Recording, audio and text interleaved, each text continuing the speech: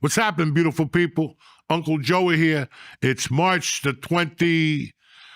Yes. Listen, I want to talk to you about something. Summertime is coming. You know what that means. It's time to head down to Pound Town. Da, da, da, da, da. You need to be able to get that thing up there. And that's where Uncle Joey comes in.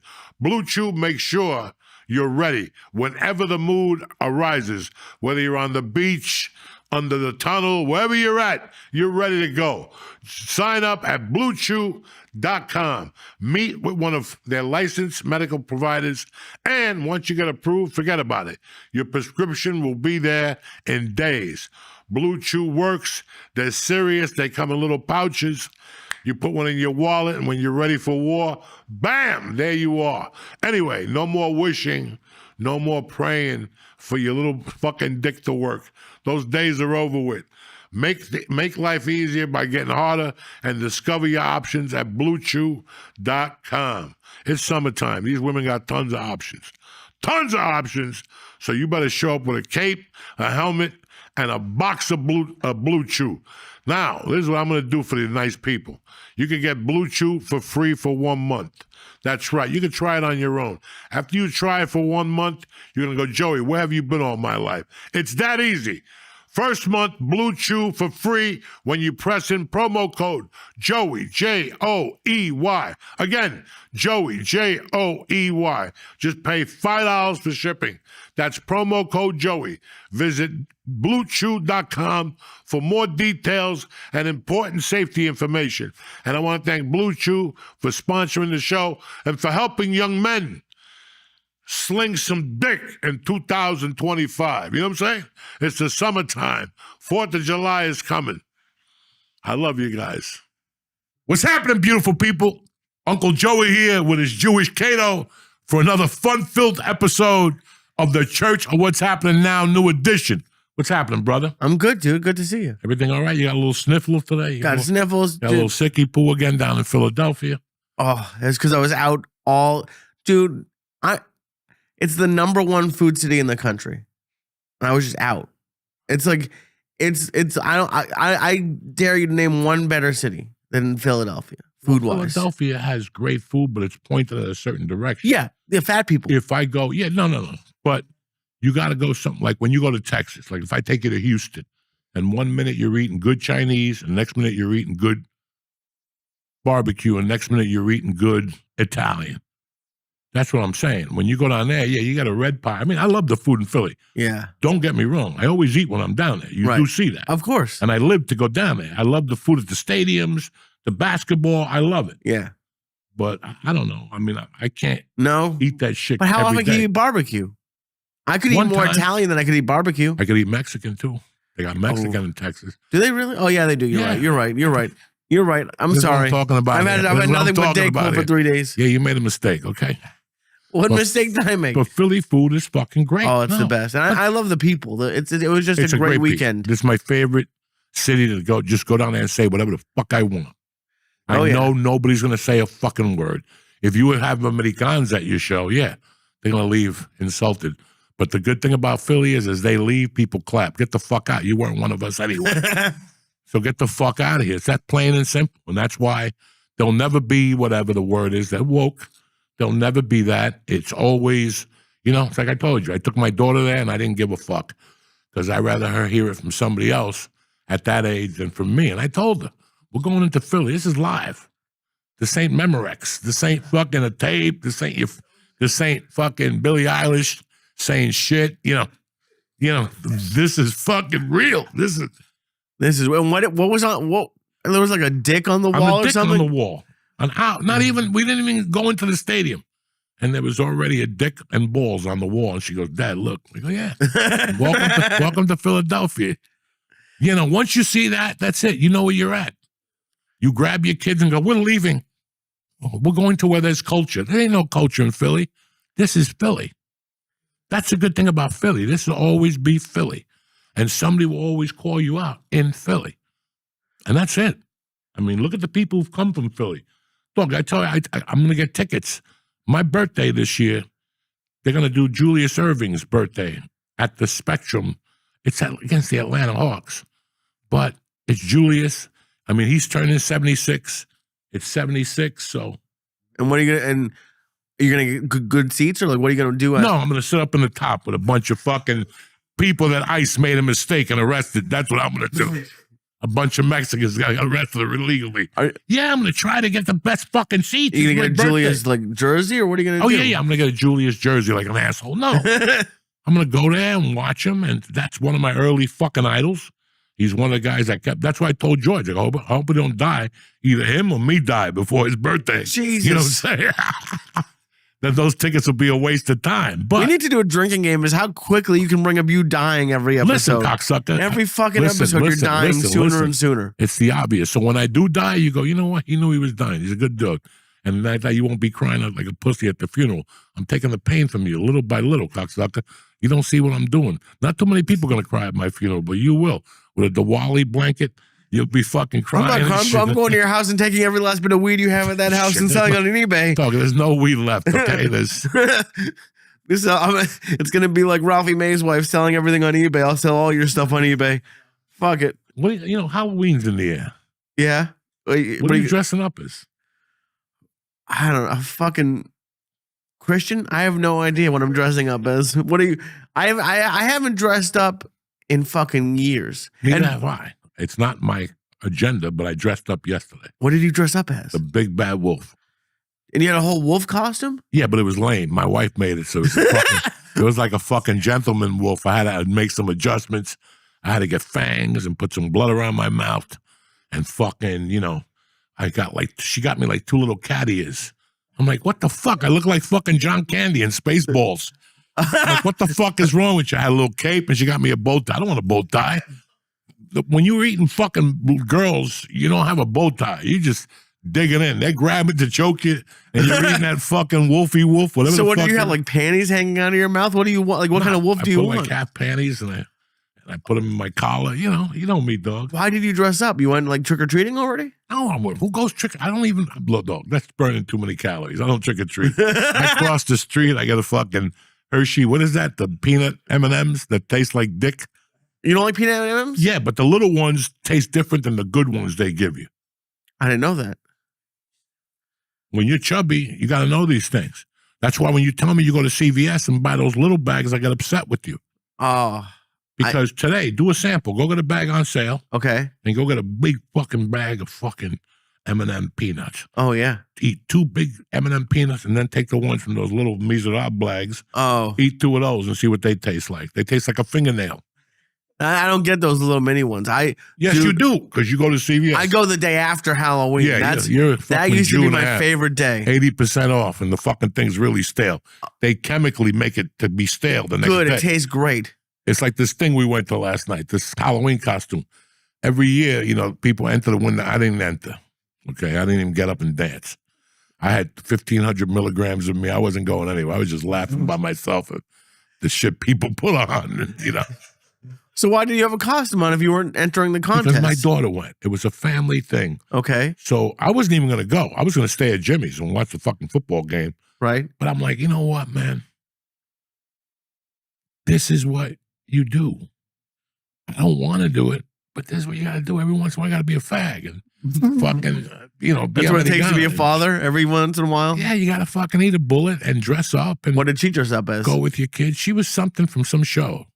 I don't fucking know. So it wasn't like a fan. I thought it was like she was going to be Little Red Riding Hood and you were going to be my wife. Why would I eat my daughter? You know what I'm saying? What a perverted motherfucker are you. What are you talking about, eating your daughter? Yeah, my wife was Little Red Riding Hood. Oh, okay. And I was the big bad wolf. But now she told me Friday we have to go to another one. So I'm going to go out this week and get myself a really fucking big bad wolf.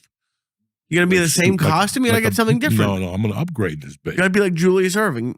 No, stupid. I'm going to work. The Wolfman she made me was below par. Okay. I'm coming out Friday with the fucking real Wolfman. Woo-woo! The beard. I'm going to get some new mushrooms. I'm trying to score a $10 bag of heroin. I want to fucking do a line of heroin and just start fucking foaming from the fucking mouth like that Mexican in Narcos. You know what I'm saying? You're like, are you going to be Julius Erving? Yeah. That's what I'm going to do. I'm going to be a white Julius Erving. What's dumber than a white Julius Erving? God forbid you put suntan or something, then I'm Joey Whiteface, and I'll never be able to crack a joke again because I hate black people. Because I took it back to Al Jolson. You know what I'm saying? I need this shit. Why would I want to be Julius Erving? Anybody who puts black makeup on, it's like fucking raping a girl right now. If you put black makeup on and take a picture, you're done. You won't even get a job anymore in this country. You won't even get a fucking job. They'll label you racist and this and that, and it's not even worth the aggravation. I would love to dress up like a black fucking dude, like Big Dick. I told you, my daughter wanted me to dress up like the bullet that killed Charlie Kirk. That's where she's coming from. She was begging me to just go as Charlie Kirk, Dad. Please put the scarf on with the red thing. And my wife was like, "You can't, Joey. You can't." But that's what I really like. If somebody has an off Halloween, I'm showing up like Charlie. Big dick.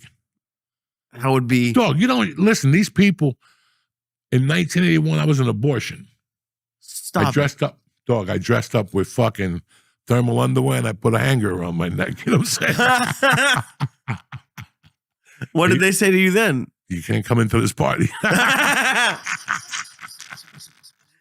And his uncle dressed up like garbage. That's the best costume. I think abortion might be garbage. They took a metal garbage can. Right. Cut the bottom off. Right. This was fucking fuck all these shows. They put garbage cans on. They put those farmer straps on. Okay. And they took the cap and they took fucking a brown bag, and they crazy glued it and they rolled it up so it fit their heads. Right. So when they put the lid on, then they took the lid and took strings and tied them to the tails of live mice and went into a party. And once they were all there in the same time, they picked up the mice and started eating them in the fucking party, and people were puking, girls were crying. That's Halloween, motherfuckers. That doesn't seem like what happened to Candy and fucking who wants to go see the movie? Apples. Well, bobbing for apples. Eating raw. I'd rather eat Bob for apples than raw fucking alive mice. You are as boring and as white. This is why America's going to get taken over by Chinese people any day now. Yeah, I want to bob for apples. I don't want to bob for apples, but I don't want to eat mice. You bob for apples, faggots, and practice. That's how when they take you to faggotry school, how to suck dick, that's what you do. You bob for apples. It's like the SEALs, Navy SEALs. They make you go in the water and hold your breath. Same thing. When Eric was like 8, he went to fag school. At 8, they're already teaching him that? Yeah, Catholic school.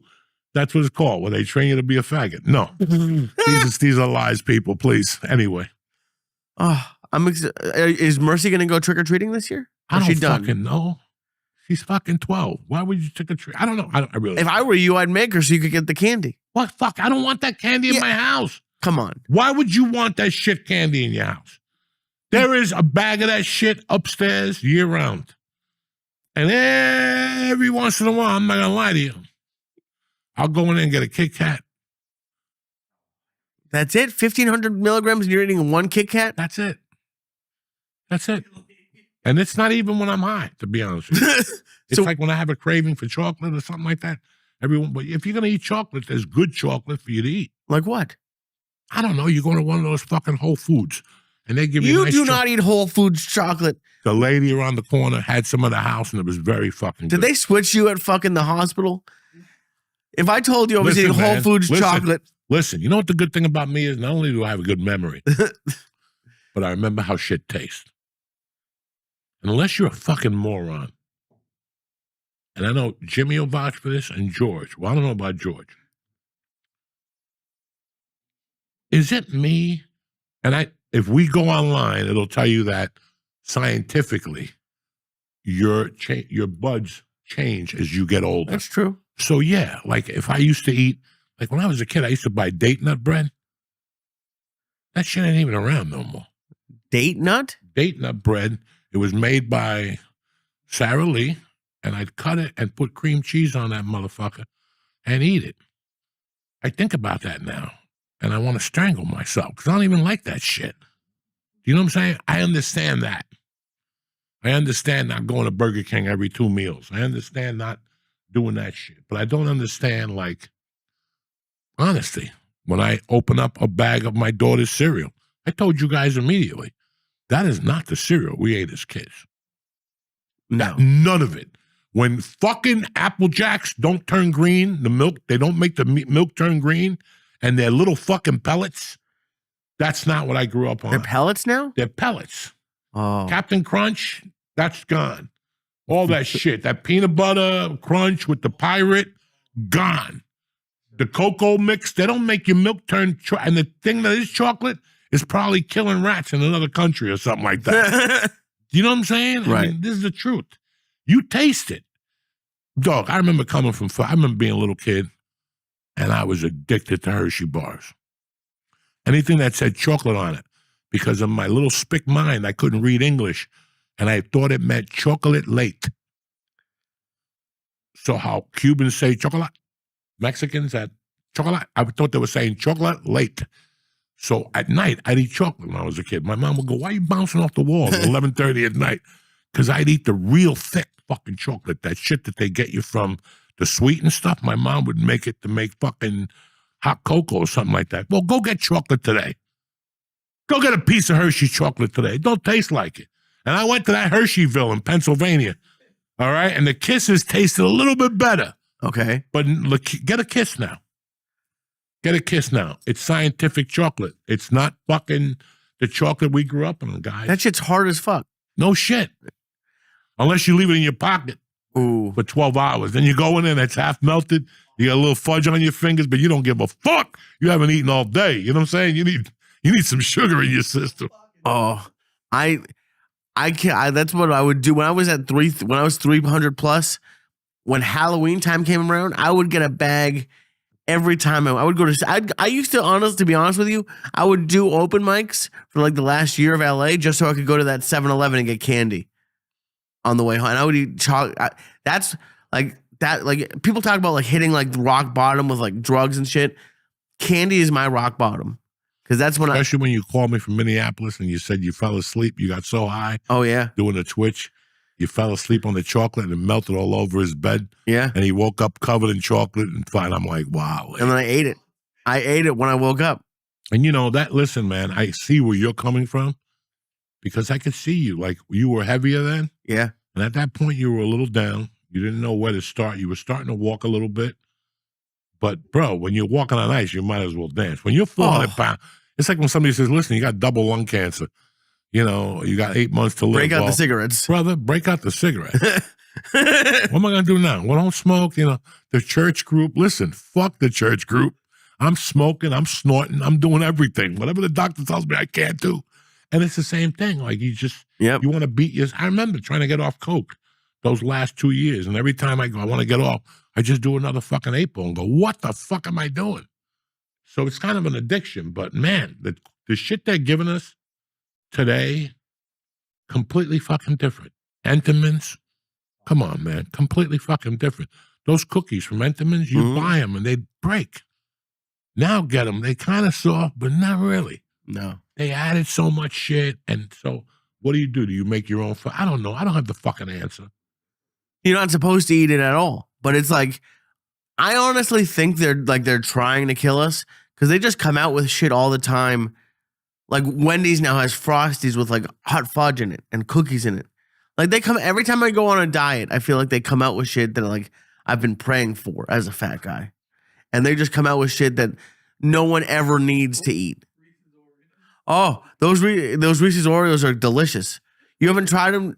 I can bring them in. No, don't even bring them in. Why would you have those pellets of death? I'll tell you what changed. Oh my God. And don't tell me nothing. None of you motherfucker tell me wrong. Because I grew up in a fucking movie theater. Raisinets. Why Raisinette? Don't ain't raisins in there no more. Ain't fucking raisins. They still make those? I don't even know. I don't have movie theaters no more. Raisinette. Yeah, they don't have that shit no more.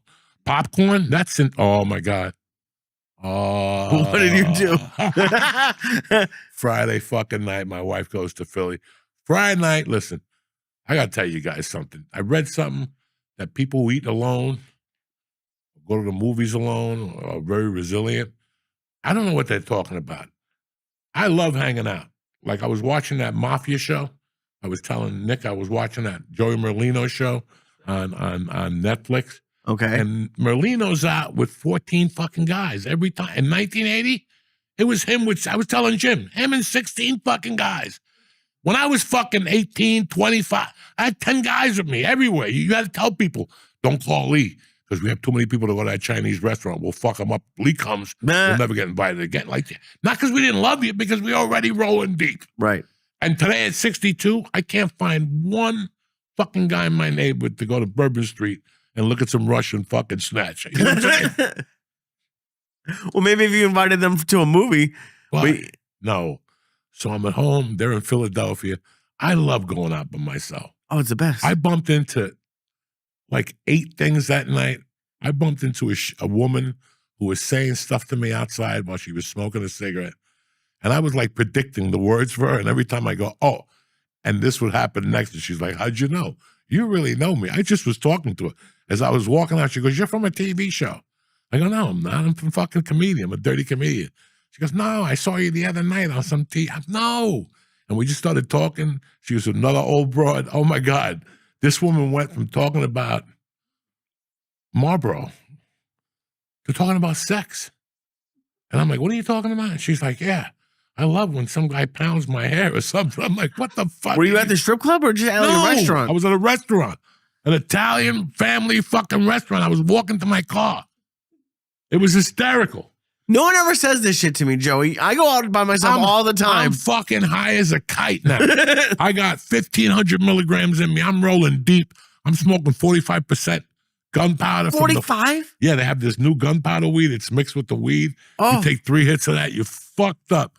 I had that in me. I was fucked up. And I go home, and the girl's like 45 minutes away, like on our way home from the concert. I'm sitting there watching something. I'm like, man, I go for some popcorn, right? So I go upstairs and I see Jiffy Pop. Like the kind you put on the Pop, right? Yeah. And I'm like, oh shit, I haven't done a Jiffy Pop in 50 fucking years. That's a long time, you know? So I read, I had to go get my glasses and read it, take the top off, and then you read the back of the top, and it tells you put it over the thing on medium and keep moving it fast, and it swirls. The thing swirls. So I'm fucking high as a kite, and all of a sudden I'm like, listen, I know I got problems, but I know I can make popcorn without a hitch, especially in these things. And I'm pop, and it's starting to pop, and all of a sudden, it's like the Little Rascals cake. Like it started going bleep-wah, not even the noises, but the one side just popped, and popcorn started going and hitting the wall. And I'm like, and all of a sudden the other side is hitting me now. Pop, pop, pop, pop, it's hot popcorn. And I'm trying to shut the thing. I'm turning it around, I'm like, and popcorn's everywhere. You're still trying to cook it? Huh? You're still trying to cook it? Yeah, because it's popping. It's $8 for a fucking thing. I'm getting something out of it. Half of it's hitting the wall. The other half is hitting the fire, and now the popcorn's on fire. Oh, my God. I'm like, what the fuck? But the paper towel is on fire. Off the fucking Jiffy Pop. And I'm such a fucking gavone. I am such a pig because, listen. You're eating it? Oh, yeah. Whatever was left, I just put it in the thing. I put butter in it like a Puerto Rican, heavy on the pepper. I mixed it all up. And, bro, everything I bit into was one of those like, I had 9 teeth when I started. You know what I'm saying? Now I'm down to 8 fucking teeth. Meanwhile, Terry walks into this kitchen and there's 8. No, I didn't even say nothing. I just went back downstairs and sat there on the thing. And she came in and she goes, I smell something. So something burning? I go, you're not going to want to know. And she goes, what'd you do? I go, I tried to make popcorn. She goes, the microwave? No, what microwave? I didn't see the microwave. I only saw Jiffy Pop. She's like, I already know what happened. She went upstairs. She's like, Joe Diaz, what the fuck? And I go, dog, it started popping from the side. It didn't even unswirl. It just started popping. Trust me. What happened to the microwave? Why didn't you just do a microwave popcorn? Because I didn't see the fucking microwave popcorn. Oh. I only saw what was in front of me, which was fucking Jiffy Pop. And I'd see, whatever. What's the name of it? Not Jiffy Pop. I think you're right. Yeah, whatever. I only saw the fucking Jiffy Pop, and I had seen it days earlier trying to get oatmeal or something like that. And I remembered there's Jiffy Pop in there. Like, I made the fucking, the correlation. Dude, that's like, on 1,500 milligrams, I'm surprised you didn't burn the house down trying to make Jiffy Pop. And then you kept cooking it as it was exploding all over your kitchen. Listen, at my age, if the house burns down, If you know anything about me, dog, I'll probably just go outside and lay down on the lawn and watch Lay it. down. Yeah, what do you want me to do? Yell and scream and get Turn a the bucket of popcorn water? off. At this age, what do you want me to do? You want me to make a big deal? It's insured. Somebody got... I don't think it's insured when you burn it down making No, popcorn. because I'm suing Jiffy Pop because they gave me defective fucking Jiffy. Dude, can you imagine if I told you I made Jiffy Pop? You'd go off for 45 minutes about me making Yeah, popcorn. but you're a fag because you put hot fudge on it or something like that. Ooh, That's why. Yeah, I'm a genius. that does What sound the fuck good. you think Hot you're fudge on dealing some with? popcorn? What the fuck you think? Listen, every time I come up here on Monday, Yeah. I say to myself, I'm going to come up here a little early and I'm going to stop at Krauser's. What's that? The fucking my place with the chubby Oh, the chicks strawberries? Oh, okay. and get strawberries and get the boxes of chocolate. I just know that I can't stop. No. I'll get boxes for my neighbors. If I go by the house, then I'm home, then I get in that box. You know what I'm saying? Like, I'm one of those guys. I ain't giving you shit now. I came by where you weren't home. But let's talk about prebiotics. We got a guest. Let's do it. And let's make this party happen. We'll be right back. We're going to talk to you about Bioma, the best. What's happening, beautiful people? Uncle Joe here. The last place you want to find something scary is in the toilet. Keep everything tip-top in the bathroom with Bioma. Bioma's blend of prebiotics, probiotics, and postbiotics helps restore a healthy microbiome. You're going to want to give Bioma a try and get things sorted out down there. Listen, I pop 2 of those things. I'm tip-top magoo. You understand me? Everything is rocking, smooth, smoke comes out. Forget about it. Stop waiting for your stomach to get better on its own. Get Bioma and get it together. It's not just about smooth, regular digestion. Your gut can mess with your hormone levels, energy, weight management, and even lifespan. Take 15% off your Bioma order to get started. Just click in the link in our show notes and press in code JOEY, Joey. Bioma will get you tip-top magoo in time for the holidays before you start stuffing your face. Balance yourself out and take care of yourself. You want to be healthy through the holidays. Trust me, you don't want to end up like Uncle Joey in the hospital for 5 days. So go to Bioma. Again, that's code JOEY for 15% off your order when you click in the link in our show notes. Happy Halloween. Kick this motherfucking muley. We're back, Jack. Tonight we have my neighbor, fucking Jimmy Florentine. You might know him from Sirius, the Hard Rock Metal Show, the Metal Show with Fucko and Fucky. My man Don Jameson, Eddie Trunk. What's going on, Jimmy? It's good to see you guys, man. It's Good to great to see be you. back up in living up here, the memories. I haven't been up here in a while. North Bergen, Cliffside Park area. Lived around here, caused some major damage in this area. Been to the police station, Cliffside Park Police Station a bunch of times. Fucking good times up here. Young comedy, huh? Yeah, You were a young comic living up here, yeah. going back and forth into the city. Rent was manageable back then. $800 for a 2-bedroom. It was me, my girlfriend, and Jim Norton lived together. So we split $800 3 ways. Right here in Cliffside Park. It was beautiful. That is fucking crazy. You see what it looks like now? I know. Down here, it looks like a fucking bomb hit it down there. It's crazy. But then you go 2 blocks down, and you think you're in fucking heaven. You know, Yeah. it's fucking crazy when you go to Edgewater and Weehawken and seeing how much that area has grown. It's unbelievable. There was nothing down there. There was like the Pathmark and then a the gas Outback station. Steakhouse, and that was it. There was and it was closed on Sundays because of the Blue Loft shit. I remember there was no parking around by my street on Riverview Place. I come home late doing spots. So I got, and they have the yellow line, so you couldn't park there. So I bought like gray spray paint, and I spray painted it so my car would fit over the yellow where it wasn't supposed to.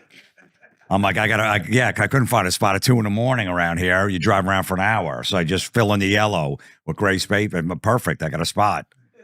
Did you ever get caught? No, never did. It was like 2 a.m. I just sprayed a yellow until my car fit. Isn't it great when you say fuck it and you're like, if I get a ticket, I get a ticket, and then you don't get a ticket, you come back and there's no ticket? And you're like, woof. I would have Said just that, said, hey, listen, man, I didn't know this looks like a spot. Meanwhile, there your was hands no- are silver from the spray paint. I know.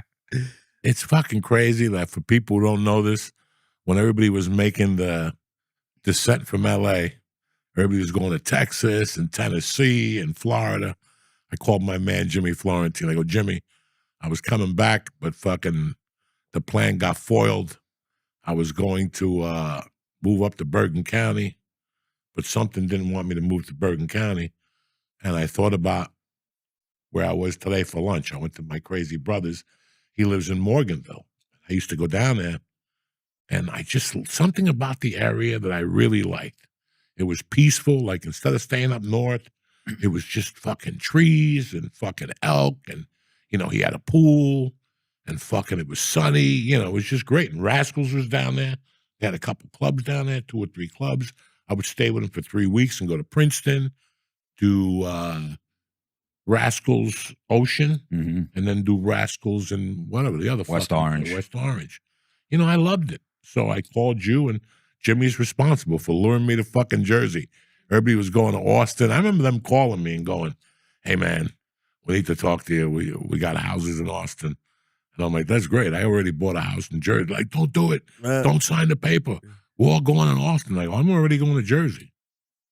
It was like 1 a.m. when this conversation went down with Joe and who else? Duncan. It was a bunch of guys. And we were all like fucking, Joe had a 3-way going over there. And he was, because all those guys during the pandemic would fucking Zoom at night.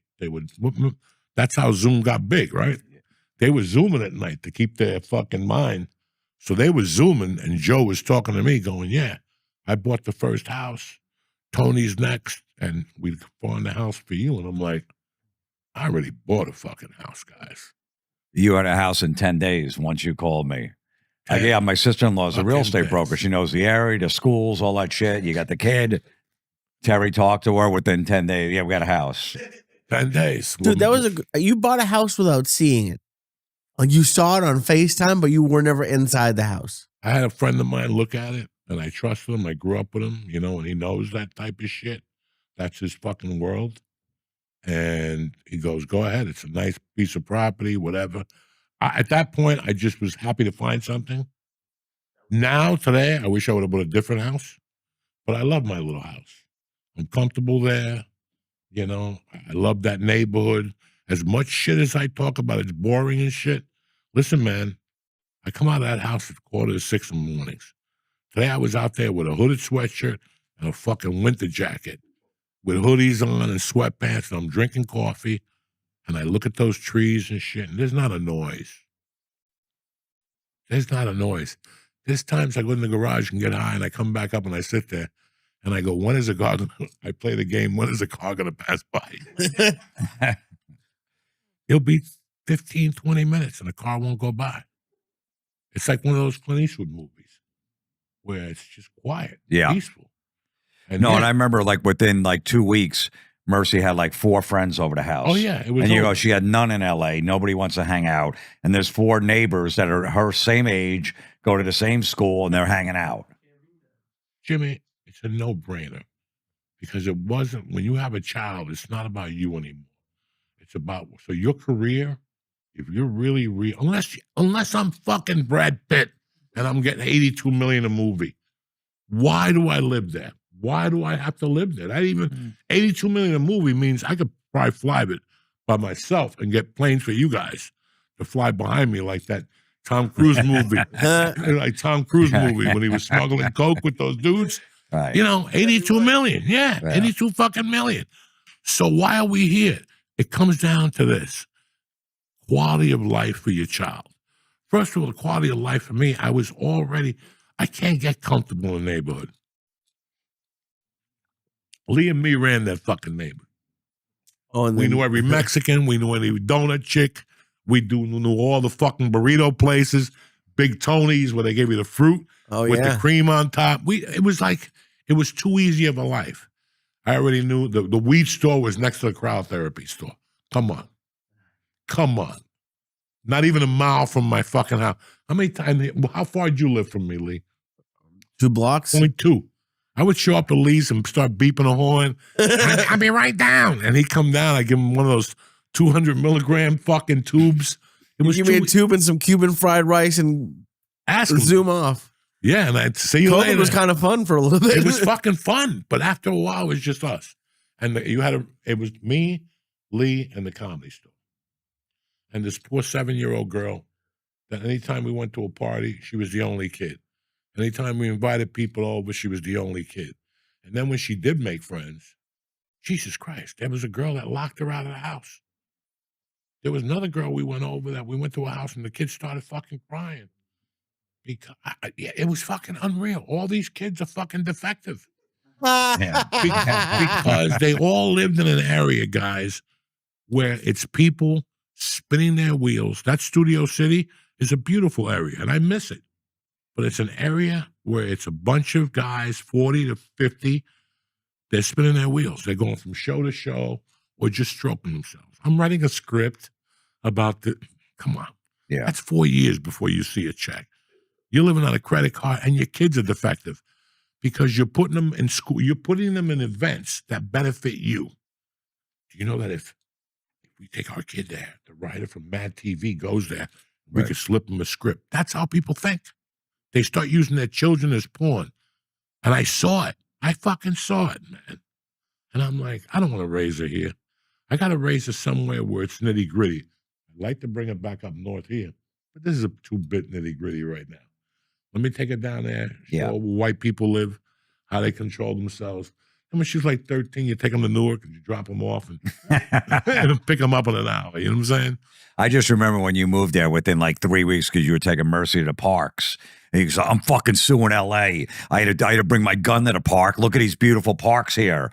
He said, every one of them, the shittiest park is 100 times better than anything in LA. He goes, and what the fuck was I paying for all these years? Dogs, taxes, not taxes, litter.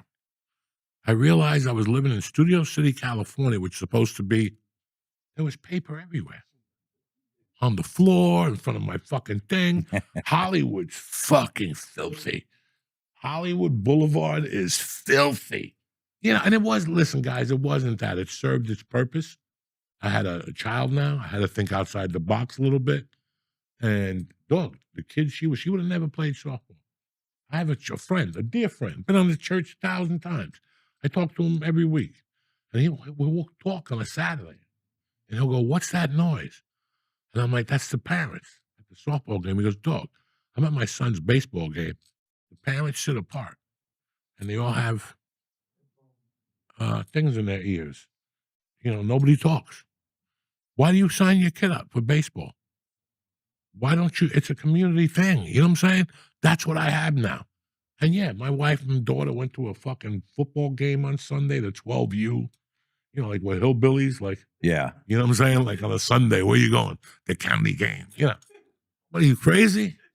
I'm eating strawberry shortcake. I go to church. I go home. I want to eat some ass. No, we're part of the community now. But that's what kids need to grow up in. He's turning into a Jersey. Like, she talks shit to me constantly. You have to. Constantly.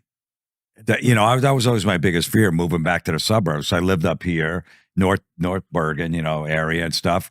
Worked, you know, right in the city here. And then when I got married and had a kid, I got to go back to the suburbs and make sure this kid has a lawn and friends and all the shit. And then I was like, man, I'm going to have to hang out with these parents. Oh, it's going to be awful. It's the greatest thing. Joe, you were over my house yesterday. Like 3 of the parents were there, all these dads. They're awesome. And I was torturing that dude, telling cocaine stories. Oh, yeah. He was loving it. Yeah. He was loving it. Yeah. Talking about pussy and this. Yeah. You don't think? Because, like, I understand about LA, but if I'm being honest, if I ever have a kid, I want to raise them. I grew up in the suburbs, and it is a great life. I'm not saying anything bad about it, but I always wanted to live in the city. I as a kid, there's just so much available to you. Did you ever think about raising him in the city? No. It's great until you're walking your kid in the park and a rat bites him in the ankle. I guess, yeah, but okay? There's no air. It's good to show your kid that you're here till about 6 or 7, and then you'll think to yourself too, this ain't no way to live with a kid. It's a nice dream.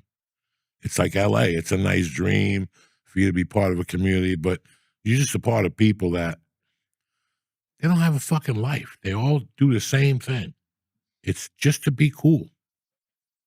It's just and I'm not saying that's New York City. Right. But yeah, listen, I grew up in the city till I was 10. Look at me. I came out okay. Yeah. Okay. But I lived in the Right. city, Right. you know, and I went up to Harlem on the weekends and I did kinky shit. And then when I was 10, I moved to North Bergen, New Jersey, which is like being in the city in those days. Right. I You can were see a hop, that. skip, and a jump. And that's what I'm trying to say. At one point, the kid's got to go to high school. And the kid's got you're spending $82,000 a month to live like a fucking Dumbarich. To be who? Right. And his kid wants to hang out with somebody. He's got to take a subway down the 3rd Street to go hang out. And then you got to you're going to hang out. While they hang out, you're going to take the subway back, then go pick her back up. That's a nightmare. You live in the suburbs. They just get dropped off. They're hanging in your basement. They're all sleeping over. It's about the kids. You can hang in the city. Most people hang in New York when they have a baby to like 3 or 4. Right. And then when it comes to kindergarten or 1st grade, they move outside the city. Once they see a stabbing on the subway, Yeah. or somebody gets shot at the bodega. We love the bodega in the neighborhood. They have coffee. That's good. You keep buying that shit. And one day you do the fucking math. And you cannot be that stupid. When you're a publisher, like John Lennon, when you're a fucking music publisher, like if you write your music and perform it and own it, that's paper. And one day you go, you know what? What are these people getting for their catalogs now? Hundreds of millions? 250, 300 million to sell 70% of it. All right. You get that. You pay your taxes. That's it. You look at that and you go, how long do I have on the planet Earth? What am I going to do with that money? Okay, I got kids. Over the years, I put them away. I put away money. This is just choosing how I die type money. Guess what, Lee? Guess what, motherfucker? What? I'm moving to Manhattan. Oh, yeah. Do you understand me? With that 200 million, because it doesn't matter. My kid's 8. My wife's happy. I got a mistress. I got an 18-year-old chick that plays the bongos in Thailand. You know what I'm saying? I send her checks every month. It doesn't matter. But to really be, it's weird when you look at value. Okay. Especially in today's world. And the most important word that I never read was to about 10 years ago. I don't want to sound like other people. Was the word quality of life. How are you really fucking living? You have to take 2 subways for this, and then you got to get out. Listen, the ferry's nice in September. I want to see you out there in January. Yep. Yeah. Waiting for that. Yeah. Waiting for that ferry. This is a heavy life. And look, I don't want to drive around with, spray paint in my car looking for a spot at night anymore. I did that. I got a driveway. I forgot about it when I'm looking for a spot up here tonight. I'm like, I forgot I have a driveway. I don't have to squeeze in spots up here and shit too. That's how you'll get it at some point. Well, see, I mean, I don't know. The thing that I like about it is I can't tell you how much I was bored in the suburbs. And there's just always something to do. You're exposed to so much as a kid. Even up in the city. What are you looking at? here we go. You're convinced she's pregnant. She's not pregnant. I didn't say anything. Yes, you every week. I Every didn't time say every anything time that I come she's in here with a you walk in here with a half you're a like, she's fucking pregnant. sty. 1 minute we're talking football. The next minute you just drop on us. You're getting married. You know what I'm saying? I know. Right around the fucking Christian holiday and Yeah, shit. it's weird that they get mad. Yeah. And I It's walked the And now best you're week of trying the to year. sell me on having a kid Yeah. in New York. This ain't the Lee I know. And You're a fucking Jew, okay? I walked in, Lee had a glow. I'm like, what the fuck's up? Yeah. All of a sudden now. Yeah. Yeah, I'm going to raise a kid in New York. Yeah, fuck you. That's great. He's asking Wait if till your kid gets bit in the ankle by a rat. Don't you ever hear about the rat the problem? rats hide from you. The rats. Yeah, they hide from you. Wait till you have a kid. They got that different vision. I was wondering why you were asking if I have any old baby clothes. Yeah. What was that all about? Oh, I'm trying to get it for free. Poor bastard. I'm going to raise my kid in the city. That's great. I've always wanted to. Yeah. I love to too. I would love to too. But the first time you go to Jersey and you look around, it's a no-brainer. First time you go to Alpine and you go to Englewood Cliffs and you see how those fucking gangsters live, where Eddie Murphy lives and Whitney Houston live, and you're like, I want to be in the city. Damn. Yeah, I got to go up to 80th to get my car, and I got to pay rent for my car with my child, I and know. I got a car seat, bring it down 4 flights of stairs, Mr. Right. Genius. And come on. It's a no fucking, that's why they moved there. Right. Even Mike Tyson, everybody, right there. Like The Tyson. Knicks, the Nets, the Yankees. You think they live in that hellhole? For 2 or 3 years until the accountant goes, listen, G Money. Right across that water, it's a lot cheaper. And that paper's a little better in taxes. Just not much. But you want space for your child. Right. You want all these fucking things. Look at the fucking schools in New York. What do you got teaching these kids? Even these fucking private schools in New York. You know, it's a fucking nightmare. It's a fucking nightmare. I'm sure it is. And I appreciate where you're coming Isn't from. it a nightmare everywhere, though? There's Yes and no, but you have to choose your fucking nightmare. right. That's where you come in and go, okay, I'm going to die slowly, but I'm going to choose my fucking poison here. And if my poison is going to be, listen, I have a friend that lives in Atlantic City and drives to the city 5 days a week. That's 2.5 hours. At what point, one way or 2 ways? One way. Do the fucking math. At one point, am I driving and I just take the gun and just shoot myself right at the fucking, where it says Absolutely. easy toll right there. Boom! Come on, man. Yeah. Fuck that. I love to rock and roll. Come on. I got rock and roll in my blood. But I'm also an old, hey, how you doing? I'm also an old fucking man. And I know my timing. And I don't have that hour. Just Right. my back goes kaput. I could throw, yesterday I was throwing kettlebells.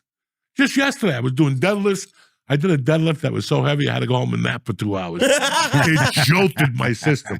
I thought I was putting 25s. Right. I put 245s over at the shit. gym. And I was warmed up and everything. And I went, boom, and I lift first. And I was like, oh, God. Even my knee was shaking.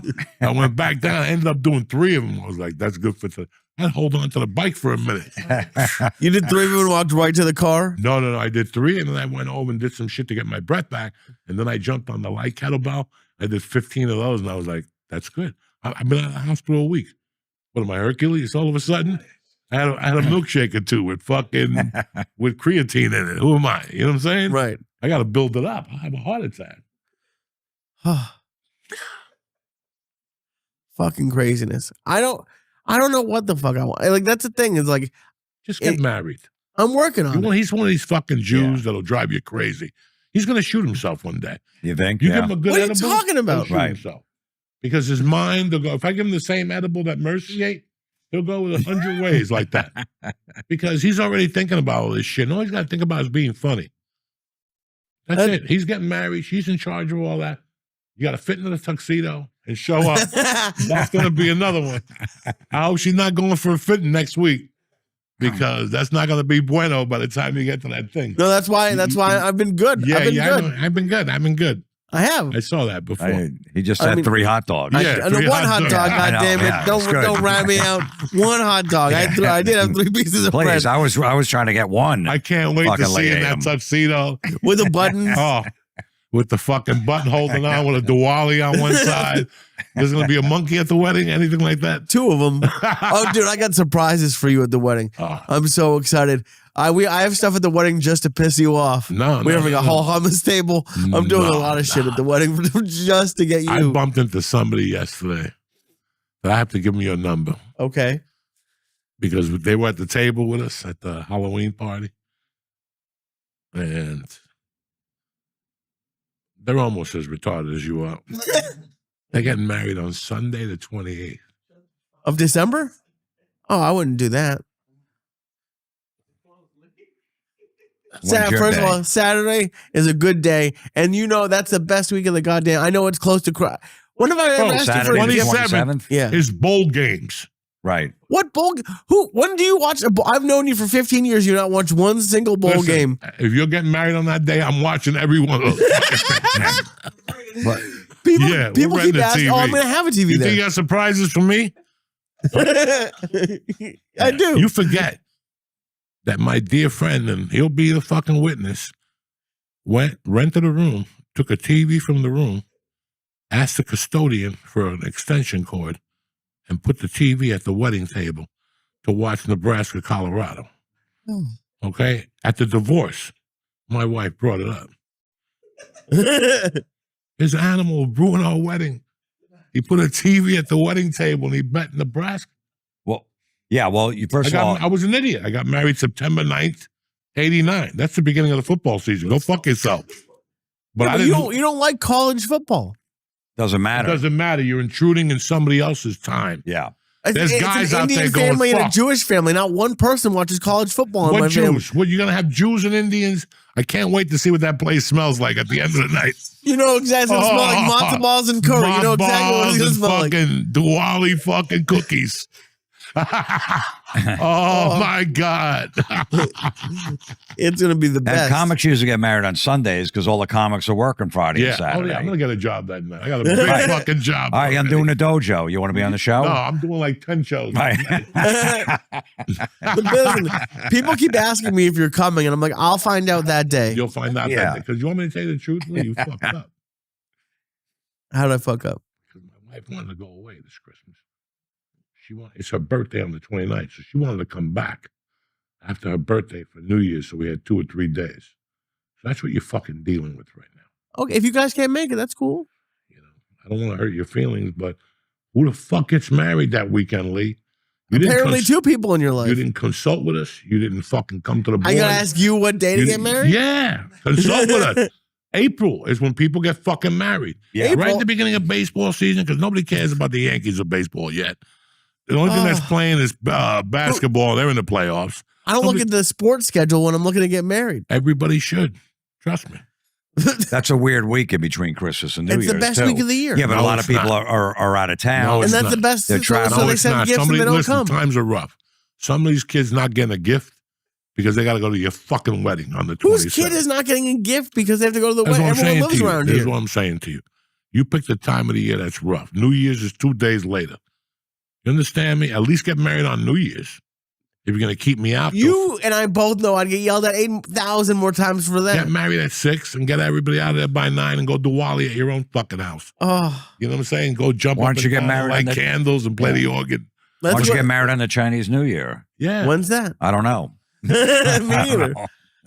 Oh my god! And there was no day that would work for you. The only day that would work would be like February 44th. No. You're my brother. I love you to fucking I death. love you too. But again, Lee, again, when you have family, you sit everybody down and you go, this is what's going on in my world right now. What do I do? And you cannot get married. It's just a bad time. It's 2 days after Christmas. And you're also obsessed with this open bar, which we're gonna have, but you don't even drink. You have all these opinions about things that Because- doesn't matter to Because you. I want the people to understand you're taking people out of a night for you. What do you do on This is December about- 27th? It doesn't matter. You don't do shit December You're home 27th. scratching my balls. I don't want to be surrounded by a bunch of foreigners jumping up and down. You know what I'm saying? Smelling like eggs. You know what I'm saying? If I could be blunt with you, I know the things I want to do, and that ain't on my list. We all have a bucket list. I'm 62 years old, Lee. I've seen it all. Unless she's gonna have some Indian chicks taking fucking flames out of their pussy That's with the the little plan. dots on their head, I'm in. But you know, I Oh, I'm love you to sweating. death. But who the fuck does the 27th? I'm gonna show you something. I'm gonna show you something that I just found the other day. And this is why I just don't understand people. I'm a fucking criminal, man. But I'm a different fucking type of criminal. I don't know. Somebody called me soft a couple of weeks ago. They were like, you know what, man, you're a little on the soft side. And I was like, you know what I went through in my life? For you to call me soft, you stupid motherfucker. How many people are going to be at the wedding? Like 80 to 100, not much. What do you mean? Oh, there's like nothing. I'm getting yelled at every day by my entire family. I have to invite cousins who I've never met to the wedding. Oh, that's How many are you going to be your family? Like half and half. Okay. somebody sent me they found an invitation to my wedding. Oh, Yeah. And I sat there and I looked at it the other day and I'm like, you know, at the time I sacrificed, because you get married to get gifts. I sacrificed all the gifts. And if anybody could have used the gift at that time, it was me. I was living in a single apartment with 10 fucking cats. Oh, the second wedding. Okay. I thought you meant the Colorado wedding. And I remember calling her up and going, listen, we're going to get married. We're going to do this. But she was very smart. She goes, I got to get this motherfucker while he's hot. Because she knows that I changed my mind like the fucking wind. So she came home. We started talking about it. I called her dad. And we both settled on one thing. We both went for what we both didn't like about weddings. And that was women want to get married and they don't think about anybody but themselves. Okay? Not the dress code. I'm not talking about no stupid dress code, because I go to a wedding dressed how the fuck I want to. If I got to sit here for 3 hours, I'm going with sweats and sneakers. I don't really give a fuck about you, what your dress code Who has is. a dress? We don't have a I'd dress rather code. be there. It's not the dress code. It's just Who's the best man? No one. We don't have. It's gonna be a 20-minute ceremony, no religion, and it's gonna be a party after. That's it. you know, and me and my wife talked about it. And we go, how are we going to do this? Do we want to go to Tennessee? Do I want to come back to Jersey? I'm a felon. I want to come back here and have a wedding. It's got all them beans and kiss me and shit. So we both looked at each other. We go, what works? I'm a comic, man. I know that no comic is going to be there on a fucking Saturday. I know this. My life is comics. I don't talk to nobody. So I got married on a Wednesday before Thanksgiving. And I told people, don't bring a gift, because I didn't want to impose on anybody. When I invite you to a wedding, it's 3 hours out of your night, and I'm imposing on you. And I'm not saying you. This is how I feel about all these fucking things. It's been years. At least I'm not having a vegan wedding like Listen, Felipe. I'm not talking about you, brother. I get it. I'm talking about anybody in general, because it went from us going to Woodbridge. Remember when you 80s, 90s, you went to Woodbridge? Yeah.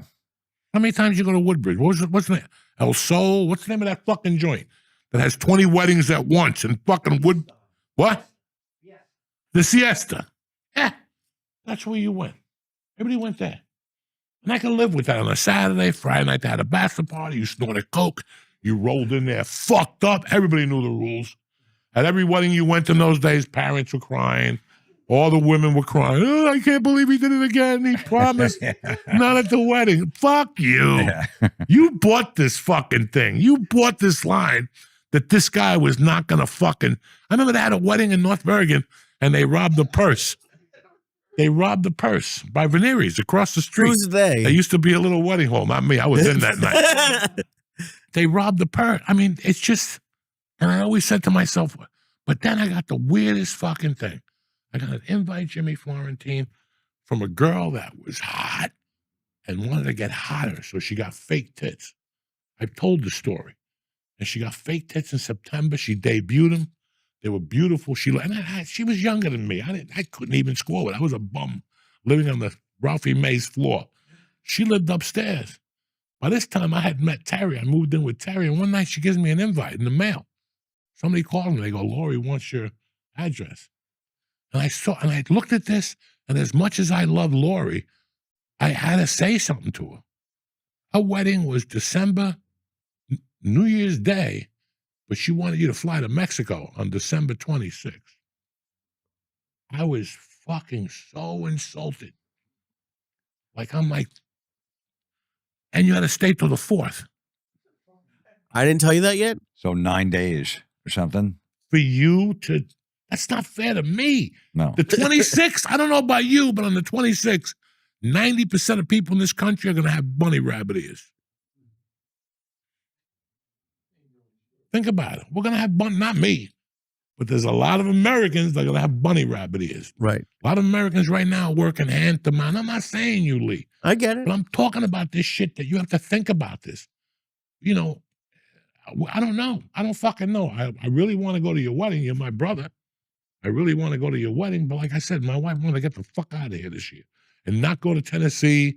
I don't want to put up with that shit again with the organs. Somewhere, no Hawaii.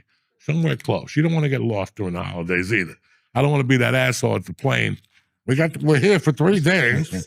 There's a snowstorm. If you can't make it, You it's got to cool. be back here by the 26th or the 27th. I was gonna say, there's no way you're gonna be at the airports around you every year. We never left LA during Christmas specifically because I'm not going to the goddamn airport But during I got Christmas a fucking getting caught. child. Okay. And she wants to get the fuck Where out else of do you here. want to be in around Christmas time than New York? Miami Beach With Jews? with Cubans. Okay. And I'll tell you what, just so you motherfuckers know, because if you don't know, now you know. Ready? JSX now Right. flies out of New York City. And they fly direct to Miami. Boom, for $380 fucking dollars or something like that. So if you're stuck, you don't have to go to Newark no more. It's a little airport in New York City. Look it up on your website. They just started fucking doing it. Nice. No, you don't have to go to the city, motherfucker. Wow. NYC. They're flying direct. Only like 2 or 3 fucking places. But that's where they're starting. They got a lease there for till next June or something like that. I'm praying that they go to Tennessee, so I go to Tennessee with them. You know what I'm saying? JSX, that's how white people travel. All right? And it don't cost you an arm and a fucking leg. You pull up with your car, they sense you, you go on the fucking thing. It's only 34 people on the plane. And the planes are halfway. They're halfway fucking full. 3 times I've flown them. Everybody flies from Vegas to fucking California, Burbank. That shit, Southwest, that's ice people. You know? It's in New York. Maybe that was the place where Epstein's plane was going out, going down to Palm Beach. Because that was going out of New York. I don't even think that was going out of Teterboro. I don't know what the fuck is going on. I don't know about that world. I know. Nor do I want to know. That doesn't involve me. Dude, to be honest, I was surprised that you were even considering coming. Joey always goes away between Christmas and New Year's. No, Never always- once. no. Never once has he gone away. It's in Jersey, right? You have, right? Didn't you go to Tennessee a I couple went times? to Tennessee one time, but I came home the next day. Right, yeah. Exactly. That's why I'm doing it right in the city. It's going to be super easy. There's tons of parking Don't nearby. tell what people. I'm not. You're gonna get mugged before. A That's lot- the What I need is busiest you to week. get mugged with a tuxedo. all in one. Why don't you get beat up with a tuxedo? all in one Now, place. listen, if you call me and say you got beat up with a tuxedo Oh, that'd on be the night of it's your going to be wedding, you. I would be so fucking happy. Oh, thank you so much. I my appreciate God, that. I would be fucking. I'd be blowing. This wedding is candles. going to be so easy. It's all in one place. It's gonna be It's easy. nothing but good food. Look at There are a couple things to piss you off, which is going to just like, even if you're not there, just Well, there's a know. lot of foreigners, so I understand. The week between Christmas. Oh, shoes are mandatory. No. Yeah. We have sandals for you at the door. No. Covered shoes. Covered shoes. No open feet. Like, you're killing me. The week between Christmas and New Year's is like the busiest week in New York City. You try to go in New York on those days, if you're driving, hour wait at each tunnel. Everybody's coming to New York. It's all tourists between that week. The city is packed. I'll take an Uber over to his wedding. I'll take an Uber to the. I'll drive up to Edgewater, Weehawken, take the ferry over. Yeah. I'll be out there with those penguins out there freezing, and that's what I'll do. I'll Yeah. shoot right over. I'll go over, take like a gentleman. I'll Oh, sit on the fucking thing, and once I land in New York City, I take an Uber straight to your little fucking entourage party over there. I can't. I'm gonna talk to the in-laws and have them do all of the Indian stuff. We're gonna put like henna on your arms. Listen to me. That's when I walk out and I tip the waiter and I go, good night. And you know me, dog. I ain't much into saying goodbyes. Oh, You'll be sitting in the middle of Diwali national Yeah. anthem, and I'll be in Diwali's my, over. Diwali's right whatever the now. fuck. Right. I don't know. And I'll First be of all, Saul Mubarak told my Indian people. Listen, Samarka. I'll be in an Uber on the way back to the ferry. I showed up.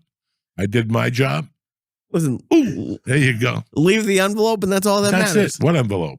It's December 27th. I'm showing up tapped. I got bunny rabbit ears. You know what I'm saying? No, we got No security envelope. at the door making sure you got a good You're going to envelope. have fucking curry and shit, goat. There might even be live animals there, like Oh, coming of to course. America. Get the fuck out of here. We're gonna kill an animal right at roast it right on the street. It's gonna be great. It was just, I don't know. It was just. Listen, man, I lived in the suburbs in LA, and those weren't suburbs. They were just make believe houses with people with fucking dreams with the wrong intentions. You know what I'm saying? Yeah. That's why they're lost. They got dreams, but they got the wrong fucking intentions. They're trying to do it to hang out with Billy Idol and jump up and down with people at premieres and shit like that. I just wanted to not be a felon, make money, and get the fuck out of there, you know? And I like it here. I really do. It took me a little time to adjust. I went through some anxiety. I went through some mental issues. You know what I'm saying? But I started eating edibles again, and everything started working out in my life. When did you stop eating edibles? I took a little breather there. You for a did while. not for like what, an hour? You always say, "Oh, we're taking a break," and then I call you 6 minutes later and you have edibles. I'm bored. That's what you do when you're bored, Lee. You fucking get like Saturday night. I talked to somebody, and if I had heroin, I would have done it Saturday night. Just a little taste, Right. just to get me out of the house and go somewhere for a drive, and maybe cut somebody off on the 9 or something like that. What do your friends think of Joey? Like when he comes over for football love and then him. he leaves? Well, first of all, my one friend, Joey gave him an edible last Super Bowl. He didn't even make kickoff. He had to call his wife to get him to drive him home. Really? He's been there every year, 12 years in a row. Kickoff was 6:37. By 6:10, he was out cold. His wife had to pick him up. He didn't even make kickoff. Oh, what did the wife think? Was the wife pissed off? No, she knows. And then my older brother, his wife had to tell him, he's like 65. He's like, listen, you can't be doing that Joey Diaz stuff. You're staggering around. You're almost falling down the stairs. What are you doing? You're not 20 years old anymore. Oh my God. Yeah, Joe. I fucked up the other guy, Costco. Yeah. I fucked him up one day. Opening day you did. Yeah, he just laid down. He laid down on the floor. He didn't move for like it was through the 1 o'clock game, the 4 o'clock game, and the night game started. He got up in the first quarter. He was down for like 7 hours. And the first season, Jimmy cut a deal with me. He goes, just bring goodies for the guys. Don't worry about anything else. So I would bring gadgets, and they would lose their fucking minds. And there was one guy I kept putting those ABX tablets in his fucking soda and his beer. No, you wouldn't. Oh yeah, like 10 of them. They would. Because so he came over the first week. He goes, that guy's a fucking problem. He needs to calm down. I'm going to dose him next week. We need some peace in this basement. And he fucking was dosing him. Oh, listen, man, I hadn't been. You got to remember something. What Jimmy does on Sundays is a forgotten fucking thing. Because in L.A., people did it. But think about it. When I first got to L.A., it was that manager that did it. That had the house on Sundays. Yeah. Maybe They played wiffle ball or something. Yeah, like everything was fake. But they were all trying to run jokes by the guy and shit like that. I never showed up. And then there was somebody else who did it. But he was a celebrity. So you had to go over there. And again, Kimmel used to do it too. Jimmy Kimmel used to do it too. Yeah, I never hung out with that fucking freak. You know, I don't hang out with those creepy people and shit. Right.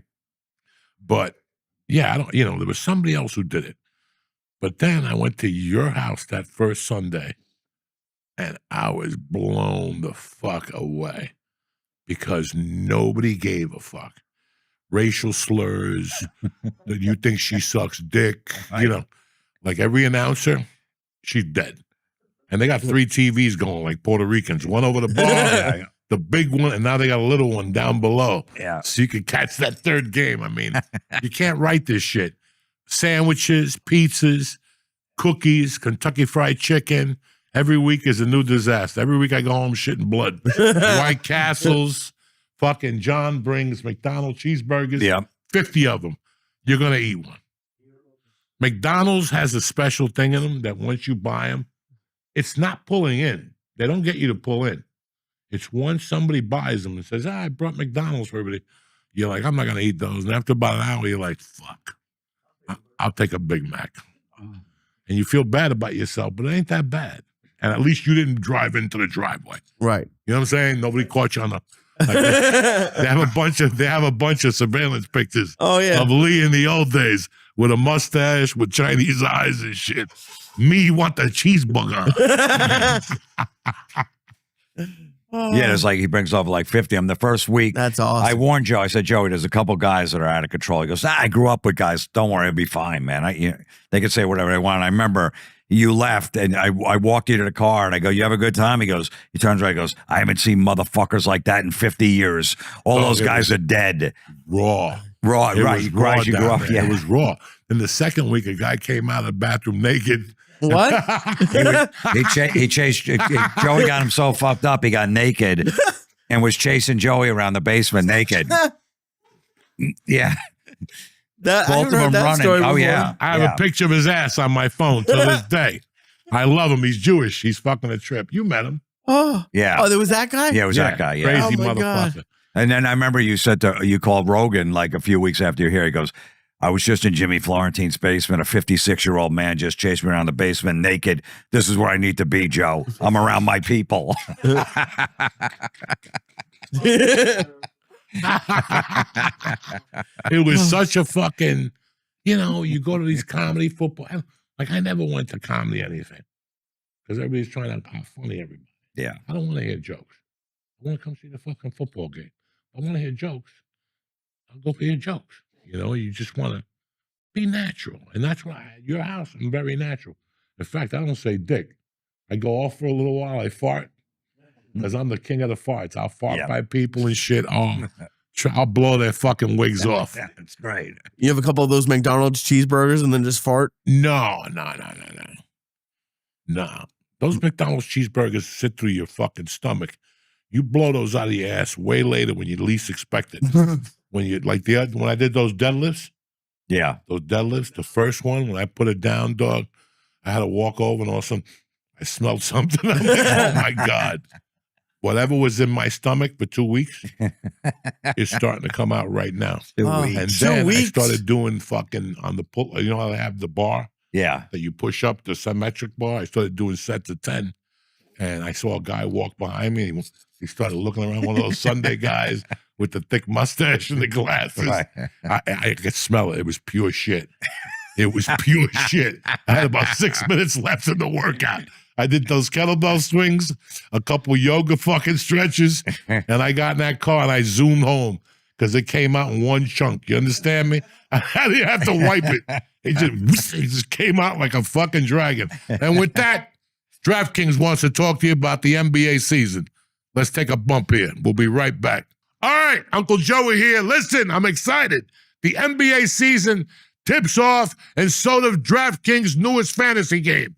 It's called DraftKings Pick Six. Is the easiest way to play for big wins, with every possession giving you a shot at real money, a.k.a. Do-Re-Mi. This is how you play. Just pick more or less on 2 or more stats. You with me? More or less on 2 or more stats, and unlock the upside every game brings. Pick Six is now available in Texas, California, Missouri, and beyond. New DraftKings customers, I'm talking to you right now. You can't miss out on this.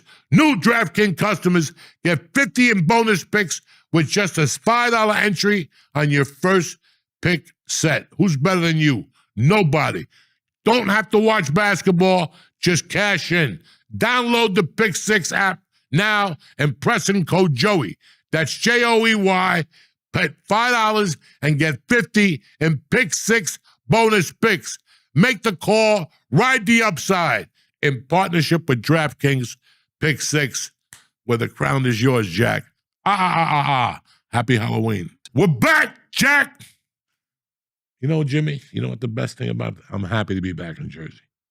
Like, I'm really happy to be back in Jersey. Like, now I'm enjoying Jersey. When I first lived in Jersey, I didn't leave this area. I didn't leave this fucking area. This is it, Jack. This was as good as it got. This was utopia. But now, I get to see other parts of Jersey, and I go to these different places. Like, we went to a softball game in Newark, and George was telling me the Belmont Tavern was over there. That's like an historic fucking restaurant. They got great little places like that. Listen, everything I was going to do in New York City, I did already. You know what I'm saying? Yeah. I went to the best concerts. I went to the best fucking Knicks games. I went to see the Rangers and the Islanders on like a Thursday night at fucking, what bands didn't I go see? What bands didn't I see that was small in a little place? I saw fucking Prince at a little fucking place. One of those Ritzes with fucking Sheila E. for $20. That'll never happen again. Like shit like that. So in my world, like, what use do I have in the city? I go over there. I went over there last summer. This summer, I went over there and got a hotel room with my wife, mid-Manhattan, and it was great. I liked the park, but that's not the city I remember.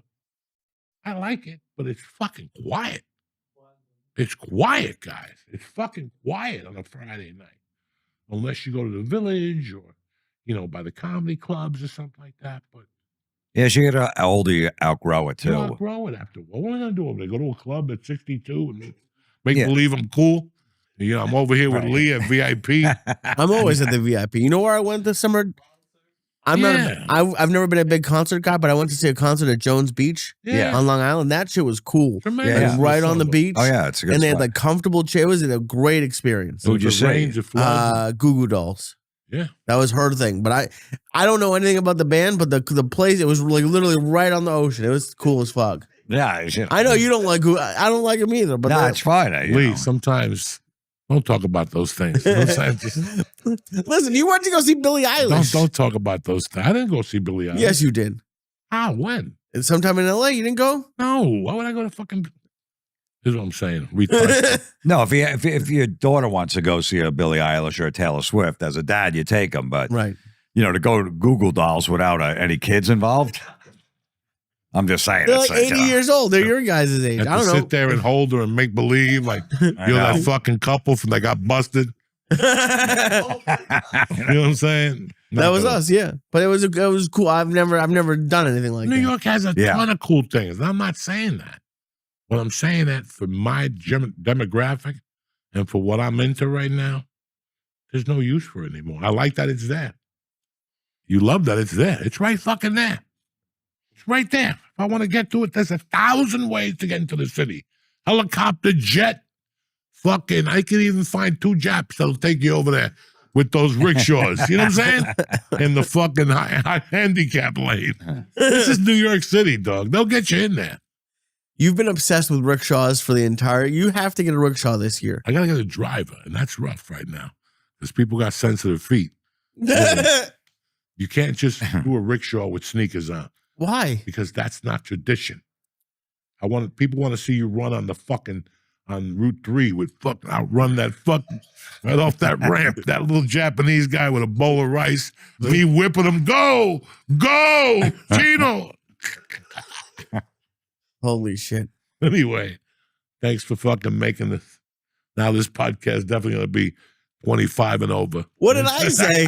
I said I went to Jones Beach to see a concert. You're the one talking about Japanese guys with no shoes for no reason. Jones Beach to see, give Maybe me you a can get the fucking Google break. Dolls to play your wedding. I would try to. They're fucking they're expensive. What is the you know? song you're playing at the wedding? Come on. Yeah, what's it name? What's Is that the their song? song? At the wedding? Come on. I don't know shit Yes, about you Google do. Dolls. Come on. Cough it up. I have no idea what They fucking just- song we're listen. playing. What's I know gonna? this, they just put a gun to your head. All right, this is the song we're listening to. Some fucking people gonna come on. Oh yeah, we're having an Indian band. What's the wedding you? song gonna be? Your wedding song? I have no idea. Come on, you know. I don't. So you don't have any say in Come on, it. go then. for I Stranglehold. don't care. I don't give a shit about music. Go for Stranglehold. Stranglehold? I Yeah, don't by think that's Ted Nugent. that doesn't seem like a She'll wedding Can't song. worry about it. Just fucking argue it from the Yeah. gate. I'm not getting married unless Ted shows up. You know what I'm saying? I think the Indians will love Ted Nugent. I think the Indians, whatever the Indians and the Jews would love a Ted Nugent. Lee, the more Indians you say, the less chances I'm going to show up. Okay. Oh, And somebody better have a picket store out of all these Indians, something. Because I'm Oh, going to hit the they're fun. number that night. You know what I'm saying? I'm going to hit 604. I'm putting You you. better let those Indians know. Dude, we're not even having. We're not having assigned seats except for you. I'm putting you in the middle of all the Indian No, side. you're not. Because right there is why I disappear. I'm going to take like a hat. Just so you know, I'm like Hannibal Lecter that night. I'm just going to leave a little hat, maybe even spark a joint and leave it there, half burnt. So you see the smoking. Like, what happened to him? Smoke. Jesus. We're having almost no dancing at the wedding. They're going to lift us up in the chairs for the Jews, have like one dance, and that's it. That's it's gonna not be happening. What do you mean? What's not? You have to Listen, lift me that's up. not happening. You have to lift me up. It's you. Listen, that's not happening. I got a bad back. You know what I'm saying? My Look tail what is happened when he dead. did the squats the other day. Yeah, I don't need Yeah. that in my life. Fucking hysterical. We Jimmy, have what's to do wrong the with chair. him? What's wrong with these fucking people? I I need this. You got to in my do a life. chair. I You know. have to. That's the only reason I'm getting married. The That chair is Nagila that- Hava. That chair is breaking, dog. Oh breaking. yeah, We're we're getting a breaking it on reinforced purpose. chair. And I'm in on the break. I'm suing too. I'm suing. They're going to be lawyers, Indians. Everybody's there. Everybody's Oh, going yeah. to be there. Dog, if you get hurt that wedding, that's going to be tremendous. They got lawyers and half those fucking Indians are doctors. Going to be great. Rubbing your feet and shit. And pharmacists. Huh? And pharmacist. Yeah, a lot of I got you pharmacists. covered from A to Z. All right. One of them better been some Vicodins.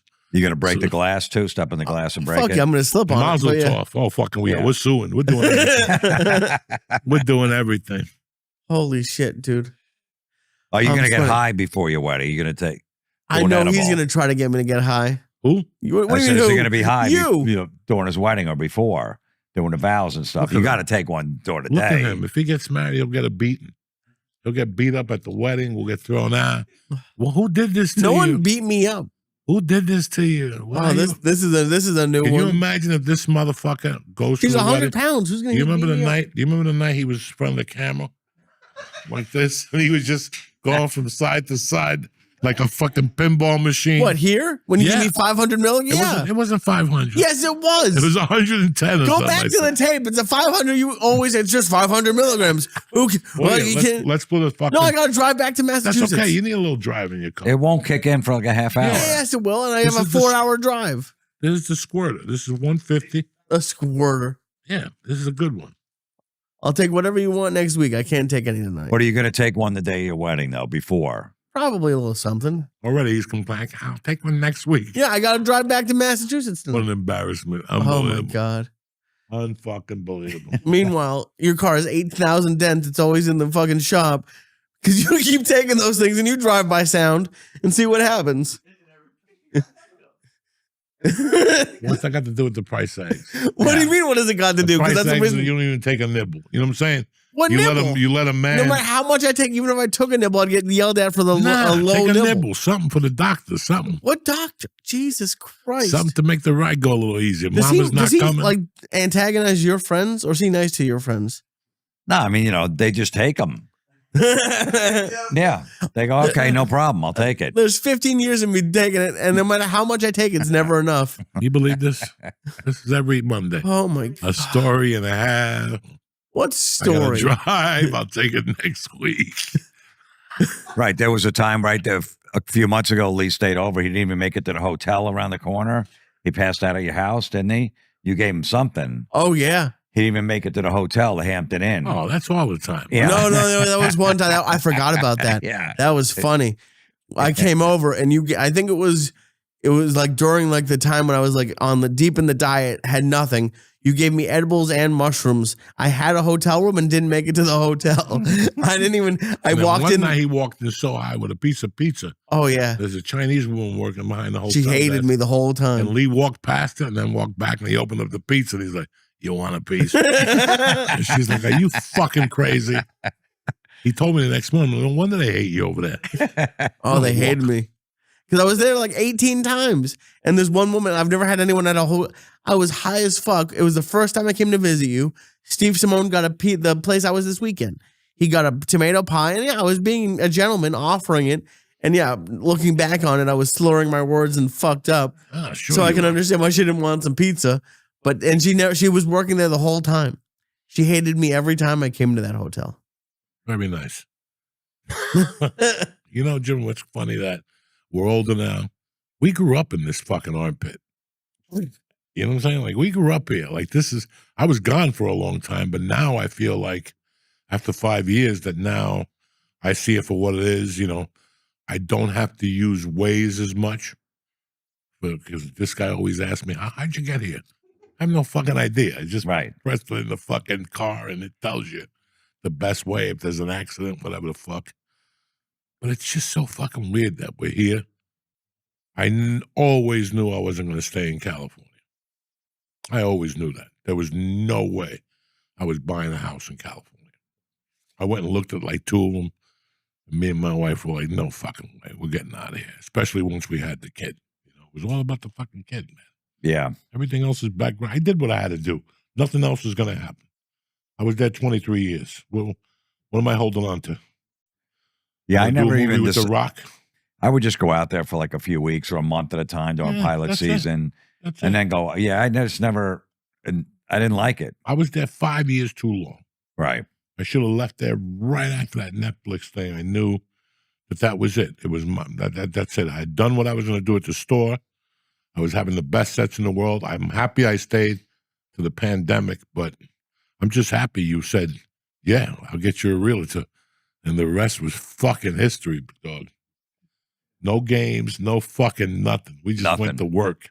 Did you make your sister-in-law give you a little piece of the commission? No, but I'll never forget. I didn't see Joey for like 15 years. Okay. I don't know. We just weren't running in the same circles. And I was at the Comedy Store one night, and I was in the belly room, and Joey was on the show. Me and my manager Jonathan watched him. I never saw a guy kill like Joey killed for fucking 20 minutes. It was just went up there like a fucking maniac. You act at that comedy store. It was I never seen anything like it. And you would be pooped after those 20 minutes. Right. You get off stage and go, what the fuck was that? I felt like a kicking dummy. Like somebody was kicking me for 20 minutes straight. But right. And you said you had to go, you were there, then you went to the main room, then you were, the original room. Yeah. And you'd have to follow like killers like D'Elia in his prime and guys like that, Burr and stuff like that. So you're going after these monsters. The first 6 months that I went back, right, it was fucking school. Just following Ali Wong one night, I was like, holy shit. Yeah. I went up there with Ricky Dicky jokes after Ali Wong. You're not going to do too good, It was an education. It really was the best education I ever gotten.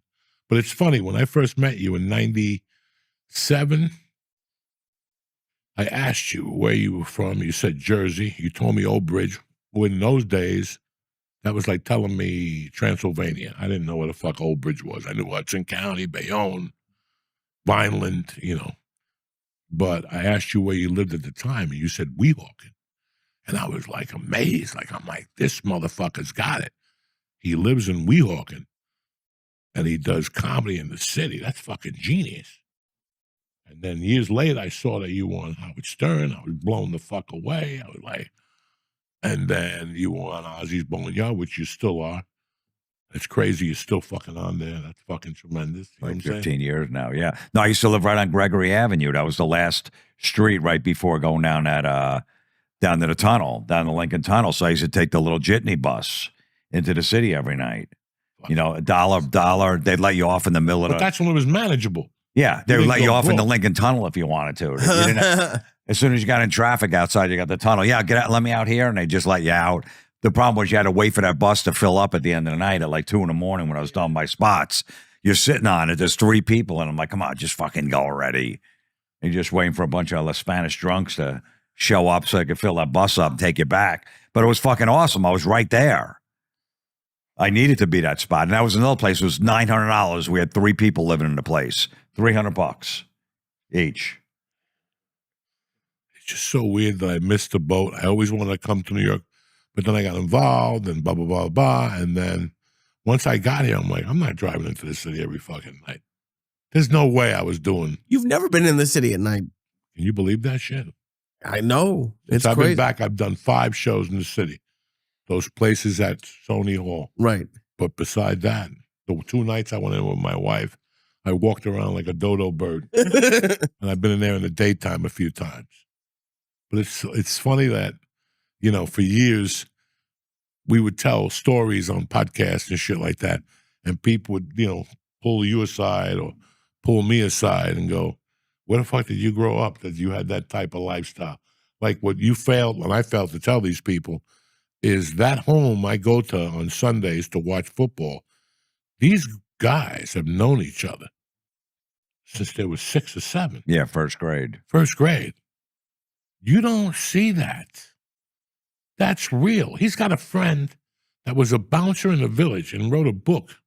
The guy's one of these guys that's a tough guy, but I could tell he's kind of smart, and he's got a good heart for you. And this is one of those guys that if you get into a beef, he'll die for you. If he loves you, this type of guy, they die for you. This ain't no guy in Hollywood that goes to kickboxing class at 6 a.m. He eats kickboxers for lunch.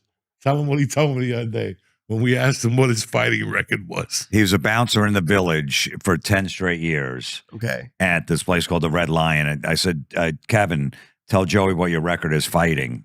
He said 227, 94, and 2.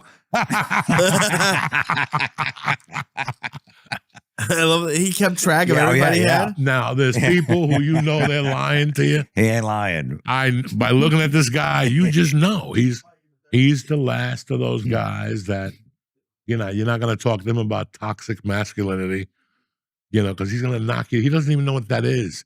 He's another guy. I gave him a joint. And he said he was high for 2 days. Yeah. He said he couldn't go to work the next day. You're not fighting anybody after one of Joey's joints. But it's just crazy when you meet these guys that are real. You're meeting people that are fucking real. This is a real guy that gets up and took the bus over there and drank from the morning. He was telling us that he would start drinking in the morning and he had to work the doors. And when you meet those kind of people, and they're real, these guys aren't, this isn't fucking St. Elmo's Fire. This isn't one of these Hollywood movies. This isn't Ocean's 11 where George Clooney, they're all friends and they all hang out, because they really don't. They really don't. When you go down to that basement on Sundays, you feel it. You're like, okay, I'm somewhere. I don't know these guys, but I do know these guys. I grew up with these guys. One guy's yelling racial slurs. The other guy's talking about the Giants. The other guy, the 2 guys in the back talking about property taxes. You know what I'm saying? And you sit there and go, wow, where I came from, this would have to be acted out. Those 2 idiots in the back will be talking about the script they're going to sell. These 2 homos over here are talking about how they're not homos. You know what I'm saying? These, you know, everybody's talking about whatever project they have and how busy and how much money. Well, we're going to go with the Diaz's and the Ascaleses to the Bahamas next fall. You know, my uncle knows the captain of the fleet. Who gives a fuck? Like, would this ever happen in LA? You'd be at a football party with all those people in the business, and the female sideline reporter comes on the screen, and you just 9 guys. Would you? Right. I come in the face. Yeah. Is she an Arab? Oh, look at her. Look at her pussy. And I let her shit on me first, and then I would eat the shit before I'd make out with her. Would that happen at any point? No. And when listen, I'm gonna tell you who I felt like, because I want you to think about this scene. There's a scene in Goodfellas where it's notorious. You know, he shoots Spider. But think about what happens when he shoots Spider. The guy that gets frozen at the end of the locker, remember they show him is a good guy. I knew that guy towards the end of LA. He died of cancer, God rest his soul.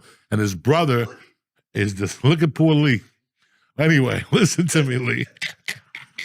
I knew that guy. He died of cancer, God rest his soul. But Yeah, but what was I getting at? I forgot. The edibles are kicking in. We were just talking about, talking about those kind of guys. Female sideline reporters, those kind of guys.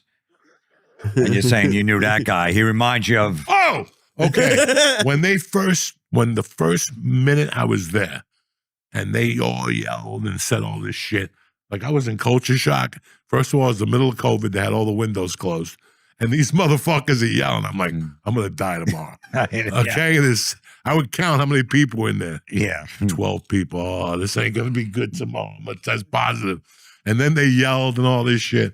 And I thought after they killed Spider, they go, take him to the fucking doctor.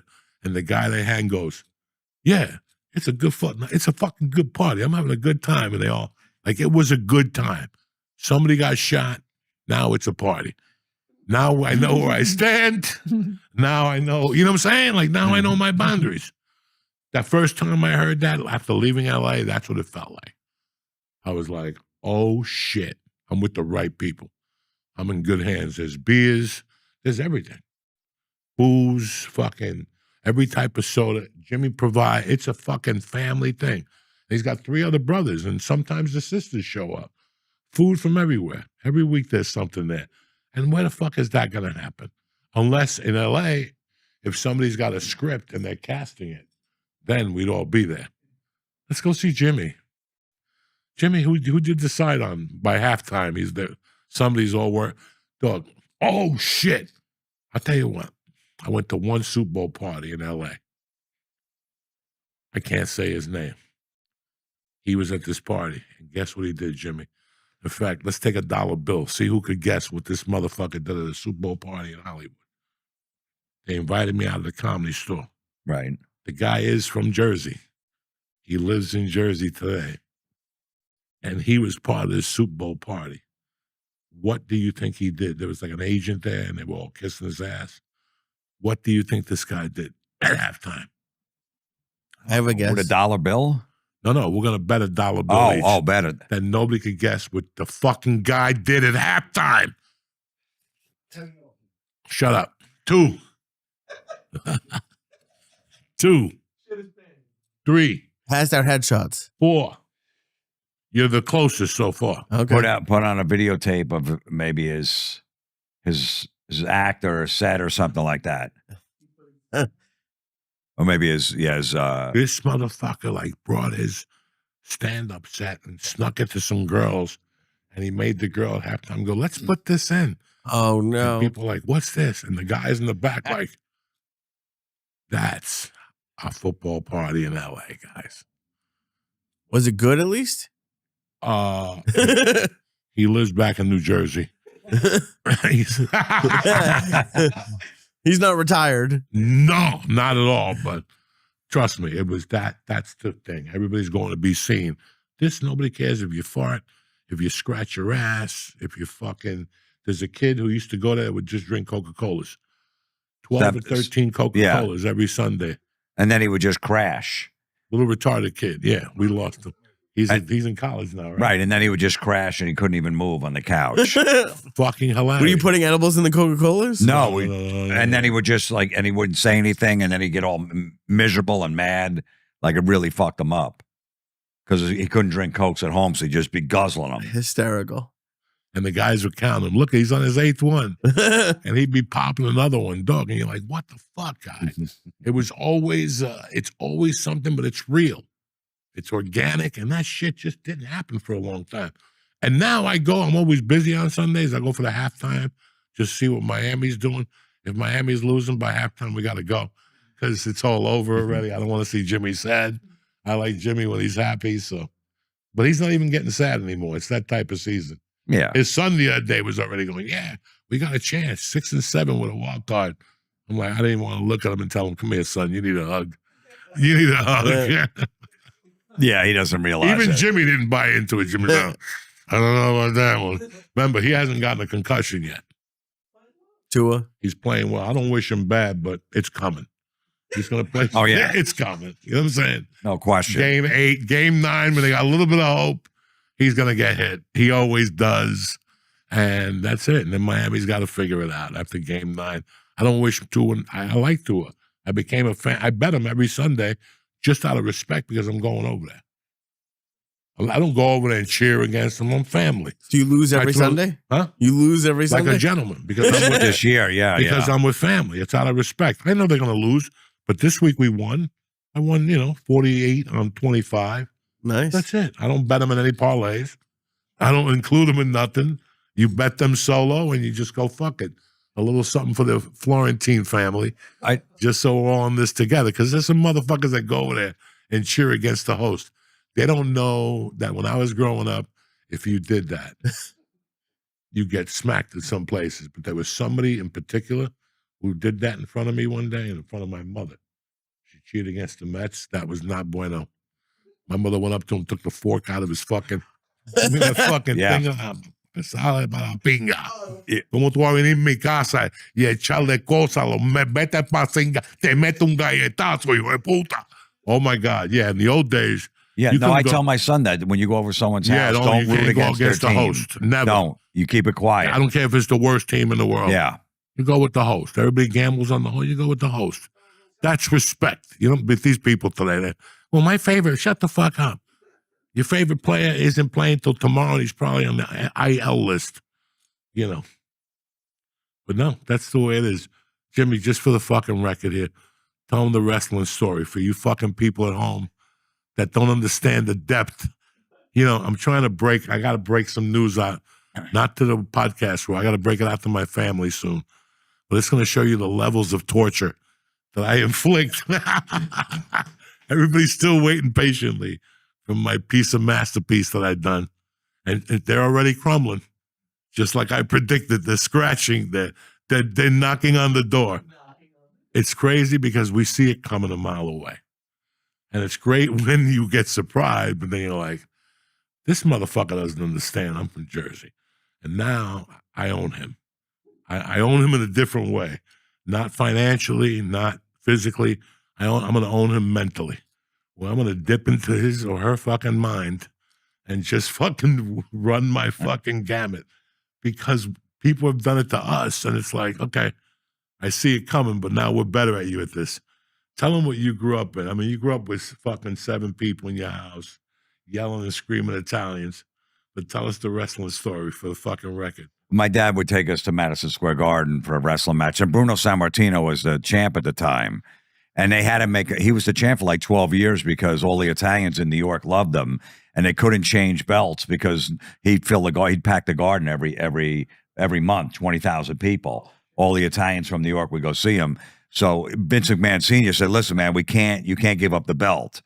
You know, because Bruno wanted to retire. He's like, we're not going to sell out the Garden. So my dad was one of those Italian guys. I was 12, 13, 14, taking me to Madison Square Garden.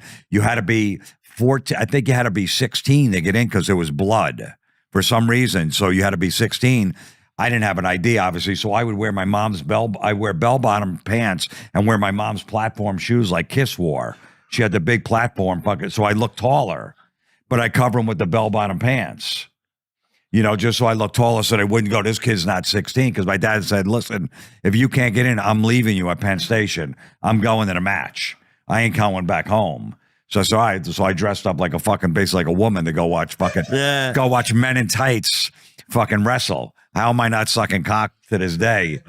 I don't understand. So there was a guy out front that would sell wrestling pictures. He was always in the same spot. He had a photo album. He was a wrestling photographer. So we'd always go to him. I said, I'd save up like $10. He'd sell them for like $1 a piece.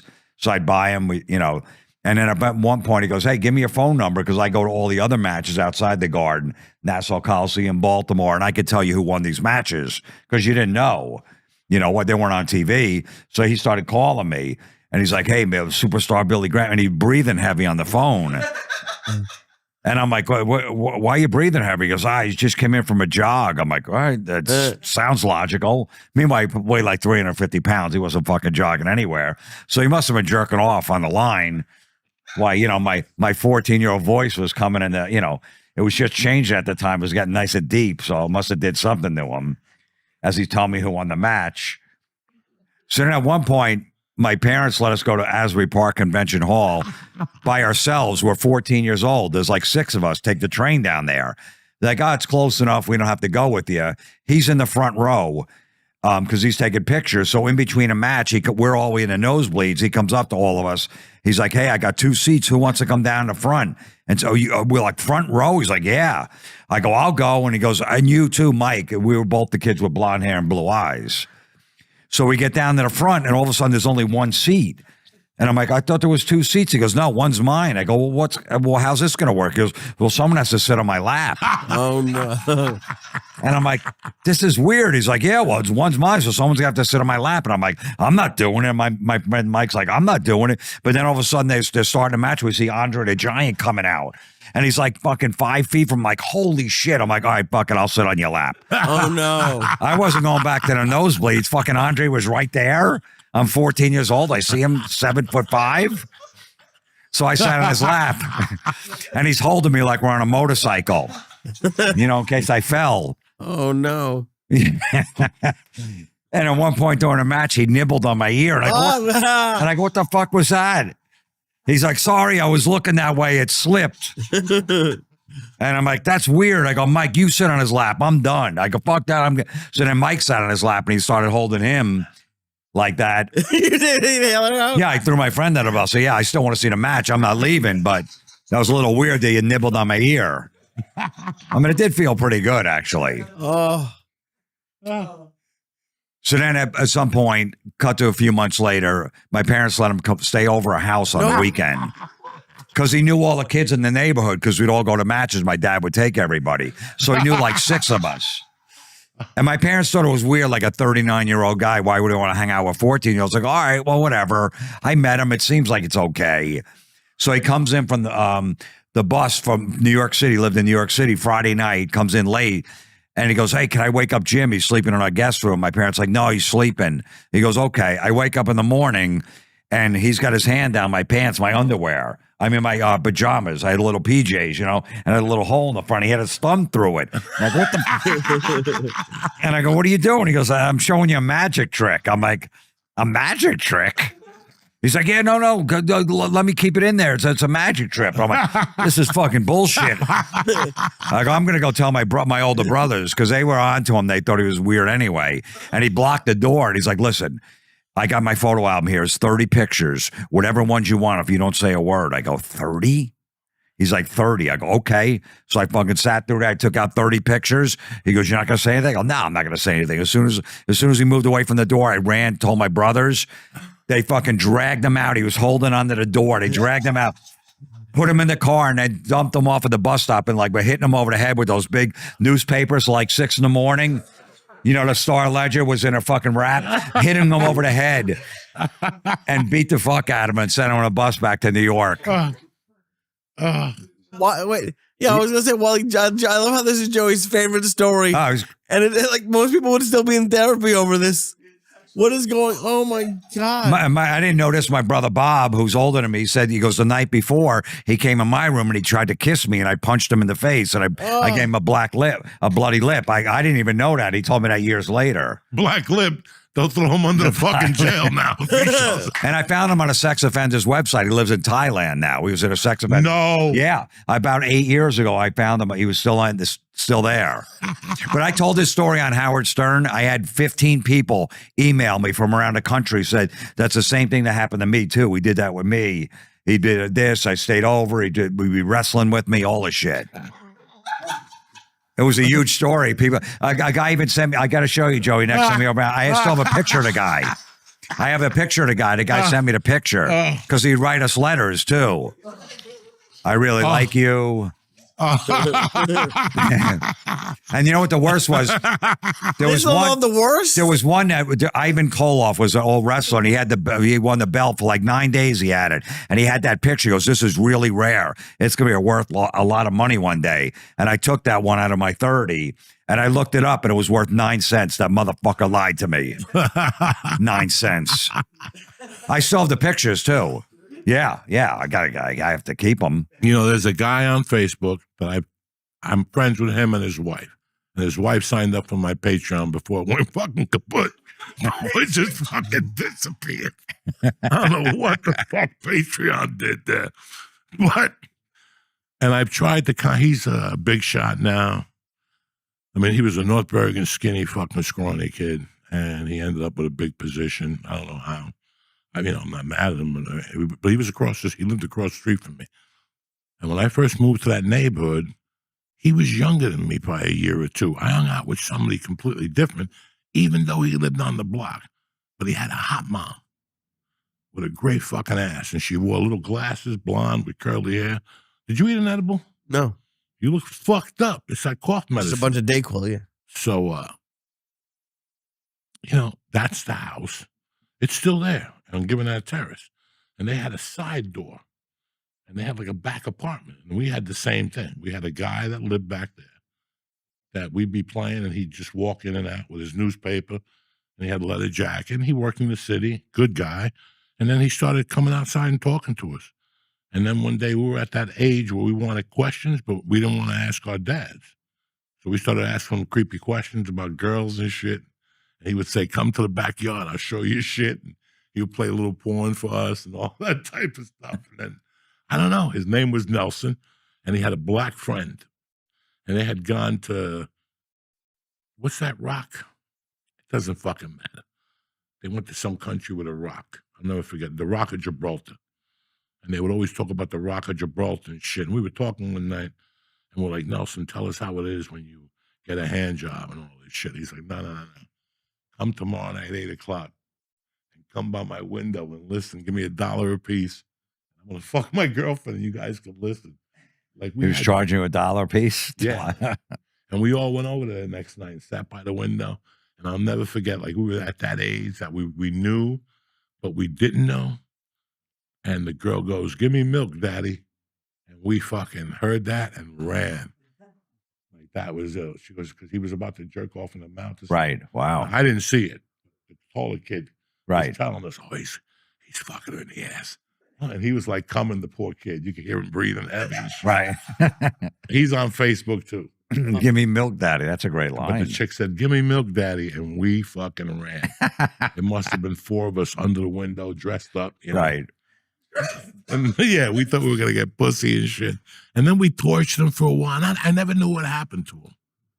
But you know, I thought about it. Like before I started writing about him, I'm like, let me fucking dig deep, you know. And I hit that kid on Facebook, and I go, "Do you remember him when we were kids?" And he goes, "I knew my mom rented it to somebody that was a bartender. I just don't remember him at all." And I'm like, fuck. I wish you could tell me that the guy got arrested, or I don't know what happened to the guy. But it was interesting having him there. And till this day, I can't, not till the end was when he would come out, we'd play football, and he'd come out with a robe with no underwear on. And that's I love how at the beginning of this podcast is you pitching me moving to New Jersey. And it's great to grow up in New Jersey. Listen, this is New Jersey, 1975, Lee, where, you know what, nothing was really going to happen because you had neighborhood kids. We backed each other. I never went back there alone. And he was right off the street. If anything happened, you would yell one time. Like, that's how we knew when he was fucking the chick. We could hear it. We could hear it, you know? So you could hear what was going on. It wasn't toward the end when we thought something was weird about him. And that was when he came out to play football with a robe with no underwear and sneakers on. And he had sneakers on too? He had sneakers on. And he went up the middle and somebody tackled him. And his dick came out and we're like, end the story. That's it. No more football today. It sounds like the same guy. Yeah. Yeah, but it's crazy. I talk to all these victims and I'm not saying What do you anything. mean you talk bad. to victims? Not talk to victims, but you read their stories, you feel their pain, you watch their YouTube videos, and you go, man, I'm very grateful. And one time, I was such a basketball head. I was probably in the 8th grade, and somebody said that St. Michael's opened up. It was like when we used to get a foot of snow, nothing, the buses, the number 1 bus shut down. They only have 1 bus. You'd have to wait for 2 hours for the bus to come around. But we were into basketball, and I remember going down there with a bunch of kids, but they all lived in fucking North Bergen downtown.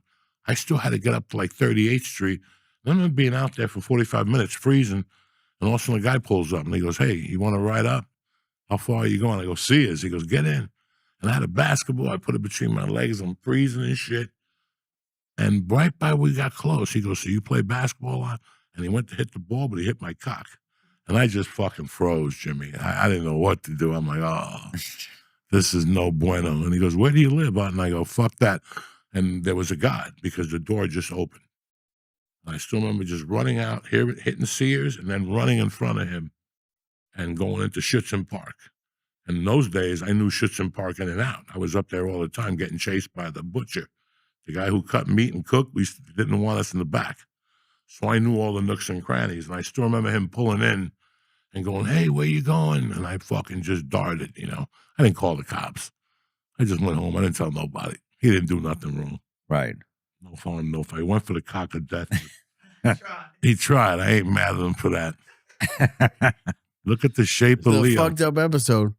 What do you mean? He didn't do nothing. He grabbed your dick. Yeah, well, those were the times. Listen, Lee, I was Parents didn't think like the priests were doing anything with the kids. They go camping with them for the Right, weekend, but at least a priest and that is was normal. A man of God in theory. Yeah, but that's There's why. But they didn't think professional other people. wrestling photographer and a fucking. And I thought about it. I never forget going home and going, should I say something? In those days, if I said something, that would make my mom put more security on me. And that's the last thing I did in the 8th grade. I had finally earned that freedom from her that I was allowed to go play basketball and go to movies with girls and little fucking stupidity.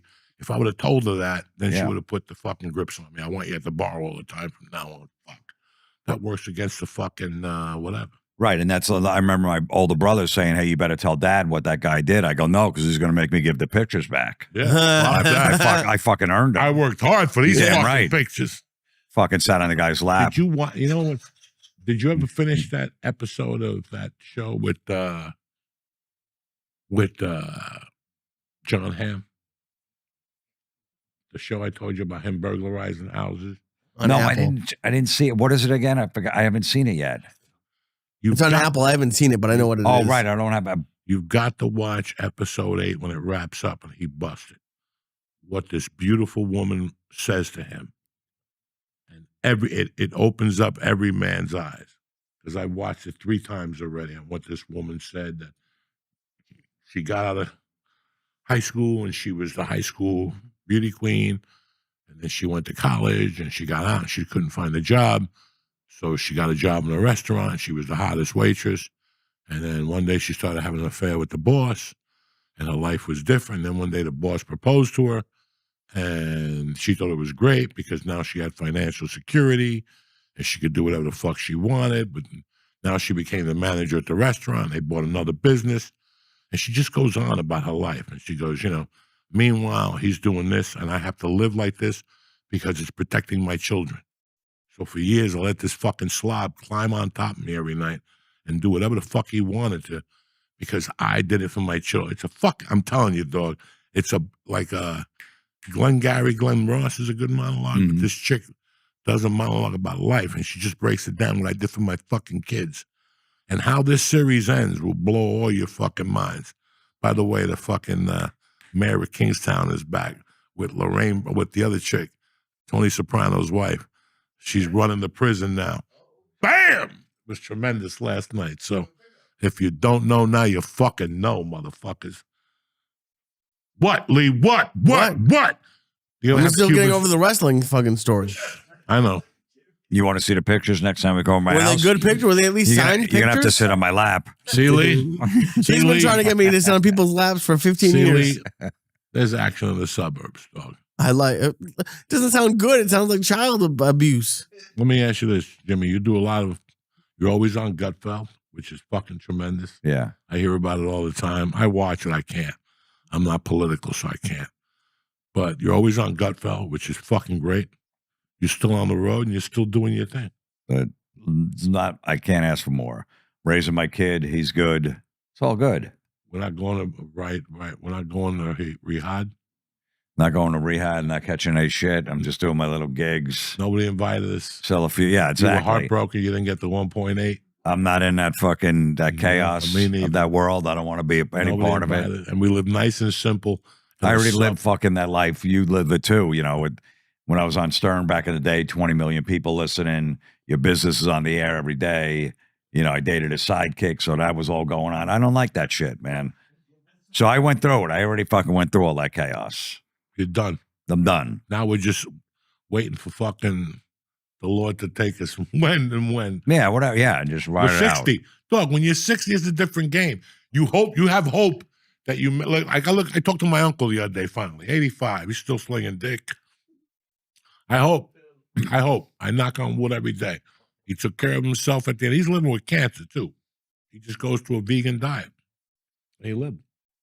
No chemo, no nothing. Wow. Where's the next weekend you're working at? I'll be at the dojo, Morris Plains, December 26th. Oh, I can't go to Lee's wedding now. No, that's December 26th and 27th. He's getting married on the 27th. To both nights, I'm there at 26th and 27th. All right, so you're out. You See, can't go. I would have went. You can't catch the Now I'm definitely sending you an invite to get the present. Yeah, I know. You take Bitcoin? Of course I take Bitcoin. Lee, where you at this week? Play This week, Wednesday, I'm with you at the dojo. Friday. Thursday. It's Thursday now? Yeah. Okay. Thursday, I'm at the dojo. Friday, I'm at the comic strip for the comedy competition. Are you going to dress up? They're No. making you dress up like something? No. Dress And up like... Boca this weekend, too. Are you in Boca this weekend? Yeah, Friday, Saturday, Look at Halloween you. night, and Saturday. Oh, 11/1. shit. Fucking Boca-Ton like a motherfucker. All New Yorkers down there. Love them. Yeah, no, that's a good little place. Yeah. Retired New Yorkers. Some ones that live there. Well, you motherfuckers know where I'll be. I'll be at the dojo with them Thursday night. Stress Factory's gone. November 8th. DC at the fucking MGM Grand Casino. I'm very excited. I'm going to be down there a few days, fucking sightseeing. See when one of the presidents got shot. Somebody got shot down there, didn't they? It don't matter. But I love you, motherfuckers. I want to thank Jim Florentine for coming on. Lee Sayat, the Captain Kirk, the fucking Jewish Cato, the Flame of Life. December 27th wedding, you know what I'm saying? So hopefully you can all make Bitcoin. it. We'll leak the locations of the wedding so you could all show up and take pictures, and his Jesus wife would Christ. love to have you there. I love you guys. Have a great week. See you next week, cocksuckers. Stay black. What's happening, beautiful people? Uncle Joey here. The last place you want to find something scary is in the toilet. Keep everything tip-top in the bathroom with Bioma. Bioma's blend of prebiotics, probiotics, and postbiotics helps restore a healthy microbiome. You're going to want to give Bioma a try and get things sorted out down there. Listen, me, I pop 2 of those things. I'm tip-top Magoo. You understand me? Everything is rocking, smooth, smoke comes out. Forget about it. Stop waiting for your stomach to get better on its own. Get Bioma and get it together. It's not just about smooth, regular digestion. Your gut can mess with your hormone levels, energy, weight management, and even lifespan. Take 15% off your Bioma order to get started. Just click in the link in our show notes and press in code JOEY, Joey. Bioma will get you tip-top Magoo in time for the holidays before you start stuffing your face. Balance yourself out and take care of yourself. You want to be healthy through the holidays. Trust me, you don't want to end up like Uncle Joey in the hospital for 5 days. So go to Bioma. Again, that's code JOEY for 15% off your order when you click in the link in our show notes. Happy Halloween. What's happening, you savages? It's Tuesday, the 25th of March. That's it. It's a beautiful day to be alive. There's the church, New Testament. Let's get this party started, gentlemen. Welcome back to church!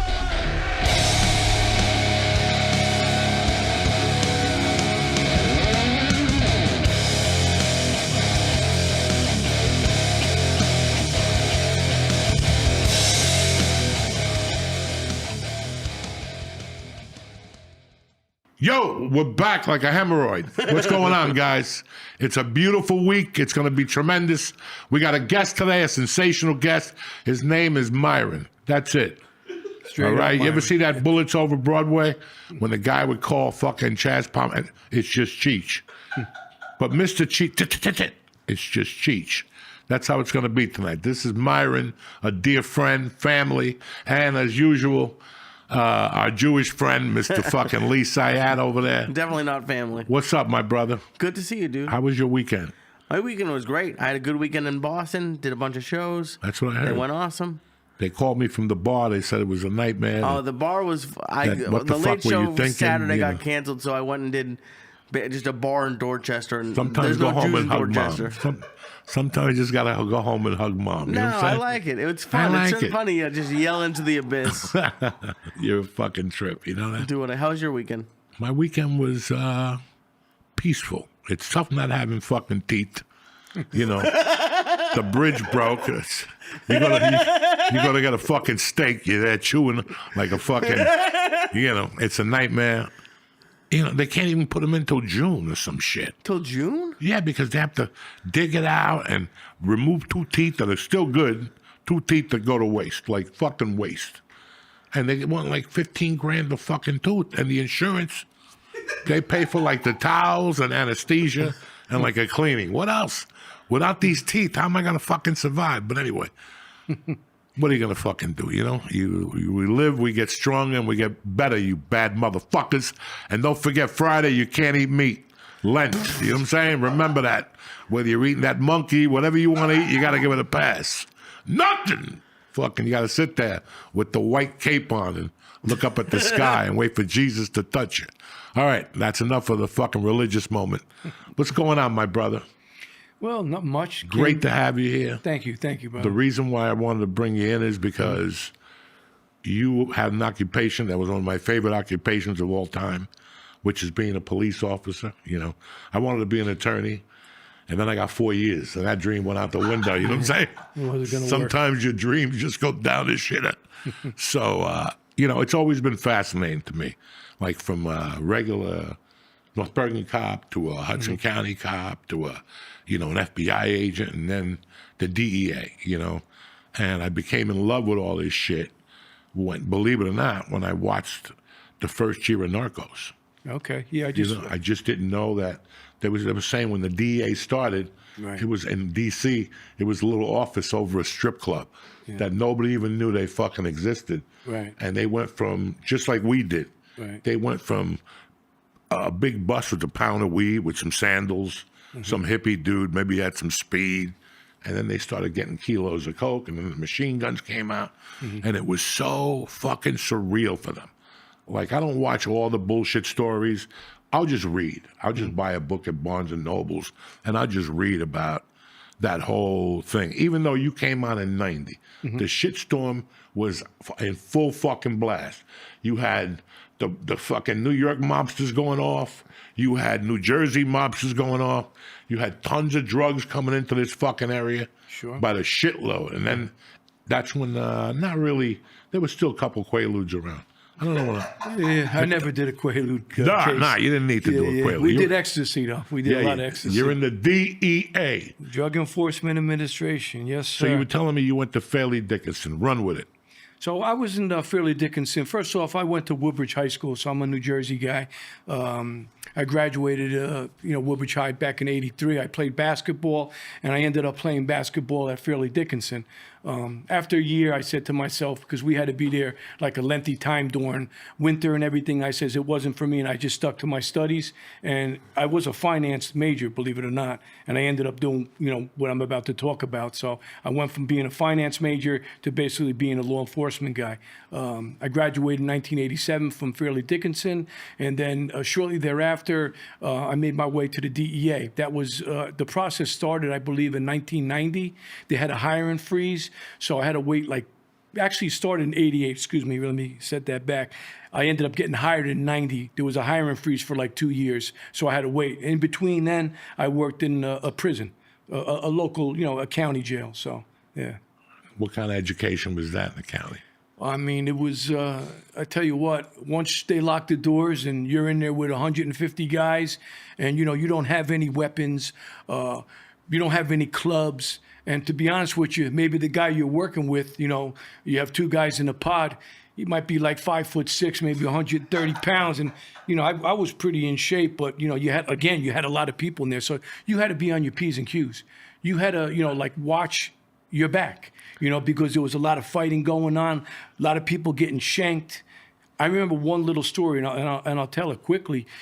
This white dude came in, and off to the side, I said to him, "Watch your sneakers, because someone's going to take them." Lo and behold, about 3 hours later, I hear, "Oh, boom, boom, boom!" I go upstairs.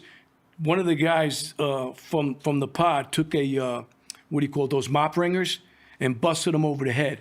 And I tell you, it was the worst sight. Then when I saw that, I was like, "Holy shit." You know what I mean? I really got to watch, because there was like brains on tile. I mean, it wasn't that bad, but the guy was bleeding very badly. And I was like, holy shit, man. They took his sneakers? Excuse me? They took his sneakers? Yeah, they took his sneakers. They took his underwear. Yeah. But, that was my first major incident. And that happened quick. So Why did that woke me up. Why did you go from a finance Yeah. I would go to a finance major to avoid doing shit like that, and then why did you switch? You know what? I mean, I always loved numbers. I mean, to be honest with you, growing up when I was a little kid, my mom used to play blackjack with me, poker, and I was always good in math and stuff. So I said, maybe I'll be like an investment banker. Maybe I'll be an accountant. So as it ended up, as I get out of school, I actually did pretty well in school. I graduated top 10% of my class. And make a long story short again, I got a job here in Hackensack at United Jersey Bank, which then became Summit Bank, which then became Bank of America.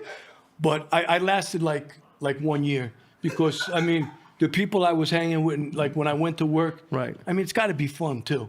You know what I mean? You just can't go to work and crunch numbers, because you go insane. Yeah, banks aren't that fun. No. I mean, it's nice when you get a lollipop when you're young, and you smile. If you put your $5 in the kettle. When you saw the brains on the wall, did you at all think about going back to the bank, or? I thought about doing anything else but where I was, man. Especially because I had nothing on me. You only have your mouth and like your mouth and like just your instincts. But I did from working inside the jail, you develop a lot of instincts, because you can't use anything else but like your brain, They don't give you anything? They don't give you a walkie-talkie. You can hit the panic button. But by the time I hit the panic button, it take about maybe 5 minutes before anybody to come in, so you're on your own. Why don't they give you a stick? Not anything? Because they're afraid that if they gave you any kind of weapon, that somebody would use that against you. And back in the day when I was there, and I'll tell you, it was Middlesex County. I still have, I think, 1 or 2 people still working there. I mean, there was always a lot of people in that jail. So, like, when you came into that particular location, they would put you in D-Pod. And no shit, I think it would probably house like 40 people. But what ended up happening was we had to get all mats to put on the ground because there was so many people breaking the law back then, even now too. But I think they don't allow all those people in a particular pod. But there was like 160 people with 2 officers, like checking them, you know. So like if something went wrong, to be honest with you, You're I fucked. mean, you're fucked. But I used to play games in there with them. They loved me. They called me Robo because I would have like talent competitions. No shit. So what I would do is I'd give them the fucking mic, you know what I mean, the PA and shit. And some of the brothers would sing, some other people would dance, and some other people would do like some comedy and shit. And whoever did the best, you know what I mean, we'd actually like vote on it, you know. And I would give them 2 cheeseburgers from the grill. You know, because I brought it in, you know what I mean, from the kitchen staff. So that was cool. It kind of gave you a little respect where they knew that, you know, at least I was taking care of them. Fuck. But then That again, is- they probably, you know, do whatever they needed to do with me, you know, if they needed to. So, You know, I always loved stand-up. yeah. But where it came to life was when I got locked up, you know? And you just brought up a memory, like one of the nights they showed the worst movies. It was in the cafeteria. And they showed the worst. PT 109, like those old, and this is 1988. Yeah. And they're showing these black and white movies. But every night, every time that a movie night, the projector broke. Oh. There were those old projectors, Yeah, like yeah. old porno projectors. And it would break. And I don't know what happened. I think now in my mind, I see the guard. He was a chubby dude. Yeah. A little tanned. He wasn't Spanish. He was something else. And he came over to me and he goes, "You love talking shit in the kitchen. Why don't you get up on stage? Why don't you get up on the table?" Yeah. And I was like, I don't know. And then I heard some of the black guys saying, "Get him up there. Get him up there." How old were you about? I was 25 years old. Yeah, see, I was there in 88 too. That's when I started. No, for but that those was 2 in years. Colorado. Oh, okay. Oh, yeah. That's a little different than I was Jersey. in a complete different fucking got you. state. But it always stuck with me. Like, in fact, I was just talking to somebody about the confidence I got doing whatever I was doing on Wednesday nights. It was like 3 months of it. Right, And I was doing everything then. I was a Jamaican. Yeah. I was the attorney. right. I was the fucking house attorney. So if you got into a beef, I went to see the little judge with you, and we cut a deal. You got to do laundry for 8 weeks. You can't eat bread, you know, shit like that. And then I took over pretty much the entertainment. Yeah, that's a good thing. Yeah. We would go in, but it's really weird that I didn't forget. I knew I always did stand-up in there. Right. But till you said that you were the guy that did the talent contest, I was like, Jesus Christ, God bless people like you. Yeah, I'm gonna be honest with you. That's definite. I mean, because you know you get bored in there too. Because what's in there? You got you had like a little TV, like you said. They would do that movie night, and then Chow Time would come up, and everybody would go nuts because they want their Slim Jims, they want their Reese's, you know what I mean? And then the meds, you know, all of a sudden you hear meds up. Everybody would run. Everybody was on fucking meds, you know. So Sure. you know, that's just the way it was. And yeah, I Like learned a Tuesdays lot. and Thursdays, you get commissary. Yeah, and it came in a people little go brown nuts. bag. Yeah. You take a shower and shit. You get ready for that motherfucker. But that was problem. That was problem, like too, because then people would be fucking heisting people's shit. Give me your bag. You know, now I got to go over there and, you know, most of the time I just turn the other way and let them handle it because most of the times what would happen, to be honest with you, they wouldn't fight because they were scared. Some of them would though, and you knew which ones to stay away from. I think in lower capacity, like I got 4 years and I was in Boulder. Yeah, And right away they told me when I went in, they go, "We got overcrowding. yeah, You're getting shipped to Texas or Oklahoma." And I'm like, "What?" And they're like, "Sit tight. We'll let you know." Then 3 days later, they came and got me. Yeah. And I go, "Where the fuck am I going?" They go, "You're going to Summit County Jail." Oh, okay. I was like, Summit County. This ain't in Jersey. I was This thinking is- Jersey. Yeah. This is Colorado. This is a fucking ski resort. Oh shit. And all of a sudden I'm in a ski resort, and they're like, I go, where's my prison uniform? They're like, wear what the fuck you want. And it was maybe 20 people, 20 of us, but it was like 20 of us, and there were like maybe 4 guards. And I thought I was locked up. I was going to I was waiting to go to a state prison. And like the first night, the guy comes to me and he goes, Diaz, what do you want? I'm like, what are you talking about? He goes, what do you want? I go, commissary? He goes, fuck commissary. We go to Safeway. They would go to Safeway. There you go. You had it good. Oh my God. had And it they had good, cable man. TV, carpeting. We played handball outside with whatever clothes you had. But I met an interesting dude in there that had a great story, and I read his paperwork. This motherfucker got in trouble. He got caught with 2 kilos of coke. He sold it to the FBI. Forget what his name was, New York City guy. He got in trouble, he got pinched, and part of his deal was to buy 2 kilos with these 2 undercover cops inside. Are you ready for what this motherfucker did? He got a house that he knew was already vacant. He set it up inside with a light. He went in and he dug like a little path, and he came on. He took the money, the 2 kilos of coke, and he came back to New York for like 8 years. I mean, the guy that they wanted to. The feds couldn't find him. They had the whole neighborhood staked out. This motherfucker slipped right through him. It was the FBI, though, right? It was the FBI. Yeah, it wouldn't have been the DEA. No, they let him slip right through. He was there because they caught him 8 years later. And now he was looking at like 28 fucking years. Oh no. Tremendous. This was a great program they ran up there. Anyway, I'm sorry. to interrupt. That's all right. That's funny because it reminds me of something quick that I'm going to just talk about. And I won't really mention an office, but we have like 19, 20 offices. But there was an office that locked up 2 guys. And let's say this is about maybe like 12, 14 years ago. So what ended up happening was there was a big marathon that most of the agents, and there wasn't many agents in this particular group, that they went to this marathon after they locked the guy up, and they thought somebody was still with the guy taking care of him. So it was a Friday, you know what I mean? So this guy is in one of our lockups, you know, our cell blocks, because what happens is we have a holding tank, and then we'll take you, like if it was Eastern District or Southern District, we take you to Brooklyn or Manhattan. But this guy, for some fucking reason, they forgot that he was there. So this guy stayed in the fucking holding tank, no shit, for 3 days. And nobody was there, so he didn't eat anything, but he was drinking from the toilet bowl. So thank God that, you know, we have a toilet bowl in there. But I tell you what, I mean, a lot of you're laughing all and stuff. The guy, I think, come away with like $6 million because there was a massive lawsuit. And this is legit, you know, this is what happened. How do you forget about somebody? That's what we all said. But again, I won't mention the office, and it's my own people, but it did happen. $6 million for fucking toilet water? Yeah, I would do that too. I'd do that too. By the Yeah, I'd fucking eat my barrel. own. I might eat my own shit for I that. bathe, yeah. Absolutely. I use it as skin cleanser. Yeah. Right? It might even hit. People wash themselves with their own feces. It's a hit. You know, Gloria Stefan is doing it. How long did it take him to start drinking from the toilet? I mean, I think the guy was a little high too. From you know, Oh, fuck yeah, you that gotta when they be brought high. him in, you know, yeah, it was a couple of kilos they got him with, but I think it was like the next day because I think he was still like yelling for people and like, you know, like nobody came. You know, he's banging from what he says on the, you know, the toilet bowl is like metal, so he's banging on it. You know what I mean? Nobody's coming. They're all at a marathon. You know, they're going like in Vegas. Right. So you know, I'm talking about a division that's close to Vegas, but you know, sometimes shit happens, man. You know. So what were your 3 first years in the DA about? Oh Jesus! My first day. I mean, it was amazing.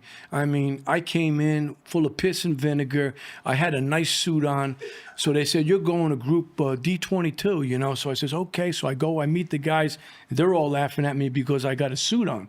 You know, I go, well, you know, it's the first day. He goes, take the suit off, you know? I go, okay, we're going out tonight. So I go, what are we going to do? What are we going to do, you know? And there's like 10 guys, 12 guys to a group. You know, everybody has their own car. You have your own desk. We're going to the Washington Heights, okay, where the Dominicans are. So I go, let's go, you know. So I go in the car with my senior partner, and I'm riding shotgun. He's talking to me, and we got a deal going with we have 2 of our informants, and they're meeting with some Dominicans, and we got like transmitters going, and everything's, you know, we're watching everything. All of a sudden, the hit signal goes, you know, get out, we got to go get him, you know. So now I get out of the car with my partner, and I was in good shape because I just came to the academy, so I was one of the first ones there, and I got one of the guys that went in the bodega on the ground. Everybody else started scattering because, again, you're in the heights. They think you're coming for everybody. You know, no shit, there was kilos coming out of the window. You know what I mean? Money and shit. And I'm in the bodega, and we're looking for 2 other guys that escaped. So I left the guy with one of our other guys, and 3 of us or 4 of us went off looking in the streets for these guys. We were going to apartments, and no shit, one of my partner, he was carrying a machine gun, and he goes, take the machine gun. And I go, what do you mean? I never was even trained on a machine gun. Even in the academy, we only shot it a couple of times. So I just threw this motherfucker on my back. And I remember when I was running, it was hitting me in the head. I was like, oh, Jesus, I had like lumps on my head.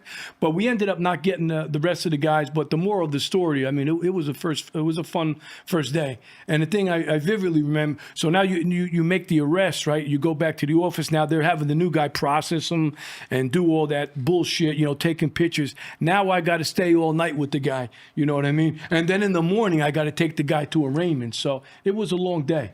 I think, honestly, I probably slept like 20 hours after that, you know, to get my energy back. But it was fun. And I was like, wow, this is where I want to be. You know, this is fun. I mean, you know, it's not the bank. You know what I mean? Yeah, So, yeah. it was far cry from the bank. So what you're telling me is when you rob a bank, it's the best day of their lives. Yeah, They absolutely. get some action in there. Yeah, you got to have that. I love They action. see the manager get bitch slapped. You know? Papa, give me the safe. Yeah. Oh. Why does the DEA go and not the cops? Like, why are you brought in? Are they just bigger people? I mean, it really depends on, like, you work, like, for instance, in New York. I was always in New York. I had to do a tour in D.C. When you're in New York, there's about 20 groups here, and each group specializes in possibly something. Okay. So, like, and then you make your own cases. You know, so like, you make cases based on informants. If you don't have informants, you're not going to make cases. But we did make cases, and I'll get to that later, in Brooklyn without informants, and that was difficult. But I mean, once you get your horses, your informants, they're just setting up deals, and you could do deals basically every night. I mean, you really don't want to, because then you're in jail. Excuse me, not in jail. You're in court all week long, and you got to do other things. So, I mean, it's not like we're doing bigger cases. We are, but you know, we got to remember one thing too: that the DEA has a lot of money. Okay. So, in order to make buys, like what I'll get into later on, like if you're with NYPD, the most you're going to do a buy for is like $400 or $500. Where I was like giving like 40,000 to people. Jesus. You know, and letting it walk and doing it 2 or 3 times. So, I mean. You know. How hard is it to convince someone to be an informant? Because I think I'd flip immediately. I don't think you have to ask that hard. No disrespect. I think you'd probably flip I in would 2 flip. seconds. Man. I would offer it immediately. But some people, like, they act like they're not going to do it. Was it hard to flip people? Not really, because let's just take, for instance, like in the Heights, when we worked the Heights, right? Right. We would do crack cases. Okay. So there was mandatory sentencing federal guidelines where if we got them with 50 grams of crack, you're definitely doing 10 years. That's a long tour. You know what I mean? So right.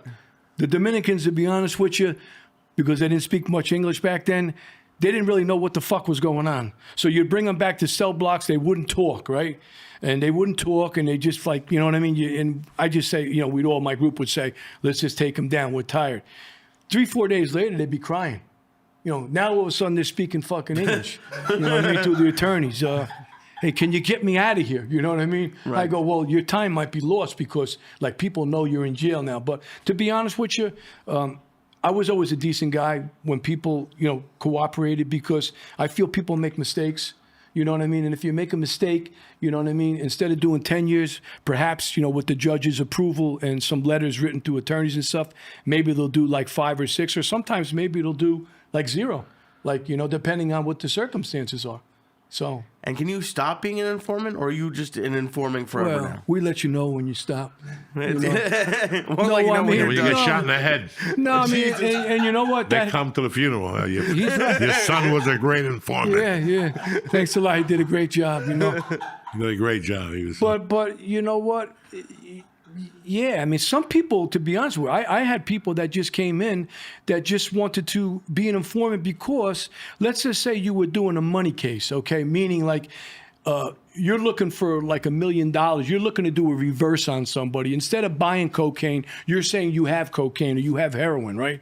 If somebody shows up, let's just say with 200,000 and stuff, okay, and we come and we lock you up, federally, I mean, it's a conspiracy. You're still going to get hit for, what you were negotiating for. But what ends up happening is we collect the money. Now, if the informant was not a defendant informant, we would put him in for 25% of that cut. So, for instance, I would cut a check, not me personally, but it would come from headquarters.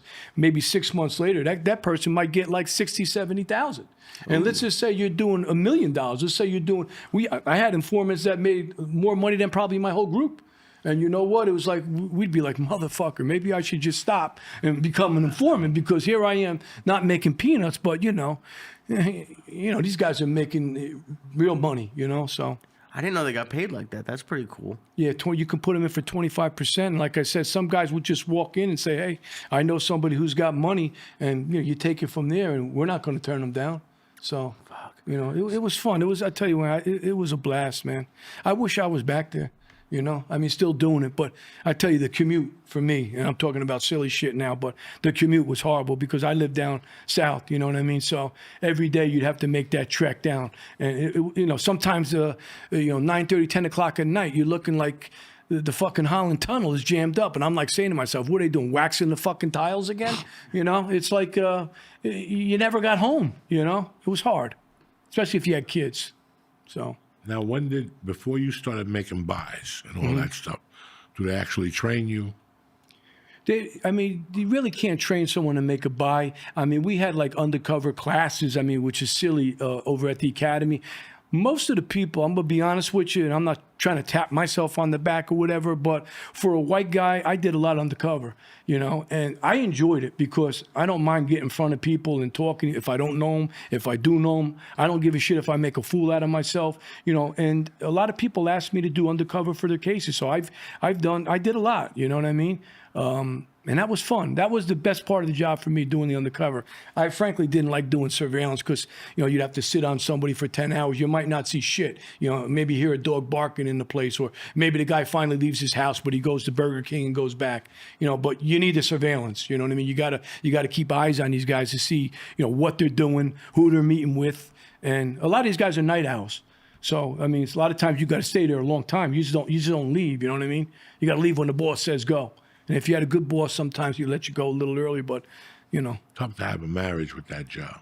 It was rough. I gave my wife, obviously, Denise, a lot of credit because we had two sons and, they were in school and she had to do everything. And, by the time I got home, I tell you, she had, food on the table, even if I came home late. So, and then the kids would be in bed. So I missed a lot of the kids, different things that they were doing with sports or with school functions, their friends. I missed all that. And that's horrible, so. It's just crazy because for years, as George knows, I'm a Miami Vice fan. Yeah. Like, so was everybody else my age at the time. And I remember, like, guys going to buy 10 kilos and not doing a line of coke. Yeah. Like, just looking at it with a tube and, give him the money. And the guy would leave. I'm like, bitch, I got to see you do something. Like, that's always been my thing. Like, yeah. And then I got locked up. And it's a federal case. Okay. So they arrested me for like 3 hours and they put me in a federal bin in Boulder. But I was in there with some dude who I'd never seen before. He was dressed like he was going to a Michael Jackson party. This motherfucker had like a tuxedo on. Yeah. The tuxedo was loose. Like Elvis, not Elvis, but like Tom Jones. Yeah. He would let the tuxedo top on. What's new, pussycat? Fucking guy was beautiful, sharp hair, moosed up. You could tell he had done coke for like 4 days. And we started talking. And, I go, what happened? And he's like, dog, this is the wildest thing. And we just started talking. And he said that he went on a trip with a girl and another couple. And on the way back, that guy was a fucking undercover Fed. But he goes, he was doing coke with me, line for line. And I'm like, Nah, the guy was bullshitting, man. but then you watch a movie like Rush. Yeah. And I know you've seen Yeah, that one, yeah. right? I try not to watch too many, but I tell you what, I enjoyed Narcos and stuff like that. Because, No, not Narcos. Yeah, the other movie with yeah. the guitar player, the crazy piano player. Yeah. He dated Cher, George. He was the piano player in that band that does the Allman Brothers. Did you ever Okay. see that movie? I probably did, but it's not coming to me right now. You know, It's it's a movie probably, about he's like a kingpin somewhere. But the moral of the story is Jason Patrick, Jackie Gleason's grandson, and a pretty girl from Fast Times. Oh, They yeah. become undercover agents, but their boss is Sam, whatever his name is, and he just tells them, you got to get high with these people. And these guys go off the fucking deep end, and then they go to a rehab. By the time they go to court, they look like, Johnny Verrucci, and there's no blood test, they piss positive, they shave their hair. I don't know. Yeah. Have you heard of this shit, or is this just jailhouse bullshit? Nah, I mean, like you said, it is probably a story, but like when I was doing my things or anybody does their things, if you're dealing with like legit businessmen, because you might be thinking about maybe some mutts on the street, you know what I mean, some kids or but with the DEA, most of the times what we were dealing with normally, I mean, you'd have to start low sometimes. You're talking, these are businessmen, Colombians, you know what I mean, Mexicans now, right? Whether it be the Italians. So I mean, these guys ain't really doing this shit. So like when I was posing and doing some of my things and stuff, I mean, nobody would even ask me that. And I met some pretty top heavy people. And you know what? I would just be like, if they asked me, I'd be like, get the fuck, I don't do that shit. You know what I mean? I just make money off it. I mean, that's just poison, So, could be stories. I know, with the DEA, I mean, that doesn't go down at all. But, again, it depends on who you're working. Like, I would never go, although I have done this. I mean, you're not supposed to go in people's houses and stuff like that, or in apartments or nightclubs and shit. I've done that on a lot of You occasions. gotta go to a nightclub. Yeah, but they don't want you going in because then surveillance doesn't see you. I mean, I have a story. I don't even want to. I have so Okay. many friggin' stories. I mean, like on the way home, Yeah. there's a club, where people hang out. Yeah. And on the way home, before you go home, you stop and then get a drink, see what's going on in your neighborhood. I thought it was like that. No, I'm talking about like if I'm going even to go make a buy and shit. I mean, it was times that, I would go and be honest with you, I have a drink or two before I go in and make a buy. And, I'll tell you, I'll give you one quick story. I don't know how it's going to come out. My memory's a little shot, but one of the guys from DEA was working this guy. He was a Russian guy. He was a big motherfucker, about 6'5", 300. And I didn't know him from Adam, nor did the DEA agent that had the case. But apparently he killed a cop in Queens, So they're like, hey, Myron, I'm like, what? You think you could try to meet this guy? I'm like, you know him? Do you have an informant him? No. You have a phone number? I got a phone number. So I end up calling the guy, you know what I mean? Just out of random, just say, fuck it, let me try it. I forgot the guy's name. I believe it might have been Steve or whatever, but he was a Russian kid. He didn't speak full English. And I'm like, I call up, I go, hey man, I know you from somebody, from somewhere. And you know what I mean? I know you're over at it was the Limelight with Pete Gation and stuff. Because to be honest with you, our office was right across the street, so we would watch it a lot. And he ended up wanting to meet me based on, I don't know what the fuck I said, but we ended up meeting. But again, to make a long story short, he wanted to meet in an area, maybe it was about 6 blocks away. And I got there early with my surveillance team. And I says, man, I'm here early. I'm by myself. And I'm like, I'm a little nervous too, because he's a big guy. He might have killed this cop. And it was a big story back in the day. The cop in Queens they come up to the car and they pull the trigger and they put one in his head. And so I got there early and I'm like, fuck, I'm looking around for a bar or something, So I see one and I go, I go over to the bar. Now, everyone's watching me. I didn't give a shit, my surveillance. I go to try to get in the door. The guy goes, you can't come in here. I go, what do you mean? I said, I want to get a fucking drink. He goes, you're not allowed in here. I'm shaking my head, and I go, why, I'm looking around, though, and I'm seeing something a little peculiar, you know what I mean? Because there was nothing but guys in there, So what ended up happening was, now the guy calls me and says, are you here? I go, yeah, I'm here. He goes, where are you? I go, well, I'm by this bar. I go, but I can't get in. He goes, I'm inside the bar. I go, really? He goes, try to come in now. So I go back, they let me in. It was a gay place, you know what I mean? With all guys in there. I mean, it was crazy shit going on. I can't even recall because I was like a little nervous to meet this guy, and he was big. He met me at the door. He went through everybody, but there was guys on the bar, like, shaking and, everyone's drinking shots. They're all dancing, bumping with each other. All of a sudden, he goes, come on downstairs. Now, there's all marble going down these stairs, and I'm going to myself, motherfucker, Myron. I'm saying to myself, you're by yourself, man. I go, I got to go. I'm fucking ready in here, So I follow him down there, and I stop at the end of the stairs. Now, he goes in a urinal, you know what I mean? And this guy is huge. I don't know how he got the fuck in there, because he got to squeeze in there. It was like Superman. And he's in there. Now I'm a little nervous, and I don't normally get nervous like that. He opens the door, and he goes, come on in. Now, we're in a gay joint, and I'm not trying to pick on it, but I'm thinking, what's this guy going to do? Is he going to do something to me in there, whatever? I'm just thinking crazy thoughts, So I go in there, and he goes, you got the money? I go, yeah, you got the money. He goes, the stuff's underneath the toilet. I looked at him, and I go, I'm not fucking bending down to get that shit. I go get that shit and give it to me like a fucking man, you know what I mean? But he was nervous too. I was nervous. We ended up doing the deal, is the moral of the story, you know what I mean? When I came back out and I went back to the office, everybody was pissed at me because I went inside, but I did the job.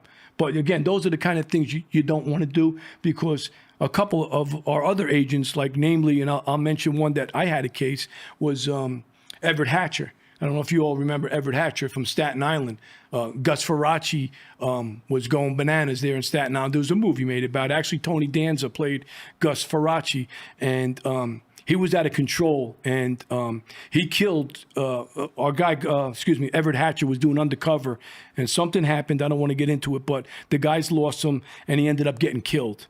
And basically what happened after that, which was obviously very sad to see somebody, getting taken out like that, and that somebody could actually do something like that over drugs. But I guess Faraci was just nuts, you know what I mean? So what ended up happening for like a good 6 months after that, we rode them, all the guys, the Italian guys, every fucking family, broke down their games, did everything until somebody, came up with where this guy's at, Faraci. I don't know if you saw the movie. I mean, There was Tony Danza played him. I think it was Tony Danza. He plays all those movies. But he was in another one of ours, that A Mob Over Miami was another movie that was made about that Chris Ludwigson kid who was dating Madonna. Yeah. But he had issues that nobody knew. He opened up a club in Lauderdale. It was a Club Liquids. I mean, it was one of the biggest clubs. Monday night. Boy, Black Cat, Pussycat. Yeah. On Monday night. I went there once. They gave me a cock ring. On a Monday night, I went there. There you go. With some people from the Improv. I was in shock.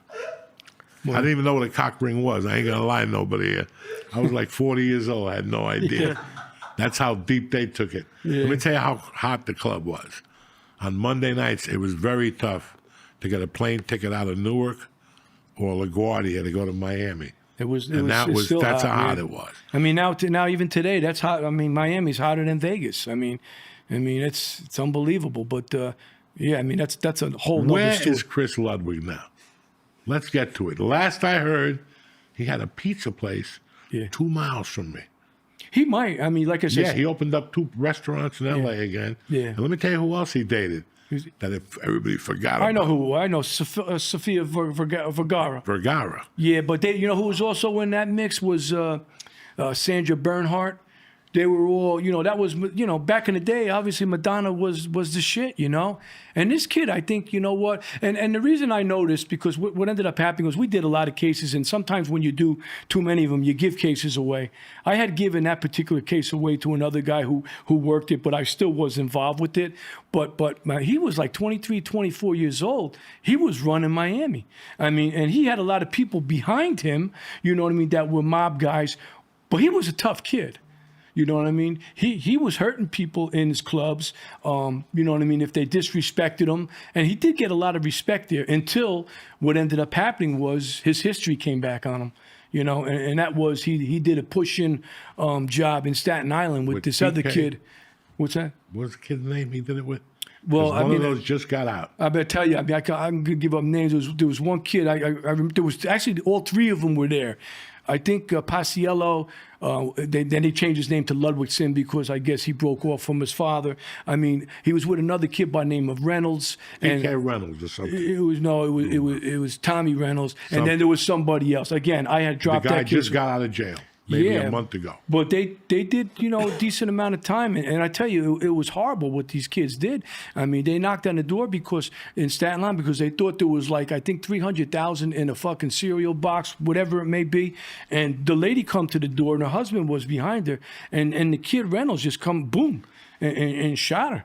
You know, and you know, Jesus, man. And so that's what came back to him, you know, where, you know, he would have been gold there in Miami, but he had to do his time. And I think he ended up doing 16 years maybe, or I'm not actually sure, you know what I mean? Because I didn't follow. Again, you can't quote me on some of these things, even some of the names sometimes because it's been a little while.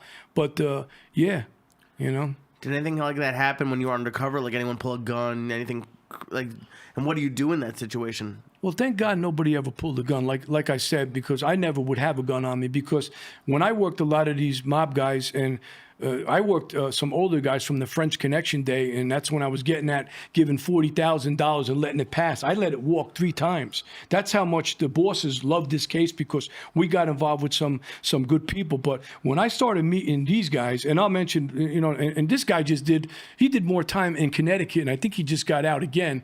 After we locked him up, he got out. He just likes to be in jail, I guess. I guess he likes the commissary, you know what I mean, the Slim Jims and shit. But, you know, I was meeting a guy by the name of Frankie Catino, and he was an old fucking guy. And I would meet him at a place called La Maganette over in the city, which was on like 53rd and 2nd Avenue.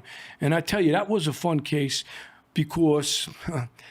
I'm kind of losing myself here because this case initially was handed to us through an informant from Jersey, actually, and I'll say he's dead now. Joey Eppolito was the informant, and I got to give props to you know, my partners and the case agents on this, on all these cases I'm talking about. One is Eric Stangby, and the other one is Robert Brizzolari, who are, you know, great agents, and we did a lot of things. But yeah, I was meeting this guy at this La Maganette, and like they would pat you down right away. So if you had a gun on you and shit, you know what I mean, it wasn't working. They would pat you down for wires. And I remember I used to bring a whole wad of cash into La Maganette, and you know, I felt like a king because, you know, I really didn't have that money, but I was taking it from, you know, the government, you know. So I remember the bartender, she was a good-looking girl, you know what I mean? And she liked when I come in because I'd say champagne, boom, boom, get this guy this, whatever. And I'd always give her a good tip. But that's when I first... you know, started meeting, we called him Herbie, Frank Catino, in La Maganette, and that was a big case. There's some, I mean, he was involved with the French Connection Day. You remember the French Connection? Yes. I mean, you know, back in the 70s where that was the boys from Pleasantville Avenue, okay? You know, Elvis Presley sung about that, right? What was the name of that song? Purple, the Purple, the Purple Gang. You know what I mean? So that was fun because I was meeting with 3 or 4 guys at that time, and that case took about a year. And it all came from, you know, that one informant who now, unfortunately, I mean, who ended up, to be honest with you, he was a really good guy. I mean, he just made some mistakes, and he was involved with O.J. Simpson and back in the day. That's how popular this guy was. He was a very charismatic person, and his father was big in the mob too. His father was Joey, and Joey was a big marijuana coke guy. So he's the one. I had to actually meet his brother while Joey was in jail. I met his brother in Point Pleasant for like a weekend to go over our game plan because I had to remember like all these people because I was supposed to be like Joey's like guy, you know, now it took over. So, you know, I was spending a lot of time with them, and then they set me free, and for like a year and a half, we went up on a lot of wires. We locked up a lot of people. Again, Rob Brizzolari and the group, he did an outstanding job. And, you know, we actually got into the heroin was coming from China. And there's a big difference between heroin. You know, there was Afghani heroin. There's all kind of crazy heroin, right? There's hillbilly heroin. But the shit from China, man, when he brought that shit to me, we always met at La Maganette. I'd say to him, hey, Herbie, I go, you got it, right? Because we'd be sitting having some pasta and shit, like on a little table outside. And I vividly remember, I could smell the heroin. That's how strong it was. And, you know, I'd give him the 40,000. He'd give me the fucking brick, and we'd go. You know, and that was that. And we did that for a year. I made 3 or 4 buys into him. So we spent alone just the money, you know, due to multiplication. 4 times 4, that's 160,000, right? But we ended up getting good players. You know, again, I can go into a lot of other names and stuff that maybe you all know or maybe you don't, but they were like, this guy was related to like captains from the Lucchese family, you know, and a lot of high level people. So, yeah. It's crazy how many of those guys made millions of dollars But this selling guy, heroin. yeah, but you know what? The funny fucking thing about it is this guy Herbie. He looked like, honestly, he looked like Mr. fucking Perdue. You know, he was skinny. He had no fucking hair. He hardly had a car. So, like for instance, he had the juice enough to get the heroin. You know, but these guys like that, like, and you'll see a lot of guys like they don't really have the money. They're not really the businessmen. You know, so this guy would do whatever he can to, you know, to make $1. You know, and I don't know what his cut was. What he took off the end, you know. But then again, I on another occasion, he loved the fact because I was fucking winding down. Then I bought him warm-up suits. I bought, you know what I mean? I gave him a case of fucking this. It all went together where it gave you like kind of credibility, you know. So that was fun. That was one of my, you know, I don't want to say best undercovers were, but it was like. It was like just fun to do because I didn't have to go to the office. You know, my one big boss, you know, you could wear sweats, you could wear shorts. I'd make phone calls from around my house now, you know, because they knew I was from New Jersey. So that was cool. Did you ever have to be careful of like not going to that area of the city when you were just off? So like they wouldn't recognize you, or that wasn't something you were worried about? I really wasn't worried about it. But one thing that happened, and it's a good thing that you brought this up because, again, my mind is all over the place. The thing that happened in this case, okay, is when this thing fucking went down, we locked up about 20-something people, okay? And what happened was the undercover's not allowed to be there for the takedown, obviously, because they don't want to see, like, oh, you know, I called myself Chuck, by the way, you know what I mean, when I was doing undercover. So what ended up happening, they did the takedown, and during the takedown, you know, afterwards, I came into cell blocks. And they were trying to figure out what the fuck happened, you know? And all of a sudden, Herbie saw me. And they overheard, like, someone saying, hey, Myron, come here. Herbie goes like this, I can't believe I got did by a fucking guy by the name of Myron. And I looked at Herbie because I had promised Herbie, I says, Herbie, you know, in a week or so, Stones are around. I got fucking tickets. We're going to go. I says, well, you know what, fucking Herbie? You ain't going to the fucking Stones concert either. You know, so... yeah, but, you know, those were the kind of guys, like, we locked up, like, a lot of the older guys, they didn't really give a shit. They didn't mind doing time. You know what I mean? It was like, you know, like they go and play probably fucking dominoes or something. But then again, I just found out with Catino, I'm looking through some articles, he got out after doing 10 years with us. He went right fucking back in. Like a year later, he got caught in Connecticut. You know, he had a lot of ties to the Lucchese's in Connecticut. One of them was like this guy, Anthony Bawat. I mean, he's well known. You know, he was one of the captains and stuff. They were involved with, Gas Pipe. You know, you remember Gas Pipe? He wanted to blow up fucking MDC. He wanted to escape there. He was going to do it. You know what I mean? So you can't make this shit up. I mean, when you're on a wiretap. And a lot of times I would be listening, like the first wire we did, which I didn't even get into. I mean, the shit that these motherfuckers say on the phone, I mean, you just got to laugh, you know, because they're saying, shh, don't talk, you know what I mean? But yet they're fucking telling you everything. Yeah. And I'm laughing. And back in the day, I mean, nowadays, the kids that, you know, and I call them kids because they are, the agents have everything computerized. Back in the day, I'd be on 4 fucking phones with our group. I'd be in a chair that had the wheels like this. I'd have to, like, one phone would be going off. I'd wheel over there, right down the other one's going off. Wheel over there, you know. You'd be going nuts, you know, because they just talk so much, you know, and that's how you get them, you know. And that's how we did get him, and it was fun. We locked up 75 fucking people on that first case with me and Eric Stangby. Again, I want to mention him because, you know, he was my senior partner, and it was unbelievable. I mean, we started with a beeper. Back in the days, that's why it says we normally start with informants. Right. We backed out of a beeper. They were wearing beepers back then in Bay Ridge and Bensonhurst. We backed out of that, and we got 80 fucking guys, man. 80 fucking guys. It didn't stop. You know, I wanted the case to end because it was like, as a matter of fact, I'll tell you a story. When we did the fucking takedown, this is just a little side note. I had one group, there was one guy that was doing some shit because a conspiracy in the federal system, you're still going to do the same amount of time. But this guy was dealing low level with this crew, but he fucking lived in, no shit. He lived under Avenue U in a fucking box, like a cardboard box. And we wrote the instructions onto all the people that when you go out and do the takedown, there's like 5 guys to go do them. We said, yeah, you're going to find this fucking guy, Matt. He's going to be in this fucking cardboard box. And lo and behold, they come back to the lockups after. He goes, Myron, you were fucking right. He was in the cardboard box. And, you know, here he is involved with all these other guys. And, you know. So let me ask you this, because I get mad at my friends who, like, will text about buying weed from, like, when they don't go to a dispensary, but they'll be like, hey, do you have trees tonight? Or I'm looking for... Yeah, you ain't Cops nothing. know what that means. That's they're being stupid, right? Like if they text about like buying. I mean, weed. of course, but back in the day, but nowadays, I'm gonna be honest with you, man. Nobody bothers with that shit. I mean, like even back in the day, like I'm being Jesus. like for federally. See, we used to do a lot of the Italians on the marijuana, but we would do them on RICOs. If you all know what a RICO is, you know you have to have 2 predicate felons. So they might be doing gambling, they might be doing prostitution, they might have had a couple of murders, and we'd bang them. And that's how actually Giuliani started this shit, you know, with the RICO. So when you get them, they're doing like just about life, and you know basically they got to flip. But nobody's bothering with that shit. I mean, it would take 1,600 pounds back in the day for me to actually have anyone do a little bit of time. But when you put that together with other charges, then it you know makes a difference. 1,600 pounds. Yeah, that was the federal guidelines. I think for like you might get like 5 years. 5 years. But not even that because you probably get out, you know, early.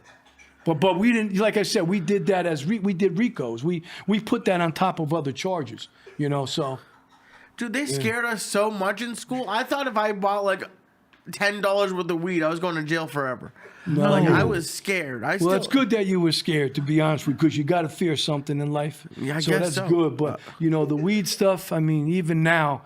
I mean, everything is different now too. So there's some jurisdictions like I went out to L.A. and again that goes back to the Eppolito thing, and we were doing more buys from this. It turned out to be the OJ thing, but what ended up happening was sometimes they wouldn't even want to do the cases if you can get them 10 kilos of coke.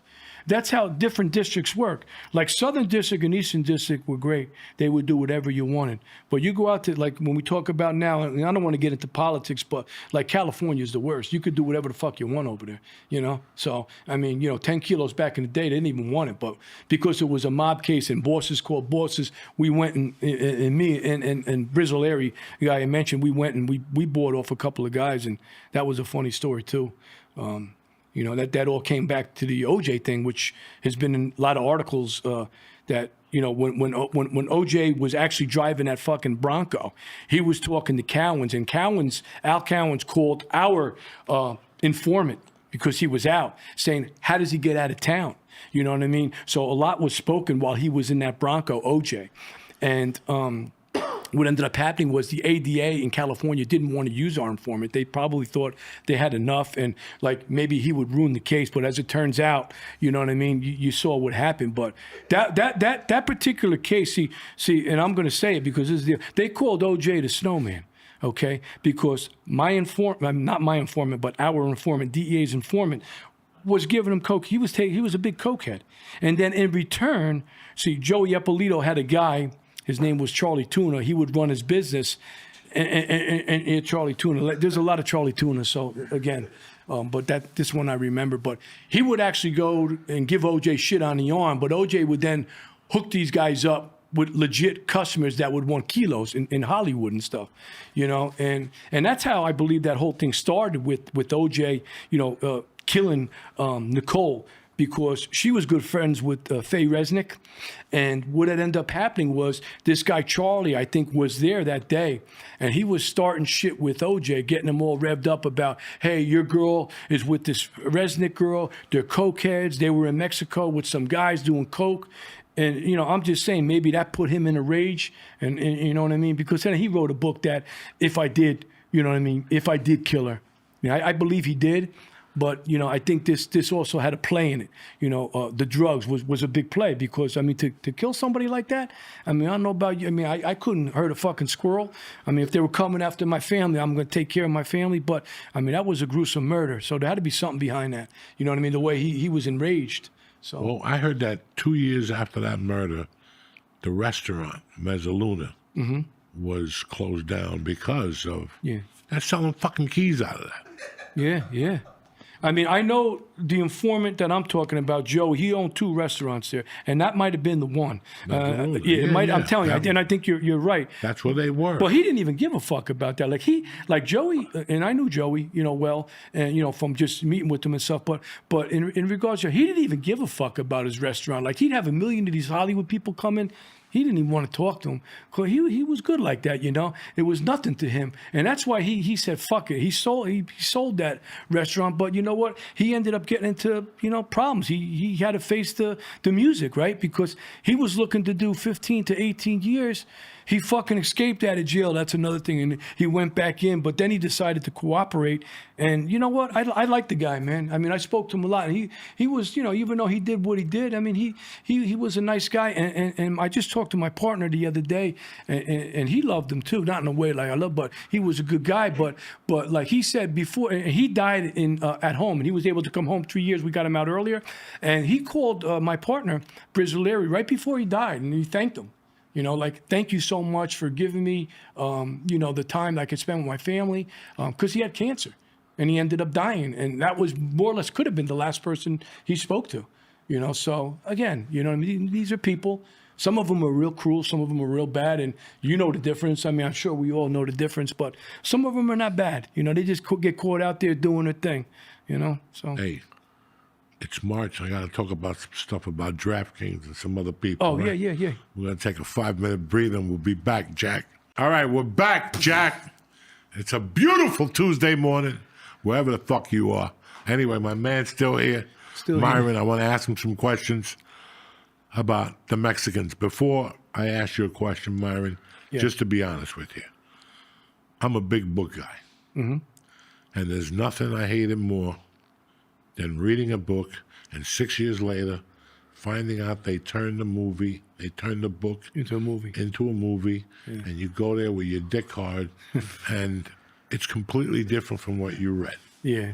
All of a sudden there's a sister involved and she's dating a midget in the basement. Yeah, for And sure. you're like, where the fuck did I come from? There's only 2 books I stand behind. Silence of the Lambs is just the way it is on book, as it is in the movie. Great movie. And there's another one. God damn it, it was just Sleepers. Oh, Sleepers. I didn't see that. Sleepers. Silence of the Lambs was a good one. Sleepers. But those 2 books, everything else I watch, I know where I just came from. I know people's story, and next thing you know, they rewrite it. You're fucking pissed, but they throw you another $1 million to shut your fucking mouth. Of course. Because if not, you're not going to have dick, okay? You told that little mistress you're going to be in Hawaii with fireworks and a pineapple. That's over. That's over. So now you go, okay, add my sister and make my mother black. It doesn't make a difference anymore. And that's it. And you don't know it until he goes on a show 15 years from now and says, did you know my mother was white? They wanted me to do that for the script, okay? So when I watch Narcos and shit, I know it's 50-60, 40-60, I'm sorry. It's 40% correct and 60% made up for your imagination. You know, I understand. So. But when I first saw the first season of Narcos... Was that with Pablo? Yeah. Pablo, I dove into reading. I didn't watch the other stupid shit on Netflix. There's 82 shows.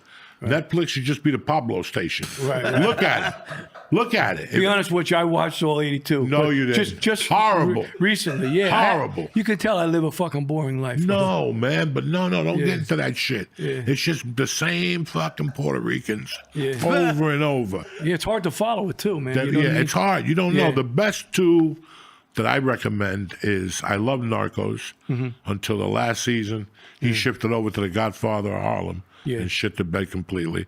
They just got a bunch of fucking people jumping up and down. The last season is god awful. God awful. Because I'm telling you, as a fucking fan, Yeah. you know what happens. It peters out, man. You know what I mean? After a while. I mean, Doesn't it's peter redundant. out. The writers get deals somewhere else. Yeah. So now it's me, you, and him. We wrote it. Yeah. We wrote the first 9 episodes with Pablo, and we got fucking 9 more in the can. They're going to sign us up. All of a sudden, you got a weird bug up your ass. I want to be on, one of those fucking Lifetime shows. Really? Really? We just fucking wrote something tremendous. They're going to double my pay, and I got 3 kids in college, Joey. Yeah. But there goes the original Jackson 5. Now we bring in 2 other guys. They don't know what the fuck. They just came from a fucking soap opera. Yeah. We're here trying to write about people getting mugged and gangsters, Lee, Yes, it's going to be all right. You want an Alka-Seltzer? I do. I need It's one. good. What's You the want matter, some bro? of You it? sick? I got a little sniffle. I'm good. But All right. So I read about it. I really read about it. Yeah. And the other show I really like is Hota Hota. I never Have saw you that. ever seen that show? What's it called? Hota Hota? No, There's but a- I saw. You know what's a good one? If you're talking about drugs, because that's what I'm here for, the drugs. But the Griselda was pretty good. yeah, Griselda Blanco. Yeah, I Yeah, think that Griselda- was, Griselda. You know what? That's actually DEA locked her up at the end. wasn't Yeah. that the guy from Miami? But that was also tremendous bullshit. First of all, if the show was going to be real, you had to get somebody look like me to play Griselda. Well, you know what? That woman was ugly as dog shit. No shit, bro. You're right. I mean, in real life, That when was you saw terrible. This girl. I love that girl. I Yeah, love yeah. her. Don't get me wrong. Yeah. I love all her work. But that fucked up nose, she looked like a Pink Panther when he played the fucking Italian He's guy. right though, man. Because honestly, No, come in real on. life, she was adored. But they had No, nobody Sophia- did her. Yeah. You did her with a blindfold on, dog. You're crazy. But she had strength, man. She was legit. I mean, be honest with you, they really were scared of her. She ran a fucking great organization. I mean, I wasn't around for those cases because DEA again did that. I know they picked her up at the end, but they were looking at her. She was doing shit in the Bronx, but she was legit, man. She made a lot of money. I mean, that's when, like you said, when the times were roaring in the '80s with Miami. That's when everything came out with Miami Vice, the Go Fast boats. You know what I mean? They were sending shit in planes and just dropping them in the water. I mean, there was so much money to be made. I've never. There's only 2 changes that I ever saw that were dramatic. Mm-hmm. Before I get into it here with you, Yeah, I'm gonna there was grab a 2 little. changes. You came from Woodbridge. You went to Woodbridge, yeah, not Woodbridge. Woodbridge, yeah, Bridge. So you saw changes when you were in high school, and especially if you went outside of Woodbridge. We were raised in this fucking neighborhood Right. with your wife, so we saw, and all I remember is this: we were spending $4 a night. We would do a hit of acid, split a hit of acid, and get a 6-pack from Nick's or whatever. Yeah. Not Nick's, that's a pizza Nips. joint. The liquor store in the corner or Nips. something like that. And then, okay, everybody got cooler. We started eating Quaaludes. Now your night went from $4 to $4. And you drank two drinks if somebody served you, and you were good to go. Then out of nowhere, people started going, "Psst, come here. Come in the bathroom. Try this Coke." And you're like, "I'm over here at Joan Mary's on Burger Line Avenue. What am I? This ain't no discotheque." And you started, and all of a sudden everybody was cool. Everybody was doing a package between 4 people. Nobody was ODing. Nobody was jumping up and down. At 2 o'clock, people were like, good night, good night. There was no drama. I leave for Colorado. I come back. Oh, my fucking God. People went from Yeah. going home at 2 Yeah. to going home the next day. Yeah. Like people started going out on Friday nights and not going home till Sunday afternoon at 5.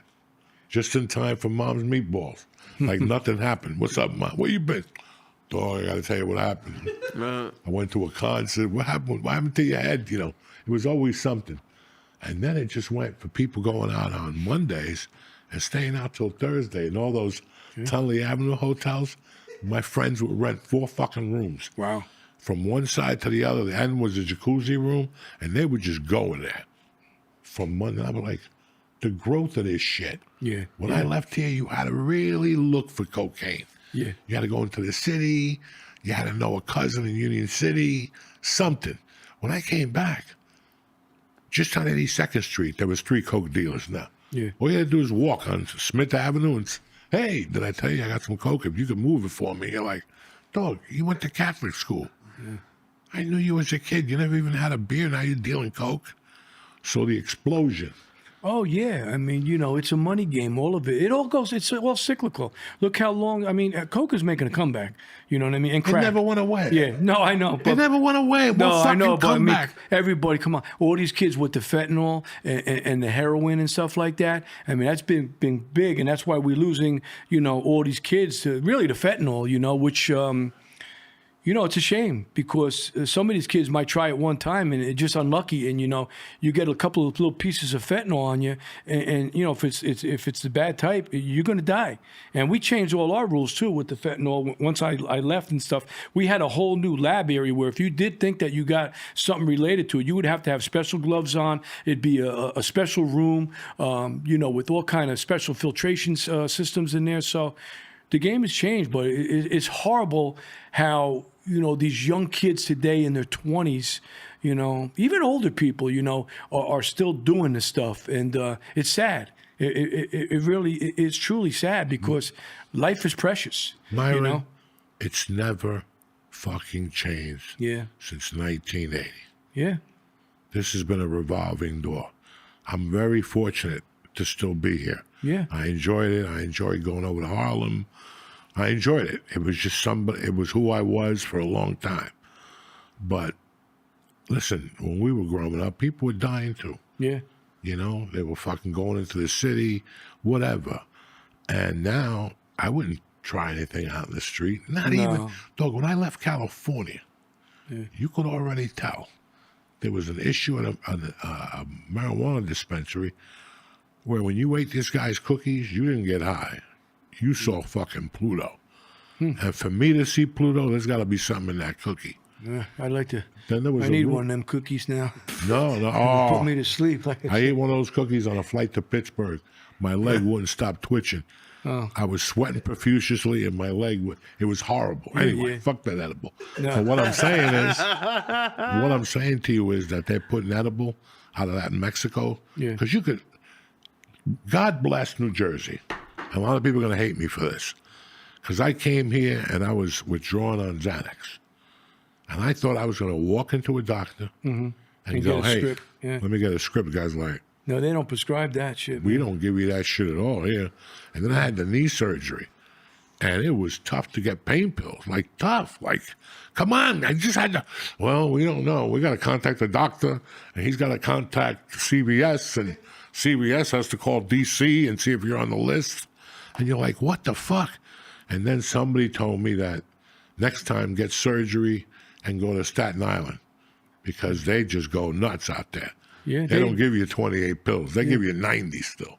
Yeah, Bam! we had a group that actually just dealt with that. It was called our diversion group. So Yeah. if you get a script, that third copy, I believe it's pink, you know, that goes to the DEA, and they can tell by like, and not that I did, I wasn't in this group, but, you know, the pharmacists, the doctors, they were locking them up left and right because, and the pharmacists, they were getting like $500,000 cash out of their fucking apartments because that's how lucrative the business was with you know, like you said, whether it be oxys, whether it be Xanax, or Dilaudid, you know, all these things. So it's a big business. Well, I saw some documentaries that like people who got addicted to the pills would switch to heroin because it was cheaper, which is it's crazy true. to me. No, it is cheaper. It is. That heroin is cheaper than a pill. Of Remember course. remember when we did heroin, Lee? I don't know if we did heroin. When did we do heroin? Don't worry, I got the date. I got the episode. I can't. I can't see him doing heroin. No, I did. I It's did more just- than you would think. But Just Let me- his little marijuana joint, man. let me ask you this, because I just moved to New York in September, and I had one guy ask me for if I wanted party supplies, but other than that, that's it. What, like paper plates and fucking? Who knows? fucking, yeah. But like, how much on a daily basis? Yeah. How much shit is going on in like plain sight in New York? I mean, it doesn't even have to be New York. It's all over. I mean, like you said, I mean, even with the marijuana, the dispensaries, I mean, I got places in town where I live. You go in there and get what you want. The other stuff, I mean, I'll be honest with you. I haven't been in a big city since I've been retired. I hate to say that. I have no interest in going back to New York, man.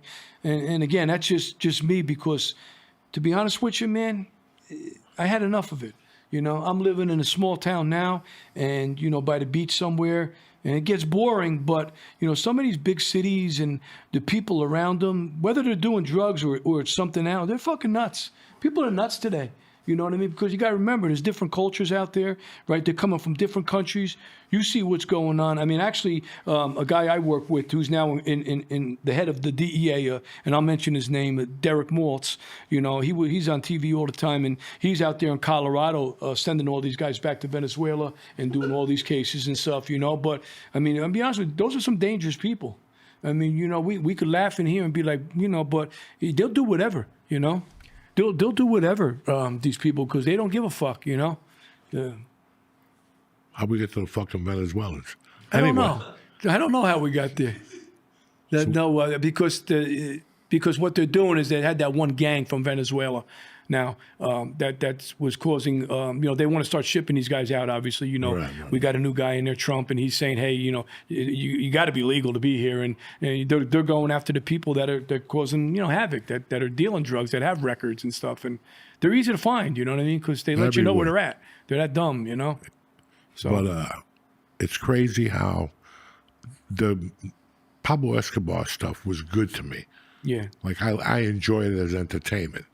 The one that really got to me was when the Mexicans started selling the weed, and then in the middle they go, "Fuck you, let's put some cocaine." I know in that's this what, I bitch." know what you're talking about. Yeah. And I went and read up on the people, and Yeah. you know, I was blown the fuck away Yeah. with the money they were making, and Yeah. they got into, and they made a big mistake when they killed, rest in peace. Yeah, our guy. Yeah. Yeah, Kiki Camarena. Kiki Camarena. That's a matter of fact. Recently, he was just in the news. You know, Right, 2 because weeks ago or something. what had ended up happening was they got one of his torturers, and again, the name escapes me. Miguel, Miguel. Yeah, and Yeah. when they brought him to arraignments, you know, they put Kiki Camarini's cuffs on him, which, you know, I mean, you know, okay, you know what I mean.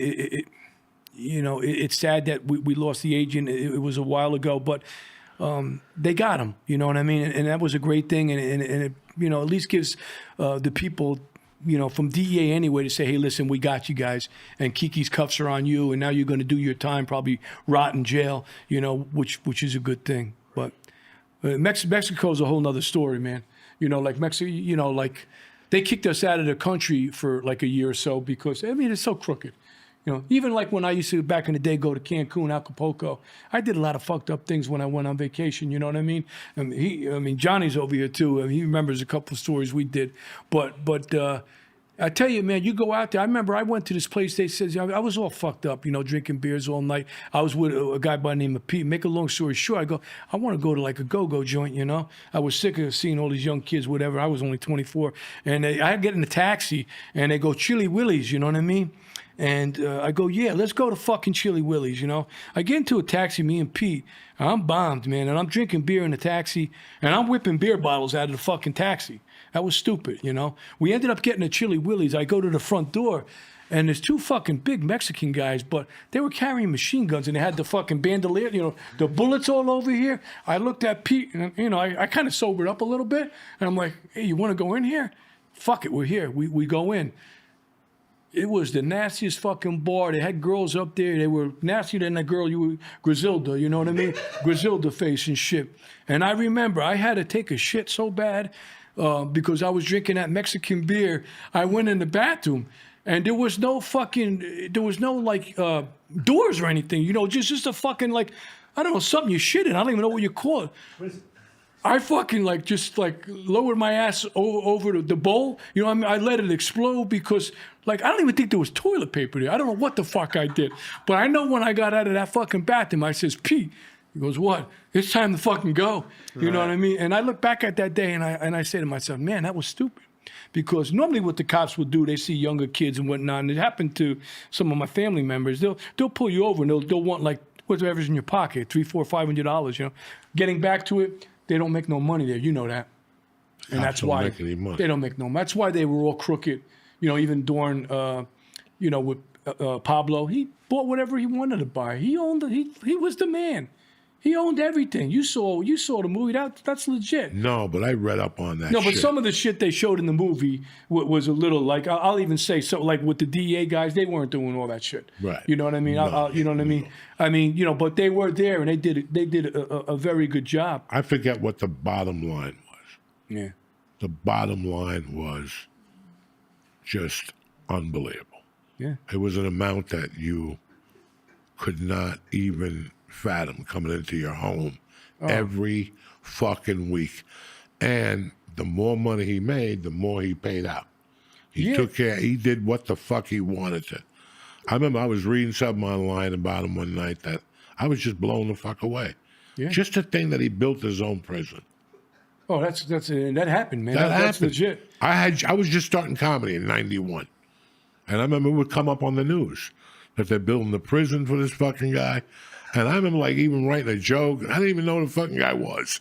I wrote like some Pablo was stupid big. joke and bombed. Yeah, like he opened up a hotel, Yeah. and it was funny because Boulder, where I was, the county jail was voted the #2 county jail in the country. It was clean, sanitized. Yeah. They gave you cigarettes.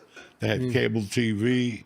Wasn't like Chili Willie's, man. No, No, it that was was a not like whole, Chili man. I still Willie's. remember that. But I'm going to tell you just in perspective, I'm a fucking nut, okay? And when you add an addiction to a nut, it's never good. And I'm going to be honest with you motherfuckers, and you can either believe me or not. I worked El Paso as a comic. The first night they came to me and they said, we're going to Mexico. You coming? I was a little apprehensive. And I went in the daytime, Yeah. and that was enough for me. Yeah. And then I worked San Diego one time, and I went to that side of Mexico, and that was okay for about an hour at night. And I'm like, it's time to go. Yeah, and I like man. crazy shit. I'm all in. I'm all in for yells in the night and people screaming, but that was just a little too out there for Uncle Joey. And I just came home, and then I went back down there with my wife when we were dating. A bunch of people were going to go down to Mexico. We got lost, dog. It was the worst. It cost me like $2,000 to get out of there in fucking nickels, because that's all I had. Every Mexican had nickels. I was giving out nickels like fucking, I swear to God, I just had an ashtray and the center thing, and it was all like nickels and dimes because they don't work on the fucking And the things kids in LA.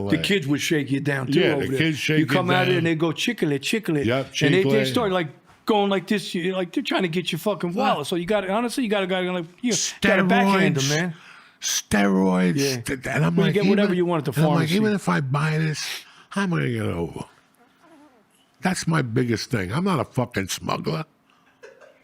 I've never been a smuggler. I don't mind. You give me an ounce of weed, I'll take it to Jersey. That's for me.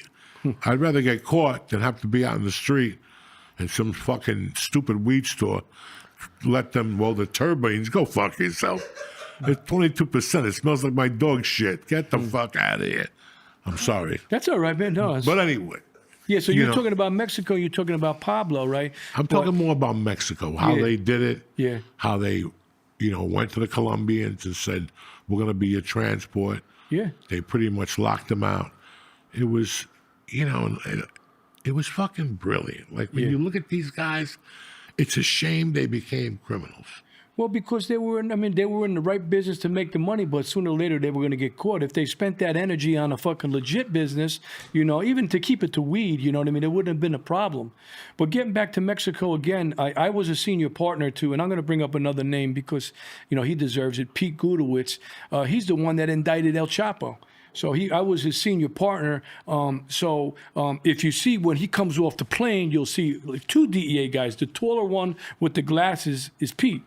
And he worked hard on that case, and that was a rough case because a lot of people had him indicted. But they always bring these people to the big house. The big house would be to New York, so they gave they arraigned them in New York. You know what I mean? So, but there was another guy. You know what I mean? El Chapo, and That dude was like a fucking magician. yeah, Was he not? He was getting out of prisons with a suit on and shit. yeah. Like, what happened to El Chapo? We don't sabe. Yeah, they were Nobody building knew nothing, tunnels. huh? He was the tunnel Building guy. tunnels. But I did read something. This motherfucker was buying up land Yeah. and digging tunnels underneath from the U.S. side to the Mexico side. Well, he thought about that. That was unbelievable because, all this shit is like, yeah. you know, you're like, all right, I'll eat a bunch of pellets and shove the rest up my ass. Meanwhile, Those are this guy's horrible. buying a house from the other house, and it's like they dug underneath where they put roller skates on it with a fucking thing that you push. Hasta la bueno, and they push it. Yeah. And it gets to the other side, and that's it. You know, who thinks it was simplicity? Well, how the fuck could you even think about a tunnel and the way they built it, even to get them out without? Well, I mean, the thing about it is they were making a lot of noise for the prison, so they were all paid off. I Right, mean, you no, can't tell me that they ain't hearing like fucking people blowing, or even Yeah, picking no. shit out. I mean, Come on. So yeah, but getting back to what you're saying, like how the Mexicans with the Colombians. I mean, back in the day when I first came on in the '80s and stuff, it was the Colombians. Especially in New York. You know what I mean? And that's where I was doing my stuff. But the Mexicans are a lot more powerful in regards to. I got to say, they got bigger conas, they got bigger balls. You know what I mean? So if you fucked up with the Mexicans, honestly, they were really, they tortured people.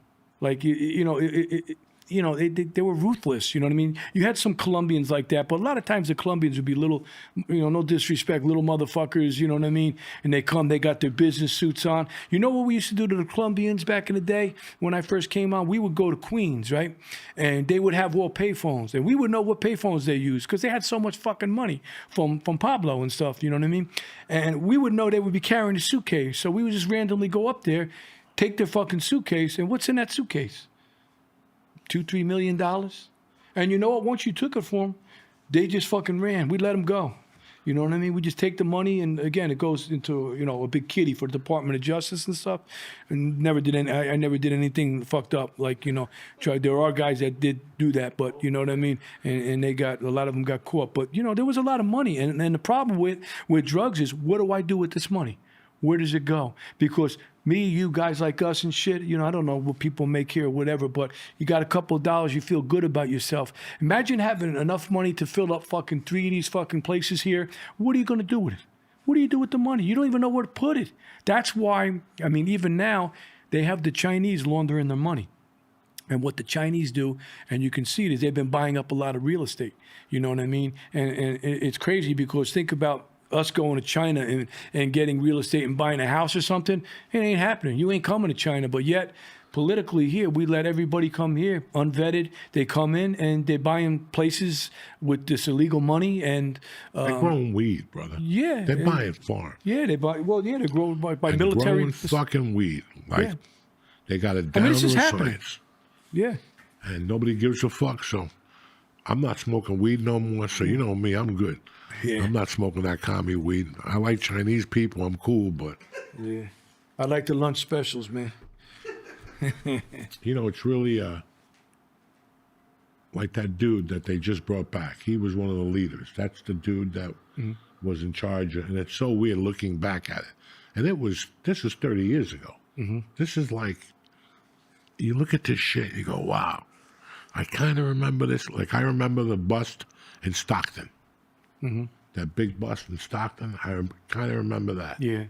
And me going, somebody's getting backhanded right now. Yeah. That's a lot of fucking coke in that warehouse. You know? Oh, yeah. You got to think about it like this, though. And I'll tell you, you got to remember all these products, whether it be heroin, coke, marijuana, they're all plants. So we had groups back in the day, back in the 80s, we called them Operation Snowcap. Matter of fact, we lost some guys come out of a helicopter and whatnot, and they're plants. So what happens when you fucking exterminate them? They just grow more. You know what I mean? So it's like you really can never stop it because you remember, they're plants, right? You just got to find a location and whether it be coke, right? Coca paste and, however way they make it and the heroin. There's all kind of heroin, but it's always going to be there. Like you said, like you were saying about it's going on, it went on back then too. Yeah, it did because they're plants. They're always going to be available and you're going to always make money. You're always going to make money on them, right? You're going to. Because we have a society that really wants this stuff, like even alcohol, you know what I mean? I know I'm getting off tangent here a little bit, but it's the same thing. People get addicted. there's addictions, you know, and sometimes it's hard to break, you know. You know, I remember Lee asked a question before, and I'm going to answer it. Lee, one of the main reasons I left this area was because, how far are you from New York City right now? 10, 15 minutes? I was 15 minutes away from any drug I wanted to buy. At whatever time you wanted to buy it.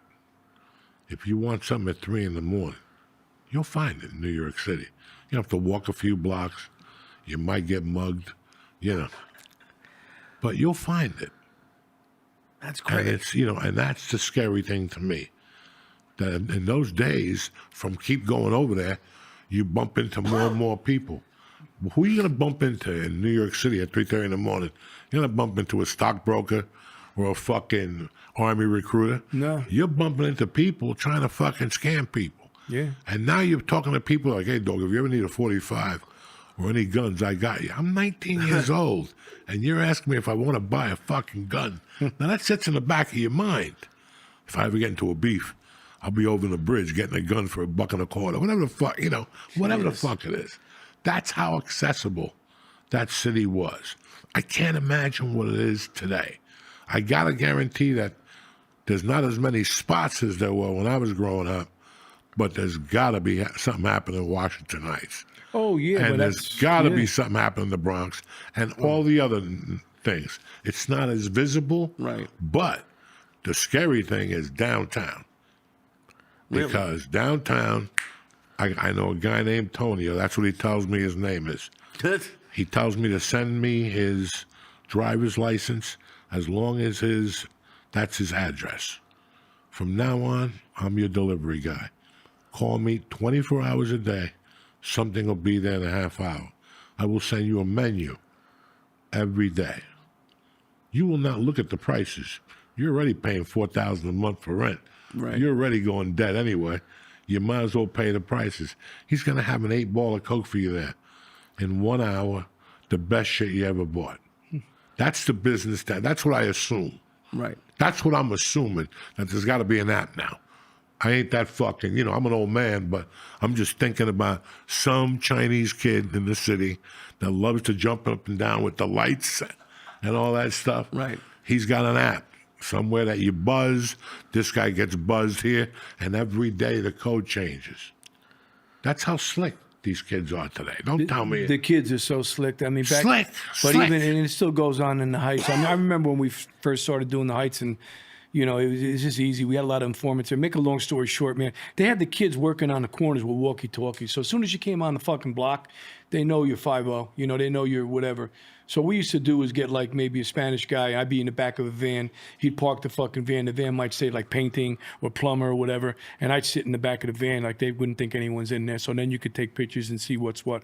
But the kids, even at the ages of 11, 10, you know what I mean? In the stash houses, I mean, we had special guys that used to basically know how to infiltrate any kind of special trap they might have, because it was like really fucked up, you know, really crazy traps that these guys think of. I mean, unbelievable. You know what I mean?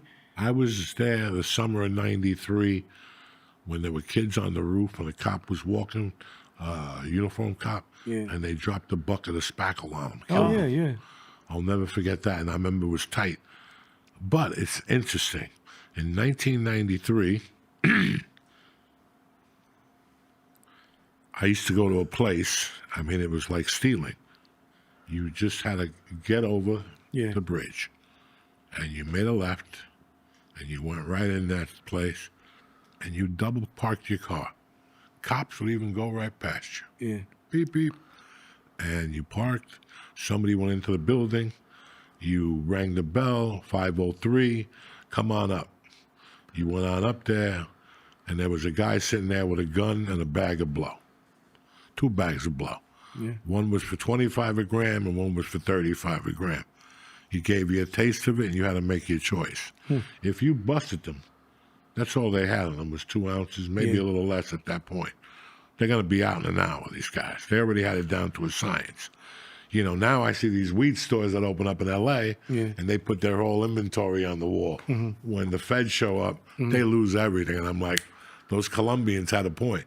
They only showed you what you needed to see. Right, right. You need that? Give me 10 minutes. And they make a call, and it's around the corner, hidden in somebody's fucking Corvette or whatever the fuck it is. Oh, it's difficult, even for us it was, in regards to trying to find, where the stuff is. First off, everyone's a bullshitter. I mean, like, I got the money. Nobody had the fucking money. You want to see the dope first, you know what I mean? Whether it be coke, heroin, or whatever. And that's the games we would play. I mean, sometimes we would flash them. I actually was giving the guy 40,000, but sometimes we would have, like, flash rolls. But really, like, cops only flash money.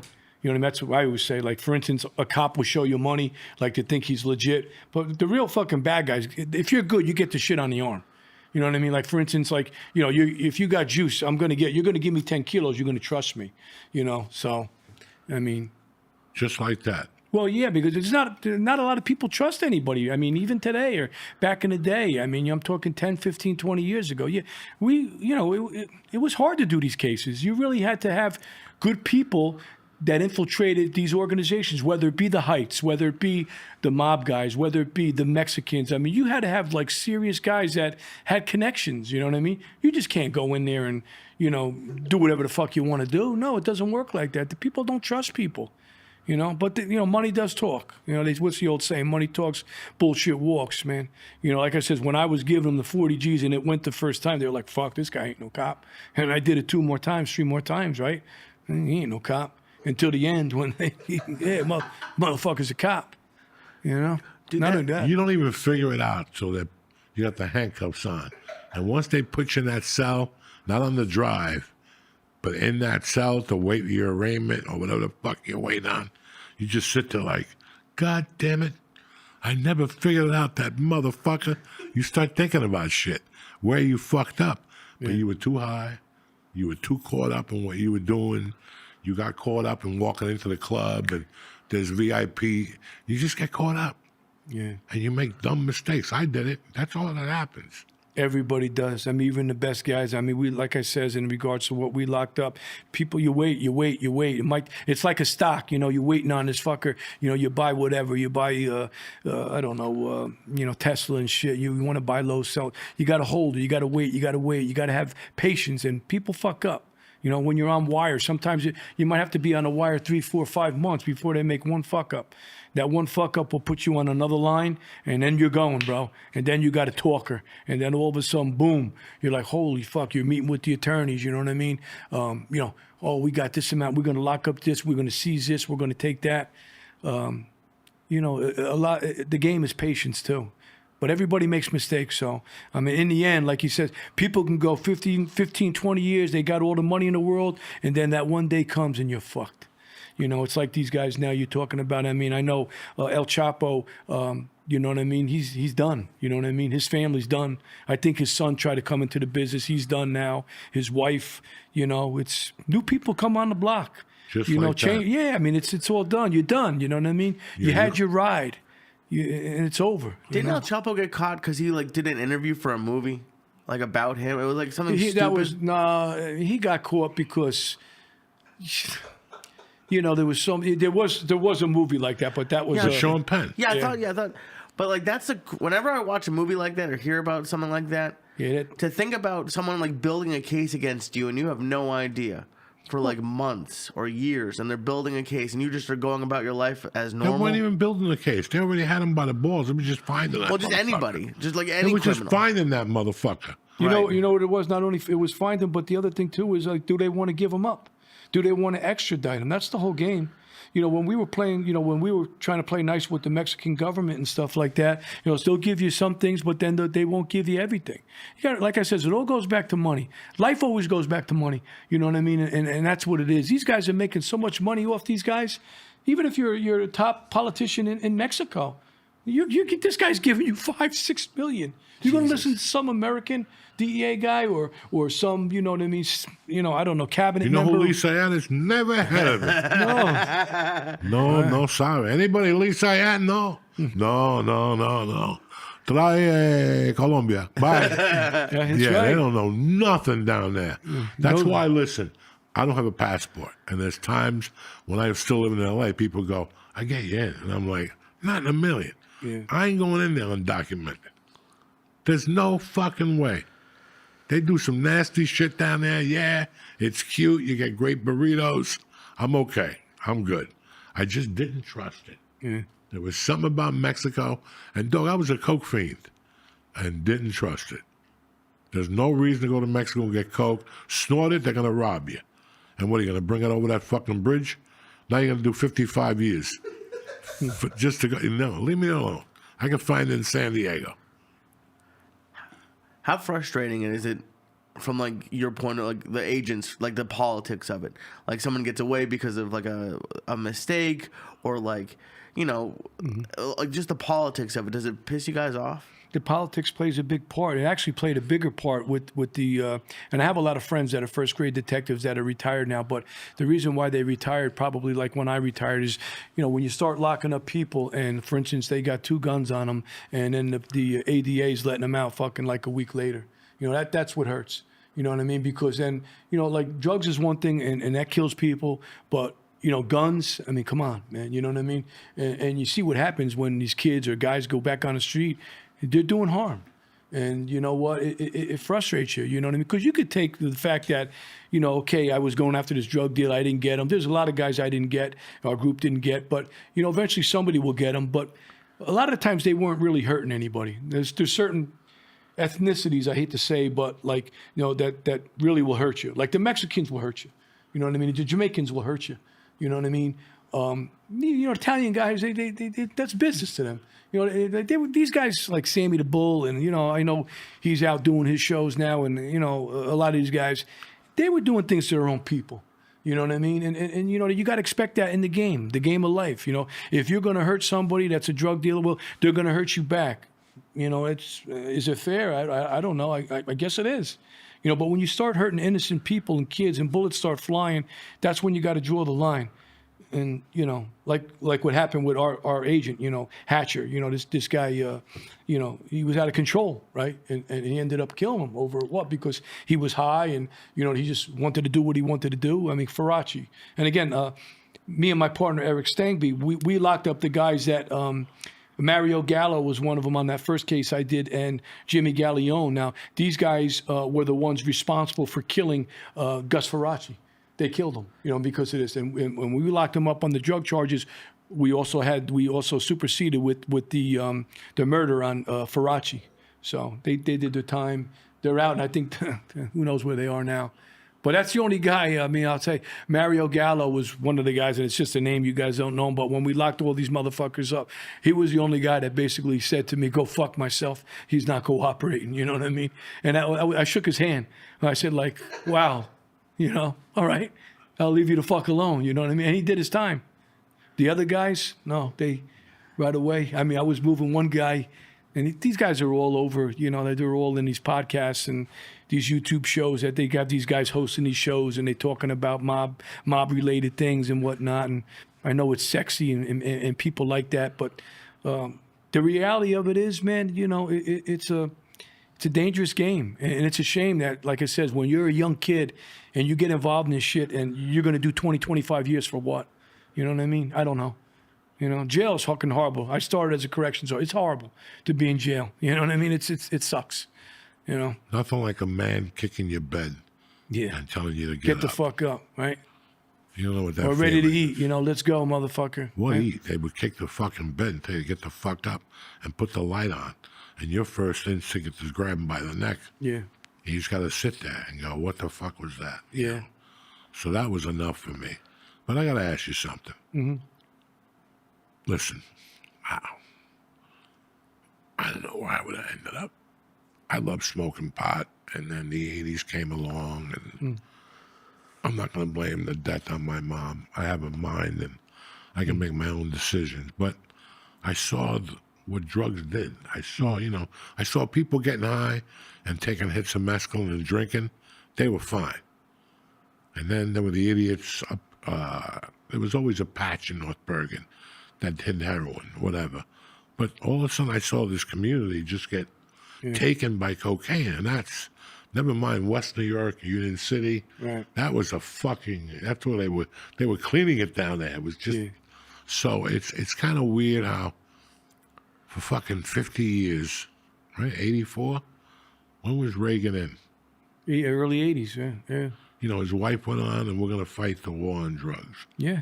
What the fuck has happened? It happens quick, man. You know, it gets out of control.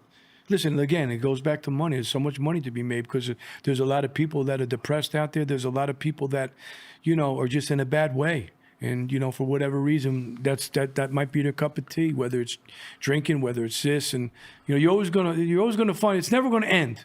But somebody's got to be there, and I'll say like the DEA, NYPD, all other cops, someone's got to be there to make them know that there are repercussions and there is a risk, you know? So you always got, you know what I mean? You just can't let, like a lot of people legalize this, legalize that. Nah, I understand the marijuana. I don't have a problem with that at all. And I do at some stages. Yeah. We'll talk about that some other time. Yeah. Lee, what were we going to say?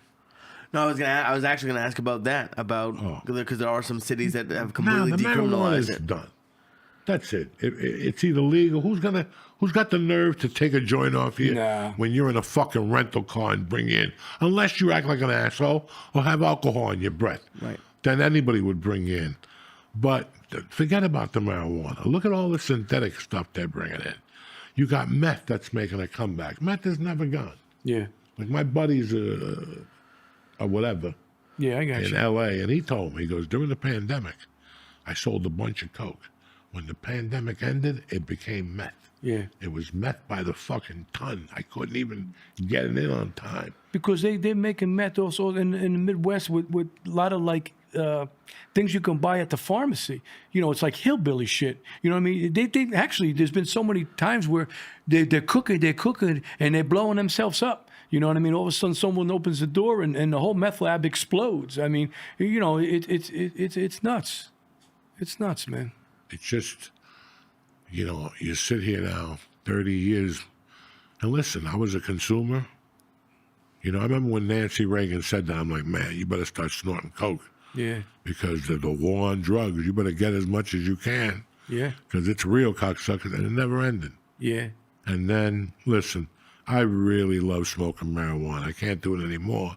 God bless you, man. I you know? enjoyed it as a kid, thinking back. It just took away that piece of anxiety. Yeah. Just did something. Yeah. Whatever. It made you feel, you turned the button a little I bit on didn't you. like drinking. I loved that shit. I could fall asleep at night. Yeah.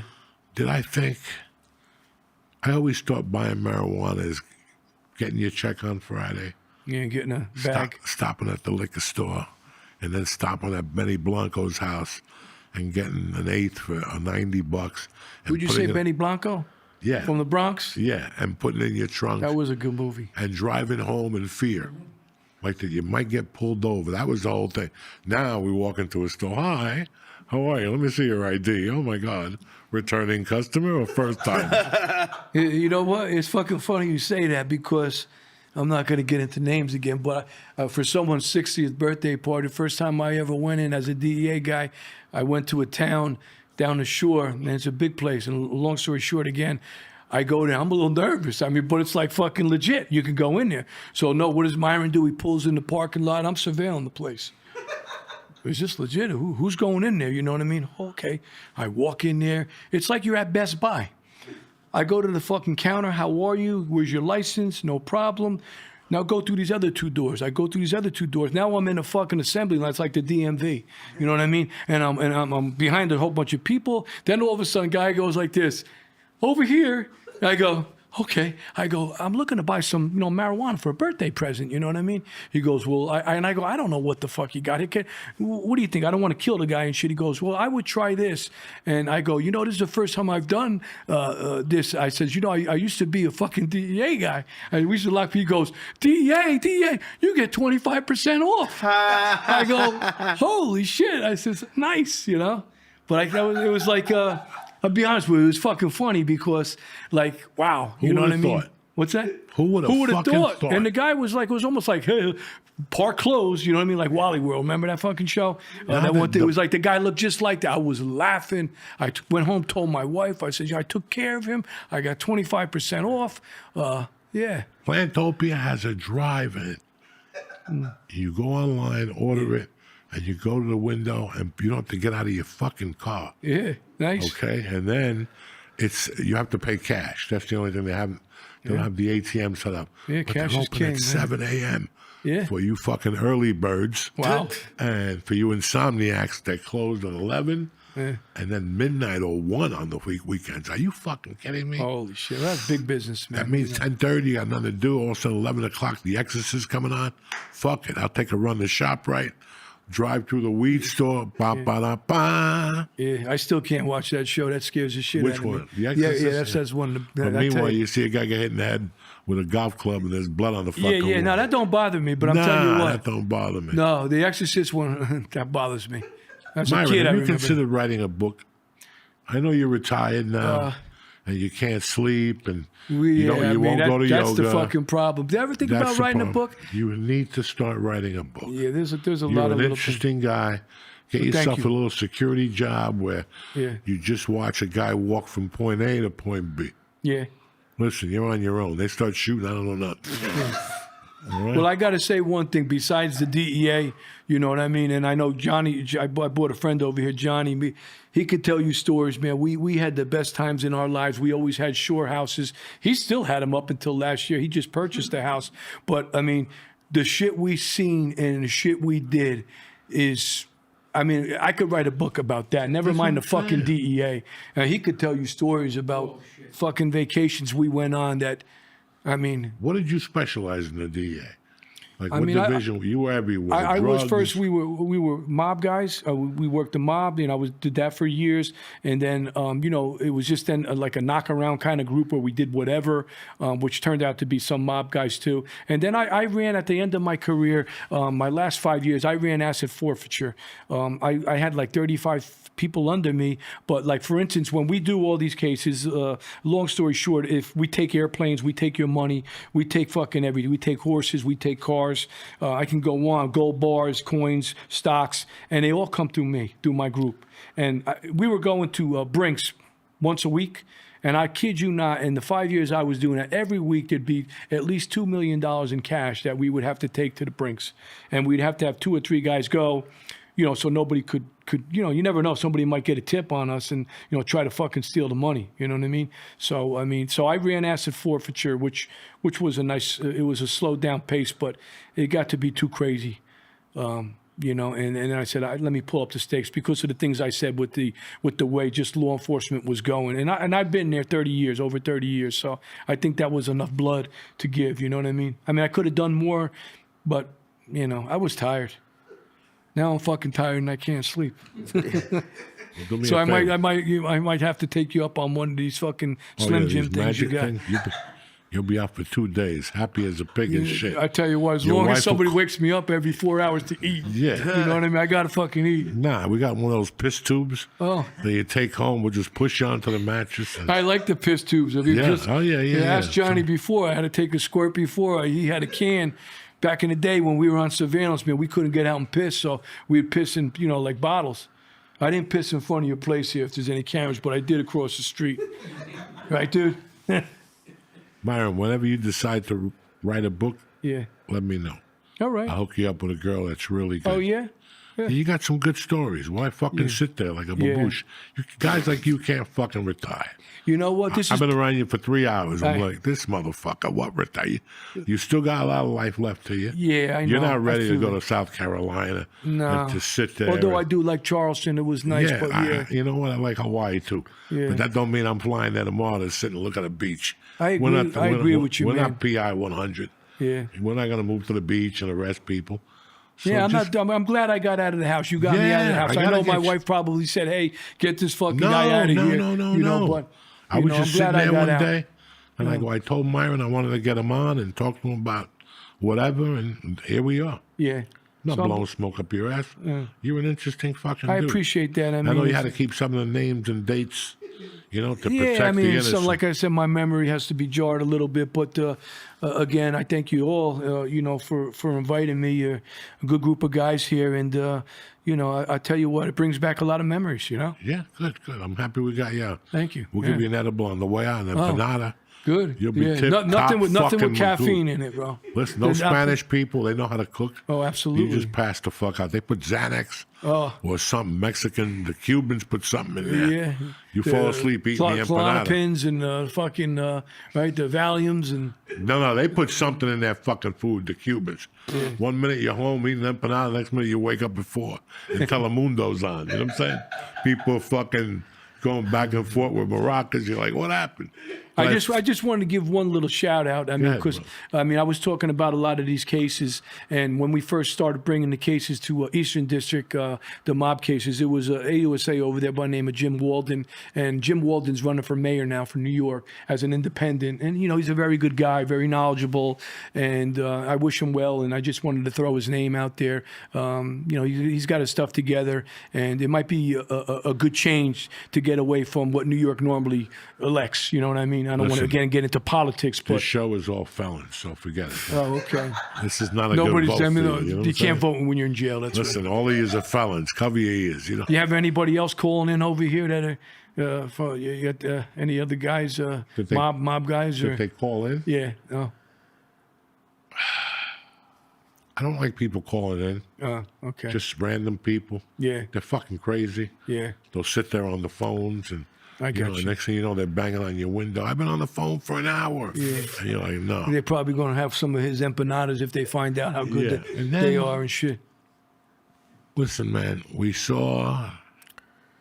This is my world right now. We saw The Godfather. We saw Goodfellas. And then at the end of the day, no matter what the fuck you tell me, Yeah. we saw a TV series that swept America off their feet. You talking about Miami? What Miami? I'm talking about the fucking Sopranos. Oh, The Sopranos. It's- Oh, I thought you were going back to Miami. you I'm know, sorry, brother. For an example, Yeah. Miami Vice was Miami Vice. But it's like I tell people, in 97, I did a show and I had to send a resume. And the agent called me immediately and she's like, I got to talk to you. I'm like, what? She goes, you got to take North Bergen, New Jersey off your resume. Yeah. She goes, I don't really want people to see that. Really? Always go to New York City. I go, all right, put New York City down. She's going to Yeah. get me a role. This is when Springsteen was out. You know, all these animals are out. The Sopranos came out. It was completely different to put New Jersey on your resume. Oh yeah, man. I love that show. I mean, I never missed an episode. That was amazing. And I'm at the point in my life right now, at least I am, that I think I've seen the best of it. When people approach me for mafia scripts now, Yeah. if I see Gino or Vinny, Yeah, yeah, the second page goes back. I'm Yeah. not interested. yeah. I don't blame. I'll be honest. I don't Just blame you. I'm not interested. Yeah. It's not interesting no more. Yeah. Give me the Mob 2025. You got 3 black dudes now. There ain't. You got a Dominican. Yeah. 80 years are in jail. The other ones are fat and old. Nobody gives a fuck. Nobody's kicking up to these guys. No. They're 80. You're done. That don't if you work. can't shoot nobody, you ain't good to me. There's Get nobody the fuck there. out. You know, I mean, give me something like that that's real. Yeah. So I just can't. What were we talking about? These edibles are kicking The in. Sopranos. No, you were talking about The Sopranos and how The Sopranos was so yeah, good yeah. that what's gonna match Replace that it. now? Nothing. What story are you gonna come at me? As a matter of fact, your boy just became councilman in the town next. I know to who he is. Okay. John. Yeah. Yeah. He just you saw all the Yeah, news. no, I know. He's You all think over the I know. news. People, I Yeah, go he to was the- legit too. I mean, he was No, a bad. he's you the know, real deal. You know who he was with, right? Yeah, I go to the weed store. People are like, do you know John? He wants to meet. I don't know fucking John. I don't know no John. He's like the mayor of Englishtown now or something. That's the best weed store in town. The fucking. Well, that's how could you believe And I that? I love John, and I believe John. Yeah, But I tell you what, there's 22 guys now running their mouths, yeah. and 11 of them turned evidence. I mean, And I'm a big fan of Sammy. Big yeah. I fan mean, of Sammy. I seen some of his things, and listen, no disrespect towards anybody. I mean, they did their thing, but they're doing their thing now. They still want to be there. They still want to talk about it. They love it. It's like, you know what I mean? It's in No. them.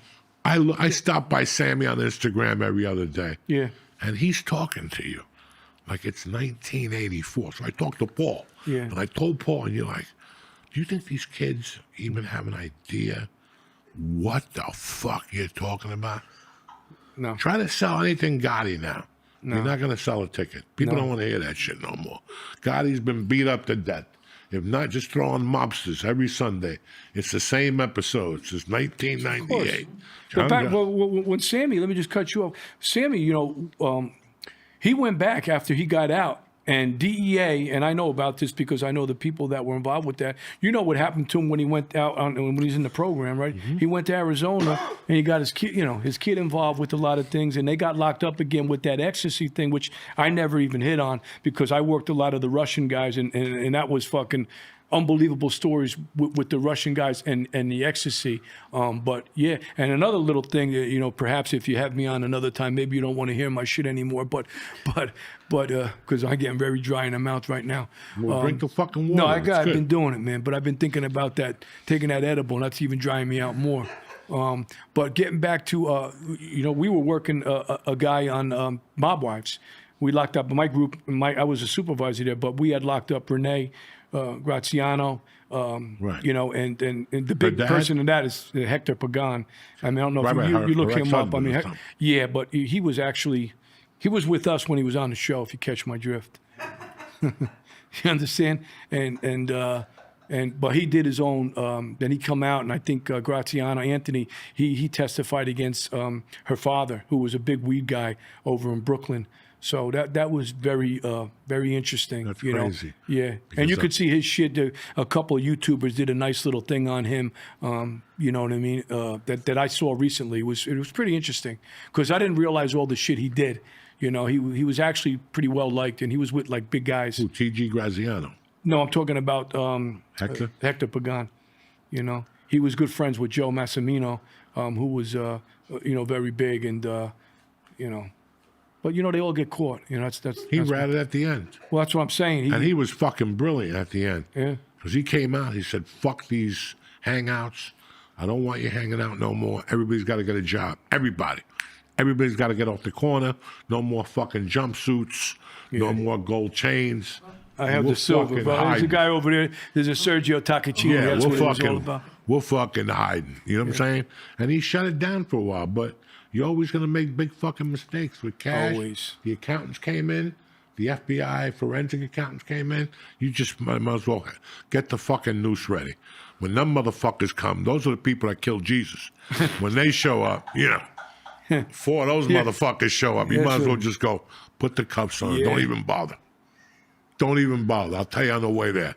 You know what I'm saying? And Because it's over. They're all nerds with glasses. They don't know nothing. They don't want to know yeah, pussy. when they got They a don't wanna fucking know calculator cock. in their fucking hand, Trust brother, me. and the number 2 pencil in their ear. Trust me, when they come, dog, Giso. They come with the chemistry set, and it's over. It's over, guys. So once the forensic accountants come, just call your mother. Tell her, listen, Ma, it's over. You gotta give back the jewelry I gave you 3 years ago, because they're coming to get that any minute now. You're right, brother. Man, it's a real pleasure to have you on. Well, thank you for having me. And It I want was to have nice you on to- again. And No problem. Sure. Let's There's break more it down. stories and stuff, and maybe by that time I'll have like a book written or something. Bro, I would love it. I'm telling you. I mean, I got a lot of things in my mind, but I got to get them somewhere before the mind goes. You know what I You mean? got to run it through an attorney. You got to send it to the DA for clearance, and that's a hand job. Yeah. Yeah. I don't know if I got to do that anymore You because might I'm have- retired. I don't know. I Out of don't know how that respect, works. so they don't call you back in and bust your balls. Yeah. But it's pretty interesting. This is the most interesting thing I'm going to tell you, and then we'll get the fuck out of here. Yeah. Fucko was on the podcast before the pandemic. Wolf. What's his name? The Wolf of Wall Street. Oh, Remember shit. I gave Jordan him a Quaalude Belfort. from the fucking 80s. Oh, the Wolf of Wall Street. That was Jordan Belfort. The movie. Yeah, movie. I understand. I know what it was. Benicio del Toro. Well, Yeah. he was on the show. The real Wolf Yeah. came on the show. We were talking about shit. And all of a sudden he goes, I don't know if you know how I wrote my story. And I go, why? He goes, Chang was my jailmate, my cellmate Oh, okay. in the federal. And he told me, Yeah. I was telling him stories about the stock market. Yeah, because all the mob guys were that's what they were doing. that's what they were there doing. Was a couple of names, but what they were doing, you know what they do? Yeah, they push the certain penny stocks, stock and and shit. these guys don't even have licenses, and then they close it down and they short it, and that was. We were looking into a lot of those guys too. But- I mean, yeah, He talked them into writing a fucking book. Yeah. And it became a fucking movie. yeah. That's my point. And that's a there. and it That's was what a I'm good saying movie. to you. You're sitting there bored. Write a fucking movie. Yeah, Just to give you a heads up, he is going to take 10 points just for as the manager. Five. Just He's 5? family. He could have more than that, man. I don't give He's a fuck. family, dog. Come on. How come you always charge me 10? Because there's I'll even reasons. throw 5%. I gotta hold to your you, brother. hand. You're gonna call me at night. Did I make the right move? I mean, yeah, I need that in my life. 2 a.m. Lee, what's up? I can't sleep. This manager's got me going crazy. I'm over here, dreaming about fucking hanging out with the DEA, and all of a sudden, Yeah, but it was nice coming. Nice, you're a great guy. All you guys are good guys. You bought some great fucking empanadas. You got a funny fucking laugh, and you got to work on that head cold, man. Trying. look at him. You take some You Vicks. got- My mother used to put some Vicks by my Come nose. back in 10 minutes. He'll be healed because Yeah, he got sick once I came back with No, I didn't. the Mac Daddy of Mac Daddies. He started getting sick last Wednesday when he saw the box. He started getting twitches and shit. He knew that Lent. Listen, that Lent was what are here. these things here? you Now, have what is the- this? It's like This nicotine? is nicotine pouches. They come in 3, 6, 9, 12. Forget about it. What do I got to put a couple of quarters in there? or No. I'll hook you up with one on the way No, out. I'm good, man. You put one under your chin, forget it. You'll be fucking. No, I can't do that. You'll be I'll doing throw up. 90 on the Parkway. Yeah. Hey! You got your old badge. I just put it there with a disco light now. I do have it. They don't know nothing. Just put the badge up with a disco light. That's it. Nobody knows nothing. Nobody will even stop you. That's the fucking funny thing. Johnny, you got anything to say, brother? Oh God. Don't get them started. Don't get them How started. about the goat bar? We got to get the fuck out Oh, of the here. goat bar, but holy fuck, don't tell No, that. we'll get the fuck out of here. Next time we'll talk about the goat The goat bar is Now in the it's Bronx. 10 to 8. I'm already hungry. You know what I'm saying? Yeah. I'm already All right, thinking man. about shit. We out. We out like cutting. fucking whatever. Finito. Lee, where you at this weekend? March 29th, Broadway Comedy Club, 5:30 p.m. Look at them. wow. Don't forget to be there. Austin, Moon Tower is officially sold out, but you got May 18th at the Parks motherfucking Casino. Yeah? Right? Or August? May. We're working on May here and come out, and that's it, and that's that. I'll keep you posted. Lee, that's all you got? That's all. I got Josh Wolf at Stanford Comedy Club in 2 weeks. You going to Make Stanford? something up, brother. When are you going to Stanford? Stanford, New York Comedy Club in 2 Oh, weeks. Stanford, New York. Okay. Stanford, Connecticut. I thought you were going to the old Stanford. The guy had the wig. That's a complete other story.